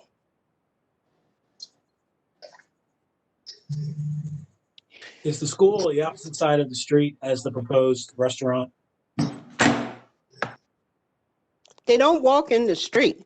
My question is the school on the opposite side or the same side as the No, restaurant? it's on the same side. It's on the same side. It's maybe, what, a block away, block and a half away from that corner. The corner of Gwynns Falls and Talga Parkway, the school, walking westbound, the school would be a block to a block and a half away. Okay. And that's the only way they're going to get to the school. Those kids who live in the Parkway community, they walk south on Talga Parkway, they turn at the corner, and they're westbound, walking a block or so to get to the school. I see. Thank you. Okay. So I agree, the site plan committee really needs to look at the site plan. Transportation really needs to get involved with mitigation.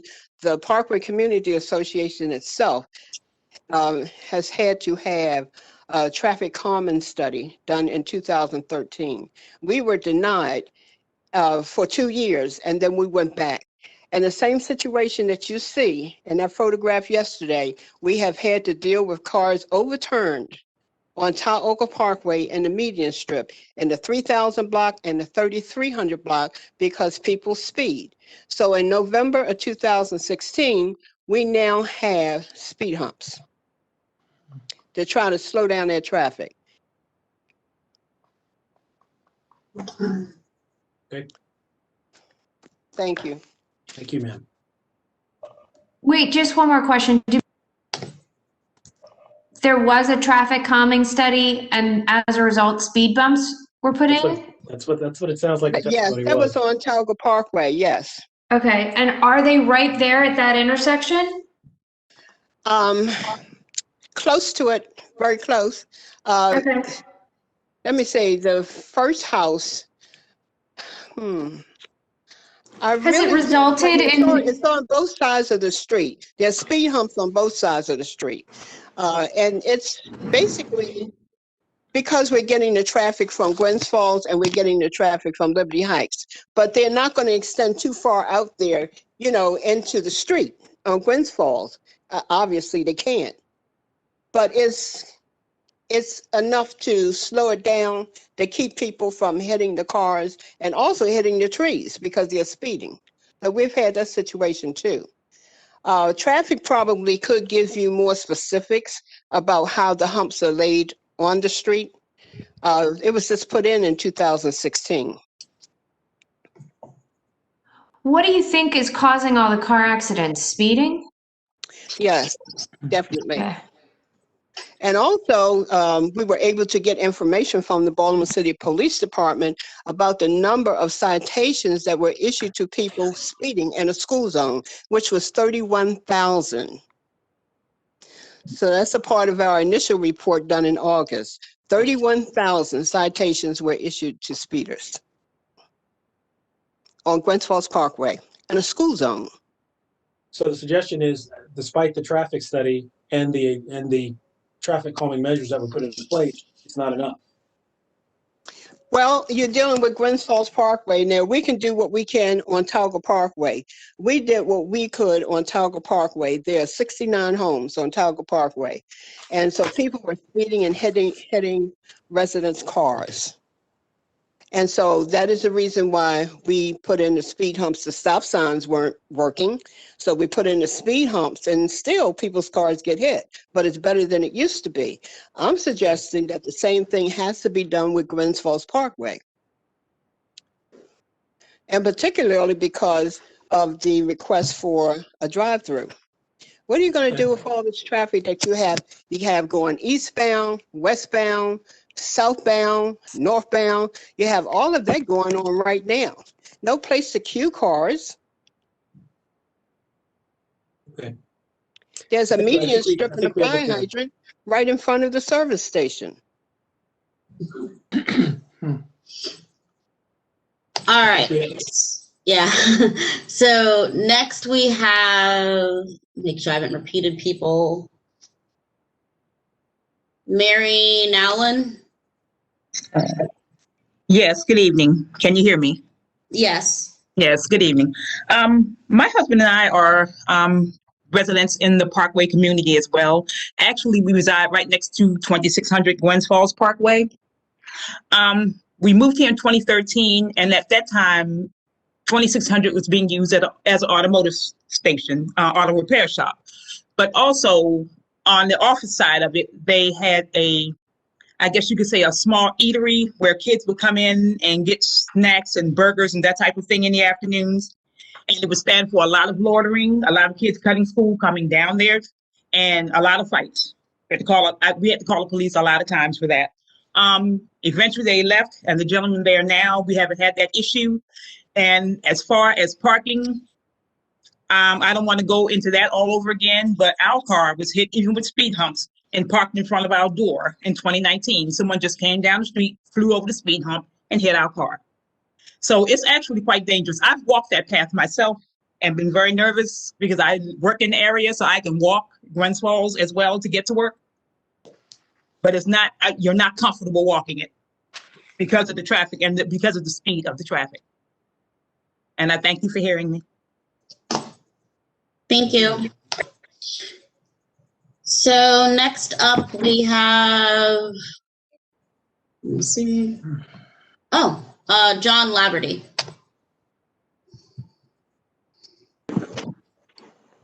Actually, John, just so you know, Levu, John is a representative from Checkers. Oh.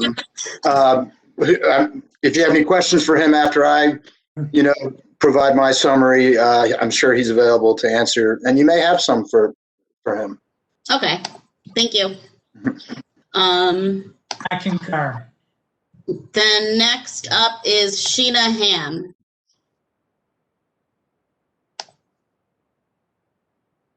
Ms. Ham? Good evening. I'll try to be really brief. I see it is after 5 p.m.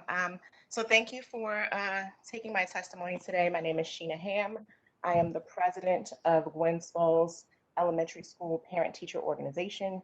I am also a resident of the Panway community. So my testimony is representing all of our 300 students and families, as well as our staff members. So when everyone is speaking about the children, that this affects, they're speaking about our children. We started pre-K, we go up to 5th grade. And I would just like to note that we are not the only school in the vicinity. Right next to us on Dukeland is Bard High School, and those children also use Glens Falls Parkway to make their way to the transit system at Mondawmin. So we are talking about children from the ages of 4 up into 17, 18 years old who are affected by anything that happens on Glens Falls Parkway. Glens Falls Elementary School especially is concerned about the drive-through being implemented onto Glens Falls sidewalk.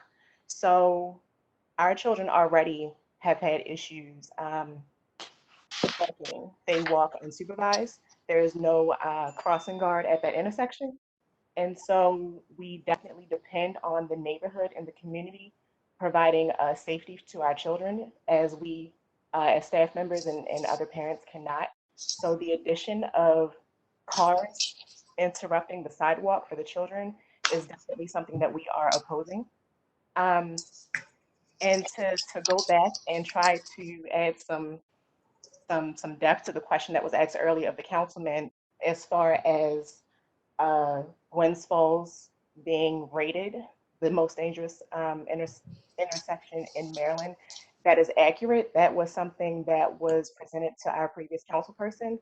And it's actually something that's quite public information. The National Highway Safety Patrol since 2015 through 2020 has listed Glens Falls and Reisterstown Road is the most dangerous intersection in Maryland. So that is the intersection right after Glens Falls and Tioga. And while there are cameras, there are 2 speed cameras, one in front of Douglas High School, which is also a nearby public school, and one in front of Glens Falls Elementary. We definitely still have an issue with traffic. Glens Falls Parkway is currently used as an inlet into the city from the county. And so that means we definitely have an influx of traffic that doesn't belong to our community. And the addition of a drive-through restaurant would definitely encourage more traffic. And by the entrance of the restaurant being a right in and a right out, means those that are traveling on Glens Falls from the county would have to turn to get into the correct position to make that right in into the restaurant, which would cause more congestion at that intersection that our children would have to contend to. So I don't want to repeat all the statements that everyone has already made, but we are definitely in opposition as the PTO and school community.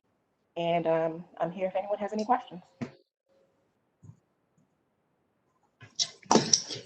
And that is, I'm going to do the call-in users. That is all the raised hands. So call-in users, you know the drill. You'll hear 2 beeps.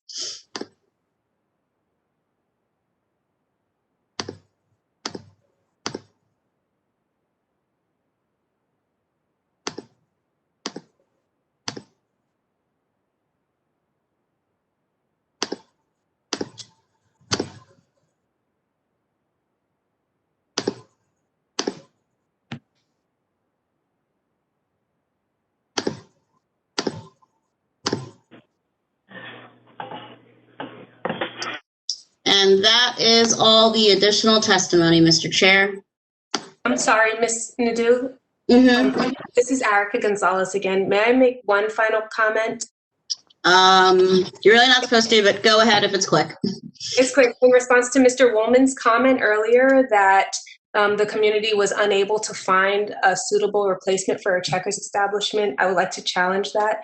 Through the Urban Oasis, we have brought to Mr. Ahmad, the property owner, a business owner by the name of Ivan Okoya, who has a restaurant called the Corner Bistro and Wine Bar. And he was very interested in the property and very interested in working with the community to be able to secure that location for the property of a fine dining restaurant at that location that would not require the appeal of the board. It's a sit-in restaurant that would not have a drive-through. And he was very interested in having it, but because of the terms that Mr. Ahmad placed before him, where the average lease of the restaurants in the area range from $2,000 to $4,000 monthly. Mr. Ahmad requested that this owner pay $7,000 monthly on top of renovating the entire space and taking out any of the tanks that may have been left by the gas station that was previously at the site, making it nearly impossible for any small business, especially minority-owned business, to move into the location. I believe that his ask was a gross injustice Okay, to. ma'am, you suggested there's another solution for, or another place or location for the restaurant that's at issue here. Checkers Drive. No. That is, yes, there is another restaurant that inquired about using the site that does not have a drive-through. Okay, thank you. Thank you. Okay. All right, Mr. Woolman, you are unmuted. Thank you. First, initially, just to respond to the last comment, just to be clear, I stated to the board that we were unable to find another business. Not that the community wasn't. The community actually gave us a long list of things that we studied and looked at for a long, long time. Unfortunately, we just weren't able to find another business to go onto the site for whatever reason. And frankly, I don't think any of that's before the board at this time. I think what's before the board is the conditional use for the drive-through. And I'll start by saying that we certainly agree with Carolyn, and I thank Carolyn for her comments. She's been very great to work with, and despite everybody's very emotional opposition to a fast food restaurant here, all the folks we've worked with have been great to work with throughout the many months we've been trying to come up with a resolution. But we absolutely agree with some of the things she said, especially when she spoke about the site plan committee taking a look at this and the opportunity to really improve this site. I think it's important to note that there already are two large entrances, ingress and egress on both Tioga and on Gwynns Falls at this site. It's a site that definitely could be improved, and I think will go a long way to improve some of the conditions at the intersection and the site through the site plan review committee process if we're able to get over this initial hurdle regarding the conditional use itself. So overall, I agree with a lot of the things she said. Unfortunately, I have to be a little bit of an attorney right now and create a record here. So in addition to all the comments about the community, I'll quickly and I'll try to go into my former district court prosecutor mode and read this as fast as I can because I know it's 5:22 p.m. But I'm just going to take a couple pages out of our memorandum that we submitted today. I know it's part of the record, but I just want to make a couple points very quickly, if I may. As you've heard, the appellant, it's unfortunate for the appellants that this matter has been pending before the BMZA for a long time. The original application was filed on July 6, 2020. Letters of opposition were submitted to the board prior to any communication between the parties. Despite the predispositive nature of these letters, the appellant postponed its original BMZA hearing to meet with the appropriate community representatives, appellants, their counsel, and the engineer met with several community leaders in person on the site on September 3rd. Several follow-up conversations and a second meeting was held over the course of 4 months at a significant cost to the appellants as they attempted in vain to identify other development candidates in a very challenging economic climate. While they were able to develop an alternative business, the appellants were able to convince Checkers to make significant alterations to the site plan in response to specific requests from the community. Preliminary communications with the Department of Planning as recently as last week have garnered a favorable response to many of these site plan changes as well. Despite all our efforts, the appellants have been unable to garner community support. That is obviously clear, as there have been several emails submitted in opposition to the application for review. Unfortunately, and this is where I've got to be a lawyer, all the emails reference general issues regarding dietary preferences, traffic, and environmental concerns. There was also a last-minute letter submitted by the councilman, who we heard from today, echoing these issues. And I certainly understand the councilman's position and his supporting his constituency, and we respect that.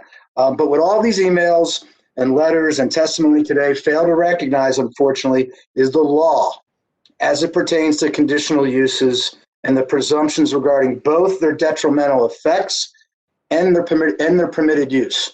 And I know the board is familiar with the code section. I won't recite all the code sections. There's a whole list of considerations that the board is familiar with when it comes to conditional uses, and there are presumptions that conditional uses have adverse effects on the surrounding area. That's presumed. So we're not arguing or disagreeing with the community that a drive-through could have an adverse effect here. But if you look at some case law, and I'll be very quick about this, the Court of Special Appeals has provided some guidance regarding the application of these standards. A particular case, AT&T Wireless Services versus Marion City Council of Baltimore from 1998. The court ruled that the test in evaluating a special exception or conditional use is not whether the use is compatible with permitted uses in the zone or whether the conditional use will have adverse effects. Adverse effects are implied in all conditional uses. The standard the board must consider is whether the adverse effect of the use at the particular location proposed would be greater than the adverse effects ordinarily associated with that use elsewhere within the same zone. And we've already heard from the councilman and another witness that there are other intersections that are ranked the worst in West Baltimore, et cetera. It is a well-recognized principle of Maryland zoning law that a special exception enjoys a presumption that it is in the interest of the general welfare and therefore valid. So this use is presumed to be permitted. While Schultz, which is the case I just quoted, is recognized as the seminal case regarding special exception and conditional use law, the Court of Appeals more fully analyzed the language in Schultz in the People's Council for Baltimore County versus Loyola College. In that case, the court stated as follows: we now hold that the appropriate standard to be used in determining whether a requested special exception use would have an adverse effect and therefore should be denied is whether there are facts and circumstances that show that the particular use proposed at the particular location proposed would have an adverse effect above and beyond those inherently associated with such a special exception use, irrespective of its location within the zone. Unfortunately, several opinions expand on that language, and at one point it was required that the applicant provide geographical comparisons, et cetera, but the court eventually overturned that decision, and the standard now is that the court rejected an argument that a special exception should be denied because of the depressing psychological effects deemed to be inherent in the operation of a funeral home. This was a case where a funeral home was built near a residential area. And some of the board members will remember we had a case, a very infamous case about a homeless resource center built right next to historic row homes in Fells Point. And obviously all these uses and the use of this drive-through here would have an adverse effect on the surrounding area. But the test is whether the presumed adverse effects of the drive-through on Gwynns Falls Parkway are greater than any other location in the C2 zone. And unfortunately, some of the witnesses we've heard from, including the councilman, have kind of made this case for me. I heard the councilman mention it might have even been 4 other intersections that were ranked the worst in West Baltimore. And we just heard that Reisterstown Road and Gwynns Falls Parkway supposedly is the worst. So there may be some validity to this argument if we were trying to put this checkers at what is statistically proven to be the worst location to put this restaurant, at one of those intersections. But that is not what we're proposing here. We're proposing for the intersection on site that frankly could use some improvements. I harken back to a lot of conversations I've had with the Department of Planning, with members of this board off the record in general, with folks, colleagues, developers, et cetera, about conditional use cases and how often the testimony and the hearing tends to delve into issues related to law enforcement and enforcement of things like speeding and enforcement of other things that are against the law. And it's not the zoning board's job to try to address all the problems associated with car accidents in the city when it comes to this very narrow review of this issue. What you have to apply is the law that I just spent some time going through. I hope you understand that argument. Again, we agree with Carolyn. We think there's an opportunity here. We respectfully request that you approve the use with the understanding and the condition that we're willing to agree to. You can put it in your order that your approval of the use is conditioned upon us completing the site plan review committee process, which we're already prepared to do.